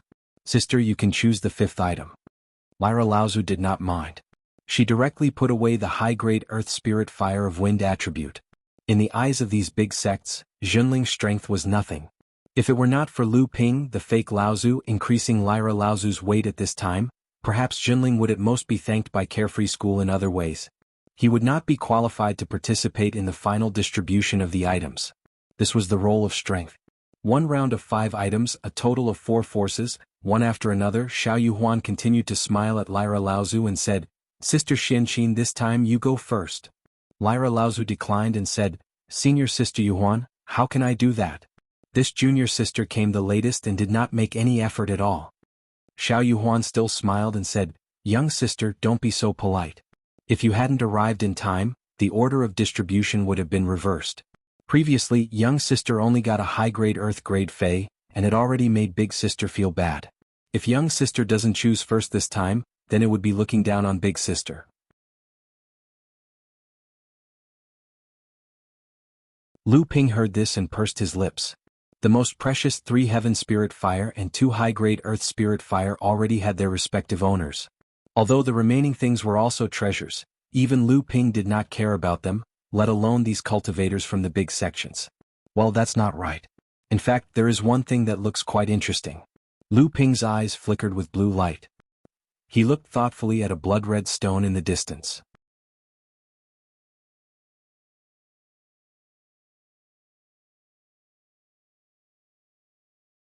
Chapter 546.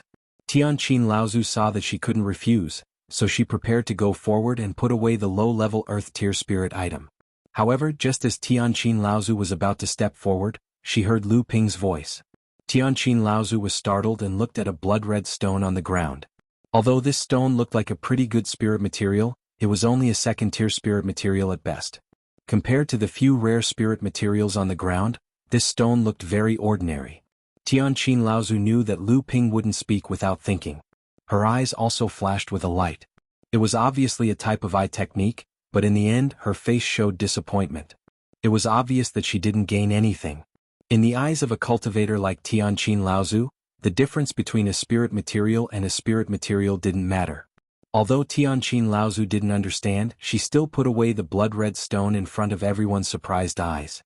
"Sister Xianqin, why did you choose this item? It's only a spirit material. Could it be that this item has some use that others don't know?" Xiao Yuhuan Laozu looked at Tianqin Laozu with a surprised expression. Tianqin Laozu helplessly pointed at Lu Ping and said, "There's no other way. My junior wants this item, so I can only fulfill his wish." Lu Ping took the bloodstone from Tianqin Laozu and quietly played with it in his hand. Then he put it into his storage ring. Moongazer Laozu of the Heavenly Moon sect looked at the bloodstone in Lu Ping's hand and asked thoughtfully, "I wonder if Lu Daoyu can answer the doubts in my heart?" Lu Ping had a questioning expression and said, "Among these items, this is the only one I haven't seen before. If it's a spirit material, wouldn't I have profited? Is there any doubt?" Lu Ping's words caused Moongazer Laozu to be stunned. Finally, he looked at the helpless Tianqin Laozu and seemed to understand something, so he didn't ask any more. The rest of the low-grade Earth-class spirit items and the 3 special items were divided up by the Yuan clan, the Carefree School and the Heavenly Moon sect. After that, the Sky Qin ancestor picked the remaining 2 items, but they were just some spirit materials. The Yuan clan quickly said their goodbyes. The Carefree sect and the Heavenly Moon sect seemed to be together. Xiao Yuhuan turned to Tianqin Laozu and asked, Sister Xianqin, can you explore a few areas with us to find some treasures? If Sister Xianqin and Junior Tianping join us, we will have a higher chance of breaking through some of the more dangerous areas. Tianqin Laozu didn't dare to agree. Lu Ping was just a fake. Previously he didn't work hard, which was already suspicious. If he stayed with the cultivators of the Carefree sect and the Heavenly Moon sect, Lu Ping was afraid that he would soon be exposed. So, he replied with a smile, my junior brother also found a few islands that are suspected to have hidden treasures. Now he wants to go and have a look. I'm really sorry. In the future, Xianqin will definitely come to the Carefree sect to visit you sisters. Lu Ping was really helpless with Tianqin Laozu's way of pushing all the blame onto him. However, she was an elder, so Lu Ping could only accept it.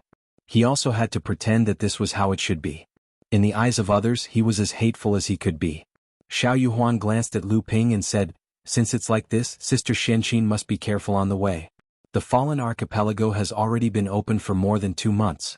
I'm afraid that in a few days the density of the poisonous fog will rise again. These few days will be the most dangerous time. Xiao Yuhuan paused, then said, 3 months later the treasured ship of the Carefree sect to the Heavenly Moon sect will set off. If Sister Xianqin has time, why don't you go to the Carefree Palace and send the treasured ship away together?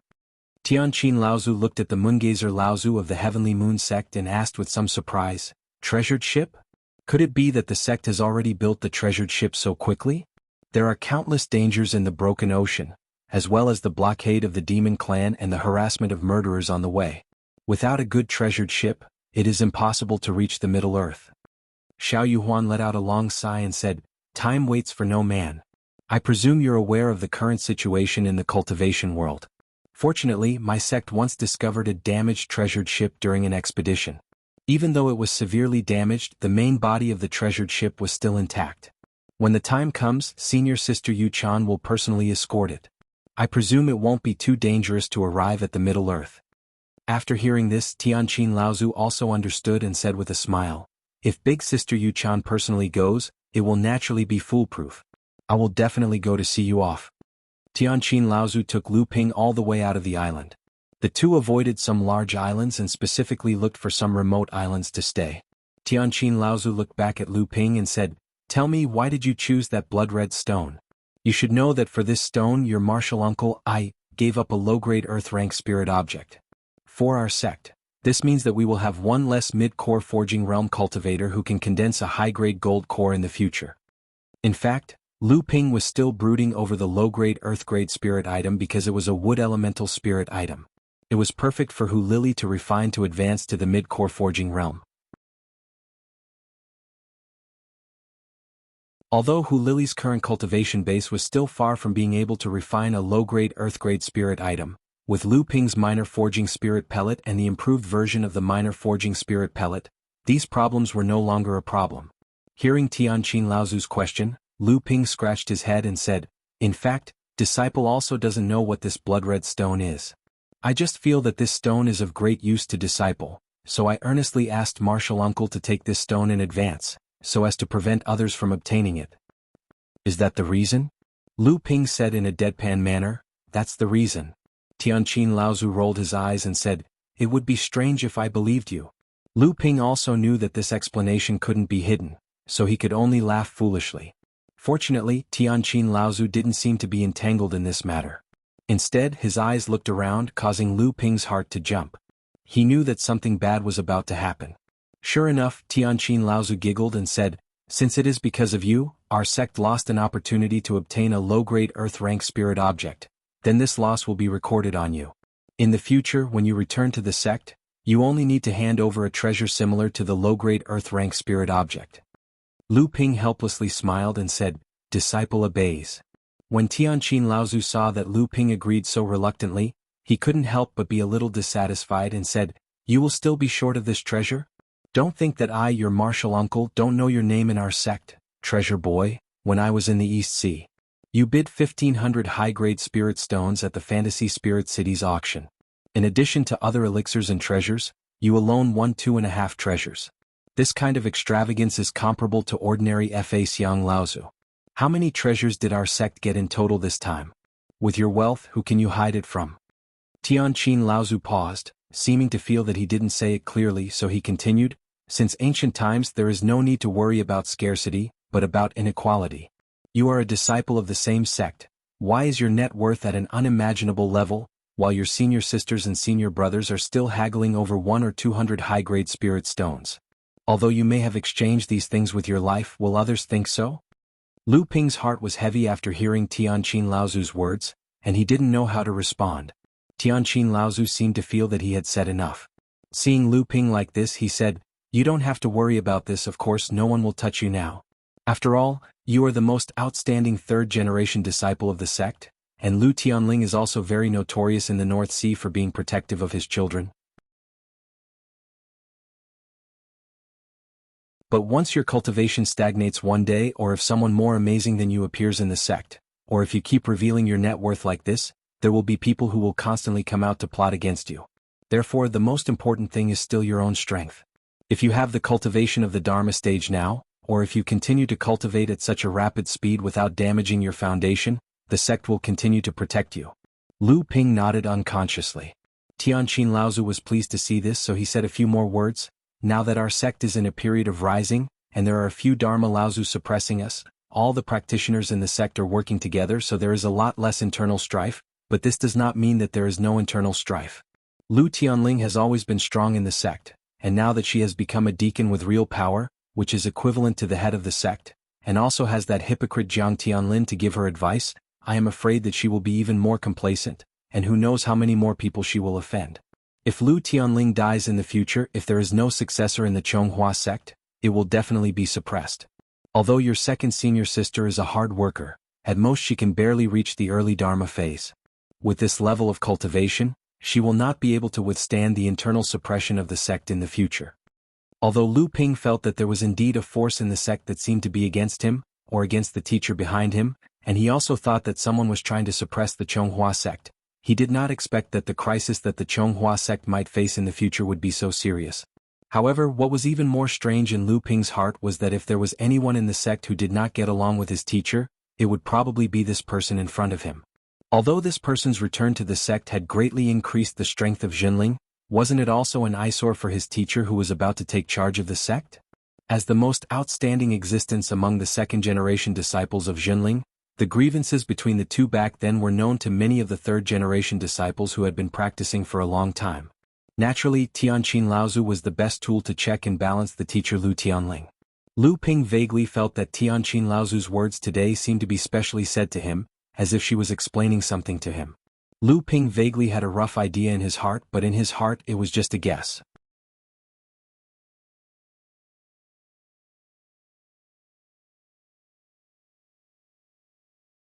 Chapter 547. What do you plan to do next? Are you coming with me, or do you have your own plans? Seeing that Lu Ping was secretly thinking about the meaning of her words, Tianqin Laozu knew that Lu Ping had already remembered her words. Her goal had been achieved, so she asked. As for whether Lu Ping could understand her meaning now, Tianqin Laozu did not take it to heart. As long as he remembered it, he would eventually understand her painstaking efforts in the future. Lu Ping thought for a while and took out a map made of unknown materials from his storage magic tool. This map was an incomplete map. After Lu Ping killed the alchemy master of the Crystal Palace, Peng Shiwan, he obtained it from him. At that time, the cultivators of the Liao family also rushed over to kill Peng Shiwan. Their purpose was to obtain something. Although Lu Ping did not know what the Liao family wanted, after Lu Ping sorted out the items on Peng Shiwan's body, he felt that only this incomplete map was the most suspicious. However, Lu Ping could not find any clues from this incomplete map.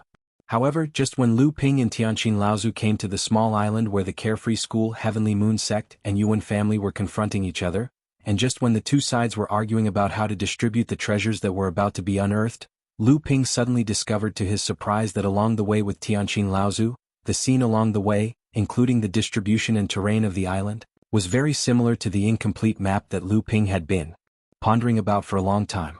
After Lu Ping and the others came to the island, the terrain of the island made Lu Ping even more certain that the distribution of the islands in this area was indeed the same as the islands on the corner of the incomplete map. Tianqin Laozu saw Lu Ping take out a broken map from his storage magic tool. She thought of something and asked, "Is this the map of the fallen archipelago?" Lu Ping nodded and said, I didn't know before. It was only after Martial Uncle came here that I found out that this incomplete map is actually a map of the various islands in the depths of the Fallen Archipelago. Tianqin Laozu took the map from Lu Ping and looked at it. She quickly nodded and said, "It is indeed so. It seems that the location shown in the center of this incomplete map is very particular." Lu Ping thought for a while and said, "Martial Uncle, did you notice that when the Yuan family left the island, the direction they went was exactly in the center marked on the incomplete map?" Hearing this, Tianqin Laozu took a closer look and suddenly frowned. He said, "It is true. The location shown in the center of this map must be very strange. And according to what you just said, Peng Xiuan seems to have stolen this map from the Lu family in the Central Plains. So, the Crystal Palace, the Lu family, and the Yuan family may all know this area and have come here. At that time, when the three parties fight, maybe we will have a chance to fish in troubled waters." Lu Ping was startled by Tianqin Laozu's words and hurriedly said, "Martial Uncle, these three families are all outstanding in the cultivation world. If the practitioners of these three families are really here, the Yuan family alone has 4 Dharma realms Laozu. The Lu family is not weak either. I am afraid that the Crystal Palace's strength will be even stronger. If the three families are really fighting for a rare treasure, how can we fight against so many practitioners with just the 2 of us? Maybe we will be besieged by them first." Tianqin Laozu giggled and said, "It seems that you have not been blinded by the temptation of treasures. But since this map matches the Fallen Archipelago, then this mark must be a very important place. If we really don't go and check it out, I think you will not be satisfied. This time we are just going to act according to the circumstances. If the three parties really fight, the movement will not be small. There must be people hiding around and watching, so we will not attract too much attention. As for the opportunity to fish in troubled waters, it does not only mean taking advantage of the three families." Lu Ping looked at Tianqin Laozu with a dumbfounded expression.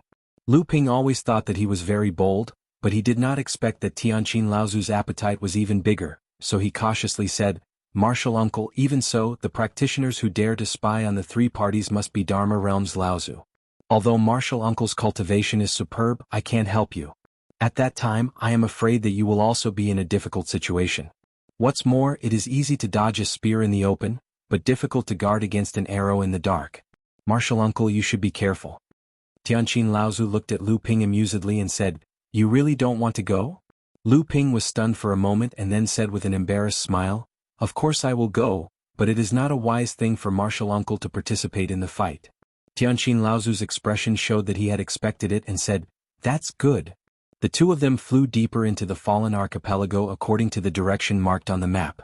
After a full 3 days, although Tianqin Laozu, a Dharma realms cultivator, led the way, the 2 of them still walked in an extremely awkward manner. In the depths of the Fallen Archipelago, not only was the concentration of the poisonous fog much thicker than the periphery, but the number of poisonous beasts on the island was also much more frequent and large than before, so the 2 of them could not kill any more.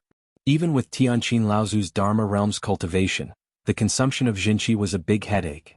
However, this also made Tianqin Laozu have a deeper understanding of Lu Ping's cultivation. Lu Ping's strength was naturally far less than Tianqin Laozu's, but the ability to continue fighting brought by the rich Jinqi made Tianqin Laozu look at him in a new light. In Tianqin Laozu's opinion, even a cultivator of the 8th or 9th stage of the core forging stage might not be able to fight for such a long time like Lu Ping, without worrying about the exhaustion of Jinqi. It was precisely because of this that Tianqin Laozu, who had originally thought that Lu Ping would become her burden, was able to save a lot of Jinqi so she could quickly take Lu Ping to the most dangerous place in the depths of the Fallen Archipelago. Of course, when the 2 of them went to the depths of the Fallen Archipelago, they also had a lot of harvests along the way. Both of them were masters of alchemy, and Tianqin Laozu was an alchemy grandmaster. The deeper into the central area of the Fallen Archipelago, the more dangerous it was, but the density of the spirit grasses growing there was also greatly increased. Along the way, the 2 of them had collected more than 303,000-year-old spirit grasses. In the middle of the journey, the 2 of them even encountered 2 places where the poisonous fog gathered, but unfortunately, they only harvested a strange item and a high-grade Shen-level spirit item. Lu Ping asked Tianqin Laozu for the wind attribute strange item and gave it to Lu Bai to condense her protective aura, while the spirit item was kept by Tianqin Laozu. In the distance there was a rumbling sound, and the direction of the sound was the central area marked on the map. It seems that the battle ahead has begun. Tianqin Laozu said with a dignified expression. We are still too late. Lu Ping's face looked a little pale because of the long period of fighting with the poisonous beasts. After hearing the roar of fighting in the distance, he said with some regret. Isn't that better? Tianqin Laozu smiled slightly, and his figure suddenly sped up again. Lu Ping had no choice but to swallow a good recovery medicinal pill, and then held an upper-grade spirit stone in each hand. A light flashed and Lu Ping's figure suddenly turned into water and dissipated. When he reappeared, he was already 10 feet behind Tianqin Laozu. Looking at the increasing distance between the two, although Lu Ping knew that this was mainly because of the difference in cultivation between the two, Lu Ping still sighed in his heart. It seems that I really should find a flying magic tool for myself. Now in the overseas cultivation world, the shortcomings of Lu Ping's lack of a flying magic tool are not obvious, but once in the Central Earth, without the support of the endless sea under his feet, Lu Ping's escape technique will be greatly reduced. The roar was getting louder and louder, and it seemed that the place where the battle broke out was only a few miles away from here. At this moment, Tianqin Laozu suddenly stopped flying.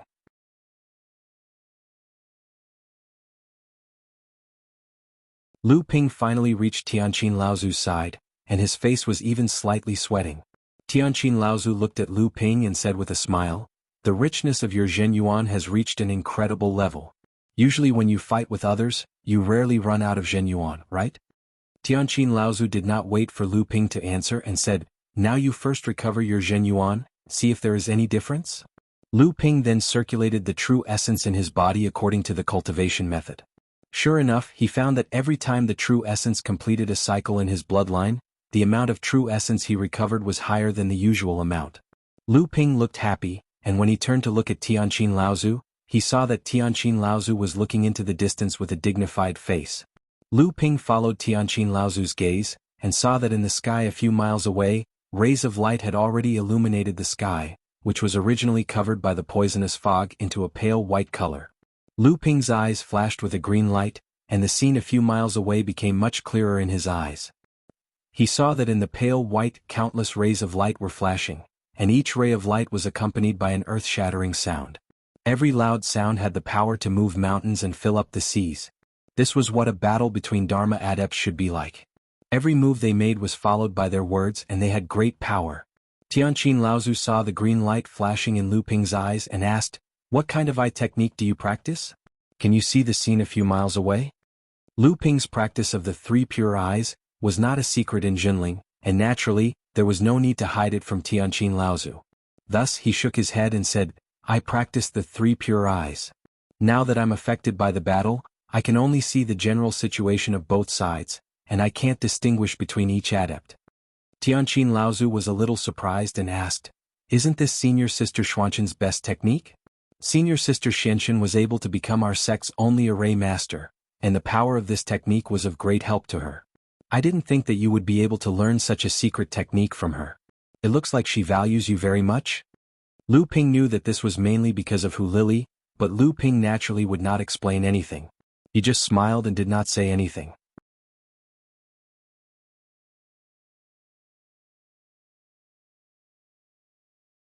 Chapter 548. Tianqin Laozu thought for a moment, then turned his head and said, the battle is so intense, it is obvious that they have encountered a rare treasure. And judging from the roars coming from afar, it seems like it is not a chaotic battle like you said. However, there are all kinds of spells flashing in the battle, and with the influence of the gray poisonous fog, it is difficult for me to distinguish who the two sides are. I can only take the risk and go forward to explore. As Tianqin Laozu finished speaking, his body moved forward again, and at the same time he tried to hide the aura around his body. As for Lu Ping, he did not take off the stone armor on his body, and followed closely behind Tianqin Laozu, once again approaching the direction of the battle. Uncle Master, have you noticed that there are Dharma adepts from other sects in the surrounding void hiding and spying on us? Lu Ping suddenly thought of something and asked Tianqin Laozu, who was beside him. Not at the moment. It seems that this place is indeed an extremely secretive place. Very few practitioners can find this place. No wonder these people dare to fight here without any fear of being discovered. Just as Tianqin Laozu and Lu Ping were only 4 or 5 miles away from the battle, Lu Ping and Tianqin Laozu could use their respective eye sorcery to barely observe the battle from all sides. However, just as the celestial Zither ancestors' eyes flickered with a golden light, a furious roar suddenly exploded like thunder from the people engaged in battle. "Who is there?" Scram. A sound wave rolled towards Tianqin Laozu. This was the voice of Yuan Guang Laozu from the Crystal Palace. Tianqin's expression changed and she quickly retreated. Lu Ping, who was beside her, was not affected, as if he had not been discovered. However, when he saw Tianqin Laozu retreating, he did not dare to move forward alone, so he also retreated. Just as the two of them retreated, a spirit light broke through the air like a meteor, and smashed into the place where the two of them were just hiding. After the roar stopped shaking, Lu Ping saw that the ground where the two of them were just standing, there was a large pit several feet wide. Black dirty water kept coming out from the ground, and in a moment, it had filled up most of the pit. Temporarily escaping from the attack of Yuan Guang Laozu, Tianqin Laozu looked at Lu Ping with a serious expression and asked, "What did you just see?" Lu Ping's expression also became a bit ugly and he said, "The Xianling sect cultivators seem to be inside, and they are fighting together with the Crystal Palace cultivators. On the other side, besides the 4 Dharma adepts from the Yuan family, there are also 3 Dharma adepts, but I do not know who they are." Tianqin Laozu nodded and said, "My eye technique may not be as good as the 3 pure true eyes in seeing through some things, but in terms of seeing far and clearly, it is much better than your eye technique. The 2 sides of the battle are actually divided into 4 groups. Other than the Xianling sect's Laozu who joined forces with the Crystal Palace, there are also 3 Dharma adepts who joined forces with the Yuan family, and they seem to be from the Lu family of the Central Plains. The Yuan family and the Lu family joined forces, and there were a total of 8 Dharma adepts, among which there were 3 mid-Dharma adepts. On the side of the Crystal Palace, although there were also 8 Dharma adepts, there were only 2 mid-Dharma adepts, Yuan Guang Laozu and Dao Yen Laozu. From the looks of it, it seemed that the combined strength of the Yuan family and the Lu family was stronger. However, in reality, it was the Crystal Palace that was suppressing the practitioners of the 2 families in the battle. Dao Yen Laozu was entangled with a mid-Dharma adept from the Lu family, and the remaining 7 Dharma adepts from the Crystal Palace, under the leadership of Yuan Guang Laozu, formed a strange 7-star formation. The 7 of them supported each other and took care of each other. They actually managed to trap the 2 mid-Dharma adepts from the Yuan family, as well as the other 5 early Dharma adepts in the formation. The 7-star Big Dipper Formation. This is a small-scale Big Dipper formation of the Crystal Palace. It has a great reputation in the East Sea. Although the Yuan family and the Lu family have joined forces, there is a lack of trust between them, and there is not much tacit understanding between them. Although the individual strength of the practitioners is stronger than that of the Crystal Palace as a whole, they are completely suppressed by the Crystal Palace. Tianqin Laozu was still retreating. Only when he had retreated far enough did Tianqin Laozu say to Lu Ping, "Now is really not the time to take advantage of the situation. Once the 2 of us appear, I am afraid that the 2 sides in the battle will turn around and kill us first." However, did you notice that the last time I saw the Yuan family, the 5 Dharma adepts of the Yuan family had brought 7 or 8 late core forging adepts with them? Now these adepts have disappeared. In the battle between the Dharma adepts and Laozu, these late core forging adepts will naturally go as far as they can. Speaking up to this point, Lu Ping's heart jumped and he said, "Uncle, do you mean that you want to target these adepts?" Tianqin Laozu sneered and said, "This is the Fallen Archipelago. As long as you don't leave any traces, killing them is killing them. What else can you do?" However, these late-stage core forging cultivators from the Crystal Palace and the Yuan clan are not that easy to kill. These cultivators probably have life-saving methods given to them by their sections. Even if they don't have these methods, the Yuan clan and the Crystal Palace have their own Dao soldier array. As long as they work together in time, even I will not be able to do anything in a short period of time. Unless you are really a Dharma adept, then the 2 of us will have a chance to kill the opponent's late-stage core forging cultivator instantly. Lu Ping understood what Tianqin Laozu meant and said with a smile, "Then let's find trouble with the Xianling sect or the Lu family. However, if the other party deliberately hides, I am afraid that it will be really difficult to find them." Tianqin Laozu didn't take it seriously and said, "I'm just trying my luck. The most important thing is to see the situation on this island and see what kind of treasures these 4 sects are fighting for. Besides, I don't know if Xianling sect sent any late core forging cultivators into the Fallen Archipelago. Maybe it's the same as my Jianghu sect, where only Daoxian followed the Crystal Palace into the Fallen Archipelago." Lu Ping nodded. At least this time, Tianqin Laozu didn't let the 2 late core forging adepts, Xian Sen and Xian Su, follow her into the fallen archipelago. But Lu Ping was an exception. He sneaked in out of curiosity. In a remote part of the island, there was a flat land with an area of about half a hectare. The ground was densely covered with spirit grasses, almost half of which were at least 1,000 years old. Among the spirit grasses, there were also spirit grasses that were more than 3,000 years old. Tianqin Laozu and Lu Ping were hiding in a secluded place outside this remote mountain pass.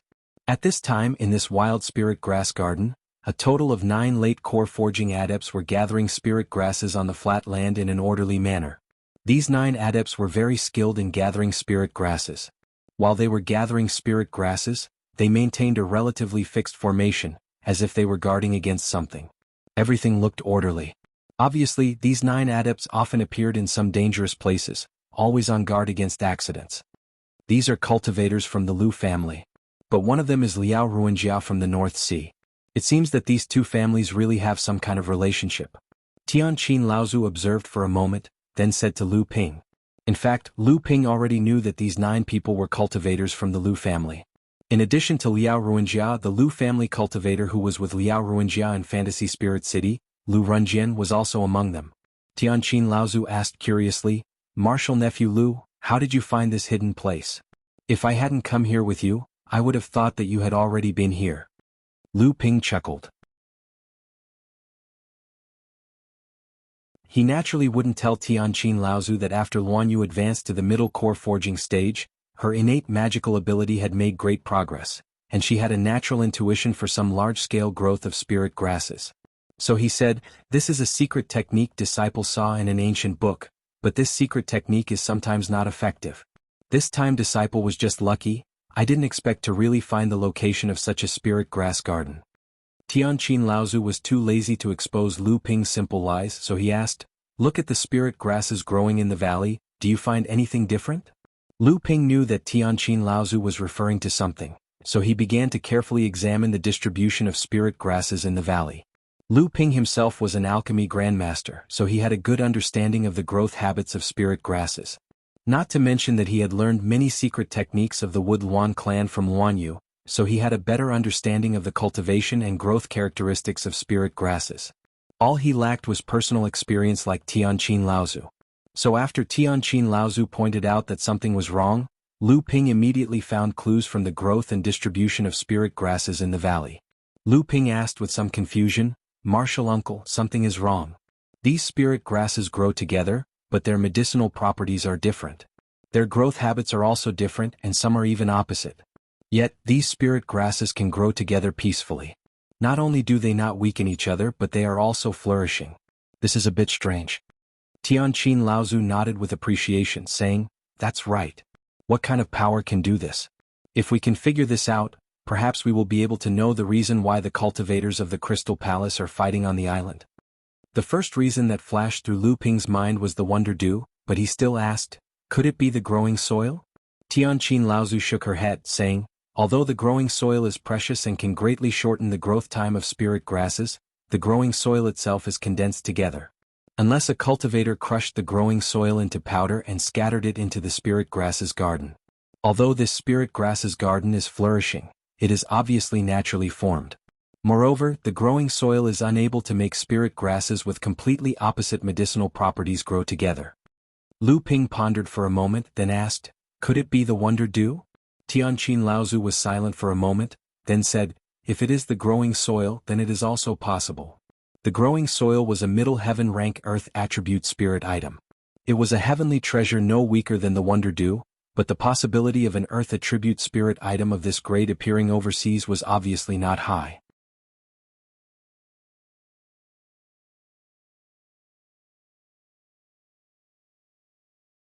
Chapter 549. Tianqin Laozu and Lu Ping observed for a moment and found that the 9 people had a tacit understanding. If Tianqin Laozu launched a sneak attack, even if he could seriously injure 1 or 2 of them, it would be difficult for him to escape unscathed. Once the Lu family's Dharma phase cultivators were attracted, it would be even more difficult for Tianqin Laozu to escape unscathed. Lu Ping said helplessly, "Martial uncle, I'm afraid we don't have a chance. How about we go somewhere else first?" Tianqin Laozu whispered with a smile, "Don't worry, the show is about to begin. Lu Ping looked around suspiciously but found nothing. This place was located in the center of the fallen archipelago. The concentration of the poisonous fog was much higher than the periphery. Lu Ping's divine sense only dared to wander a few hundred feet around him. It was difficult to find anything unless his cultivation had reached the Dharma phase. While Lu Ping was carefully searching around the valley, a loud rumbling sound suddenly came from outside the valley. Even the ground began to tremble from the loud rumbling sound. The Lu family cultivators reacted quickly and immediately formed a Dao soldier formation. They looked at the entrance of the valley with bright eyes. However, what made the Lu family cultivators' expressions change was that it was not cultivators who rushed in from outside the valley, but a large group of poisonous beasts. These poisonous beasts seemed to be stimulated by something.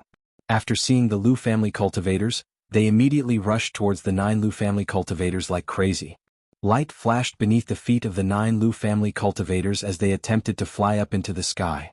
However, the various poisonous beasts with blood-red eyes used the cliffs and rocks on both sides of the valley to climb up. Then they quickly turned around and pounced on the Lu family cultivators. However, before these poisonous beasts could even reach the Lu clan cultivators, they had already been turned into minced meat by the 9 cultivators. However, after going berserk, these unintelligent poisonous beasts lost all fear and only knew how to charge at the human cultivators one after another.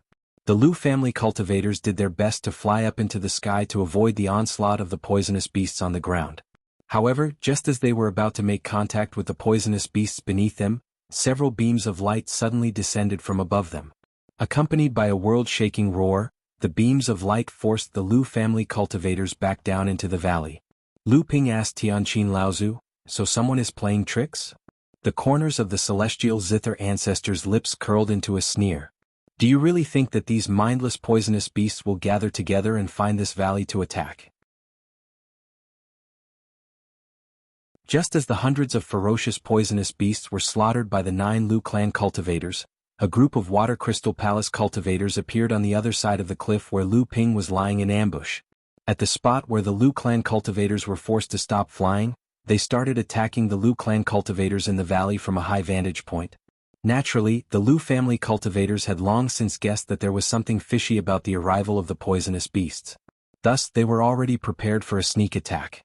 However, the battle against the poisonous beasts had exhausted too much of the Lu family cultivators' primary energy. Additionally, the cultivators from Water Crystal Palace had also come prepared. Thus, they quickly suppressed the Lu family cultivators within the valley and gained the upper hand. The Crystal Palace is a famous sect in the cultivation world. Today you attacked my Lu family cultivators for no reason. Are you not afraid of provoking the central and overseas cultivation world? Do you really think my Lu family is easy to mess with? The one who spoke was the leader of the late core forging realm cultivators, Lu Runjian. Ah, how hilarious. Since when has your Lu clan been able to represent the cultivation world of the Central Plains? If this was said by a cultivator from the Yuan family, the Crystal Palace might consider it. But who do you think you are? A family that is not even a large sect. Just because you know a few alchemy skills, you even dared to attack and kill the alchemy master of the Crystal Palace. Now you even dare to enter the secret area of the overseas cultivation world to collect treasures. Do you really think that the Crystal Palace is made of mud? The leader of the Crystal Palace cultivators who besieged the Lu family cultivators on the cliff finally explained the reason why the Crystal Palace attacked the Lu family. Lu Runjian's face immediately darkened. He said coldly, "Your sect's Peng Shiwan was not killed by the Lu family cultivators. He died in the North Sea. Our Lu family has always been in the central cultivation world. His death should be more suspicious of the sects in the North Sea. You dare to attack our Lu family cultivators unscrupulously. Although the Crystal Palace is powerful, we are not afraid. We will fight you to the end." Beside Lu Ping, Tianqin Laozu snorted coldly and said, "The Lu family put the blame on the sects in the North Sea for the death of the Crystal Palace cultivators. Now that Shenling sect and the Crystal Palace are in a heated battle, the most likely person to kill the Crystal Palace cultivators in the North Sea is me, Zhenling." Although Lu Ping knew that Lu Runjian's words might be to absolve the Lu family and not to put the blame on the sects in the North Sea, if the Crystal Palace really believed Lu Runjian's words, then the next sect that the Crystal Palace would deal with would be Zhenling. Naturally, Lu Ping was also very dissatisfied with Lu Runjian's words. Not to mention that Peng Shiwan was originally killed by Lu Ping and Yin Xianchu. The Crystal Palace cultivator laughed strangely and scolded, Since your Lu family is in the Middle Earth, how do you know that junior brother Peng Shiwan has fallen? How do you know that he died in the North Sea? Aren't you a thief crying thief? At first, the Crystal Palace was only suspicious, but now we are certain. Since you dare to kill the alchemy master of the Crystal Palace, even the great sects in the Middle Earth can't protect your Lu family. After saying that, the cultivators from Water Crystal Palace suddenly leapt down from the cliff. They charged towards the cultivators from the Lu family, who had been suppressed by the cultivators from Water Crystal Palace to the point where they were incapable of fighting back. In the blink of an eye, one of the wounded cultivators from the Lu family fell to the cultivators from Water Crystal Palace. The formation formed by the 9 Lu family cultivators immediately collapsed because of the death of one of them. The 8 cultivators fought on their own and were soon surrounded by the Crystal Palace cultivators. Another wretched cry rang out. Another Lu clan cultivator with a cultivation base of level 7 core forging was killed by a cultivator from Water Crystal Palace. Lu Runjian watched as his disciples were wounded and killed by the cultivators from the Crystal Palace, one after another. His eyes had long since turned blood red. Bellowing furiously, Lu Runjian did his best to repel the cultivators from the Crystal Palace who were entangled with him. He wanted to save the disciples beside him. However, even more of the cultivators from the Crystal Palace joined forces to besiege him. Lu Ping and Lyra Laozu were lying in ambush on the other side of the cliff. Watching the battle in the valley, Lu Ping's expression became more and more serious. The Lu family cultivators were fighting against the cultivators from Water Crystal Palace. In a one-on-one fight between cultivators with the same cultivation base, the Lu family cultivators were clearly no match for the cultivators from Water Crystal Palace. Part of the reason for that was due to the fact that the Lu family was an alchemy family. Killing enemies was not their forte. However, the more important reason was that the cultivators from Water Crystal Palace were much stronger compared to cultivators on the same level as them. This was the foundation of a large sect. The Crystal Palace had dominated the seas for tens of thousands of years. Even in the Central Plains they had an illustrious reputation. It was not an undeserved reputation. However, this was not the only thing that shocked Lu Ping. Lu Ping had seen the late and peak core forging stage cultivators of Jinling, Chu Xuanqing, Guxianshan, and Liang Xianfeng. Compared to the 10 late core forging stage cultivators who were fighting the Lu family cultivators in the valley, almost every one of them was no weaker than Chu Xuanqing and Guxianshan. They were only slightly weaker than Liang Xianfeng. Chu Gua and Liang could be said to be the best among the late core forging stage cultivators of Jinling. They represented the highest combat power among the late core forging stage cultivators of Jinling. And now there were 8 or 9 such cultivators in the Crystal Palace. How many cultivators were there in the Crystal Palace, and how many of them were late core forging stage cultivators? There were definitely more than 8 or 9 late core forging stage cultivators in the Crystal Palace.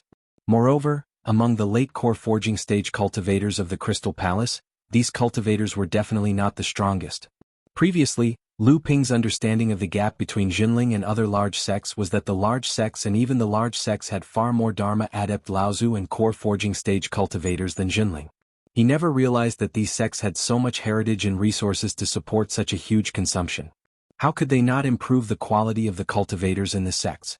This was the most fundamental reason why a sect could maintain its prosperity and continuous inheritance. On the other side, Liao Ruinjia's situation was much better than Lu Runjian's. Liao Ruinjia did not fight back with all his strength when the Crystal Palace cultivators rushed forward. Instead, he firmly guarded the 2 Lu family cultivators beside him so that they would not be separated by the Crystal Palace cultivators. Then, at the moment when the Lu family cultivators were in danger, Liao Ruinjia suddenly threw 3 fiery red pills at the Crystal Palace cultivators in front of him. Then, he ordered the 2 Lu family cultivators beside him to protect him from the encirclement of the other Crystal Palace cultivators.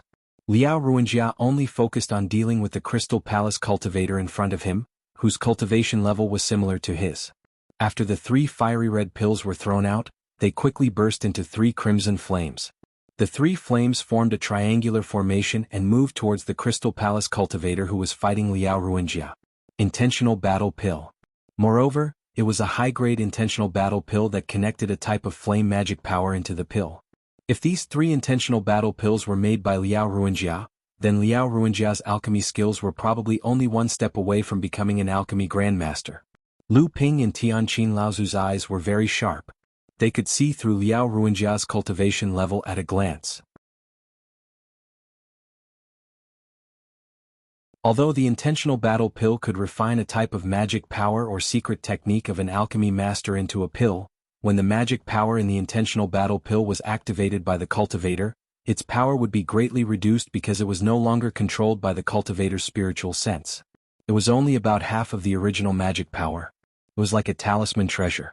The talisman treasure made by a core forging stage cultivator could only be given to a blood condensation stage disciple to save his life. For a core forging stage cultivator, the talisman treasure was extremely useless.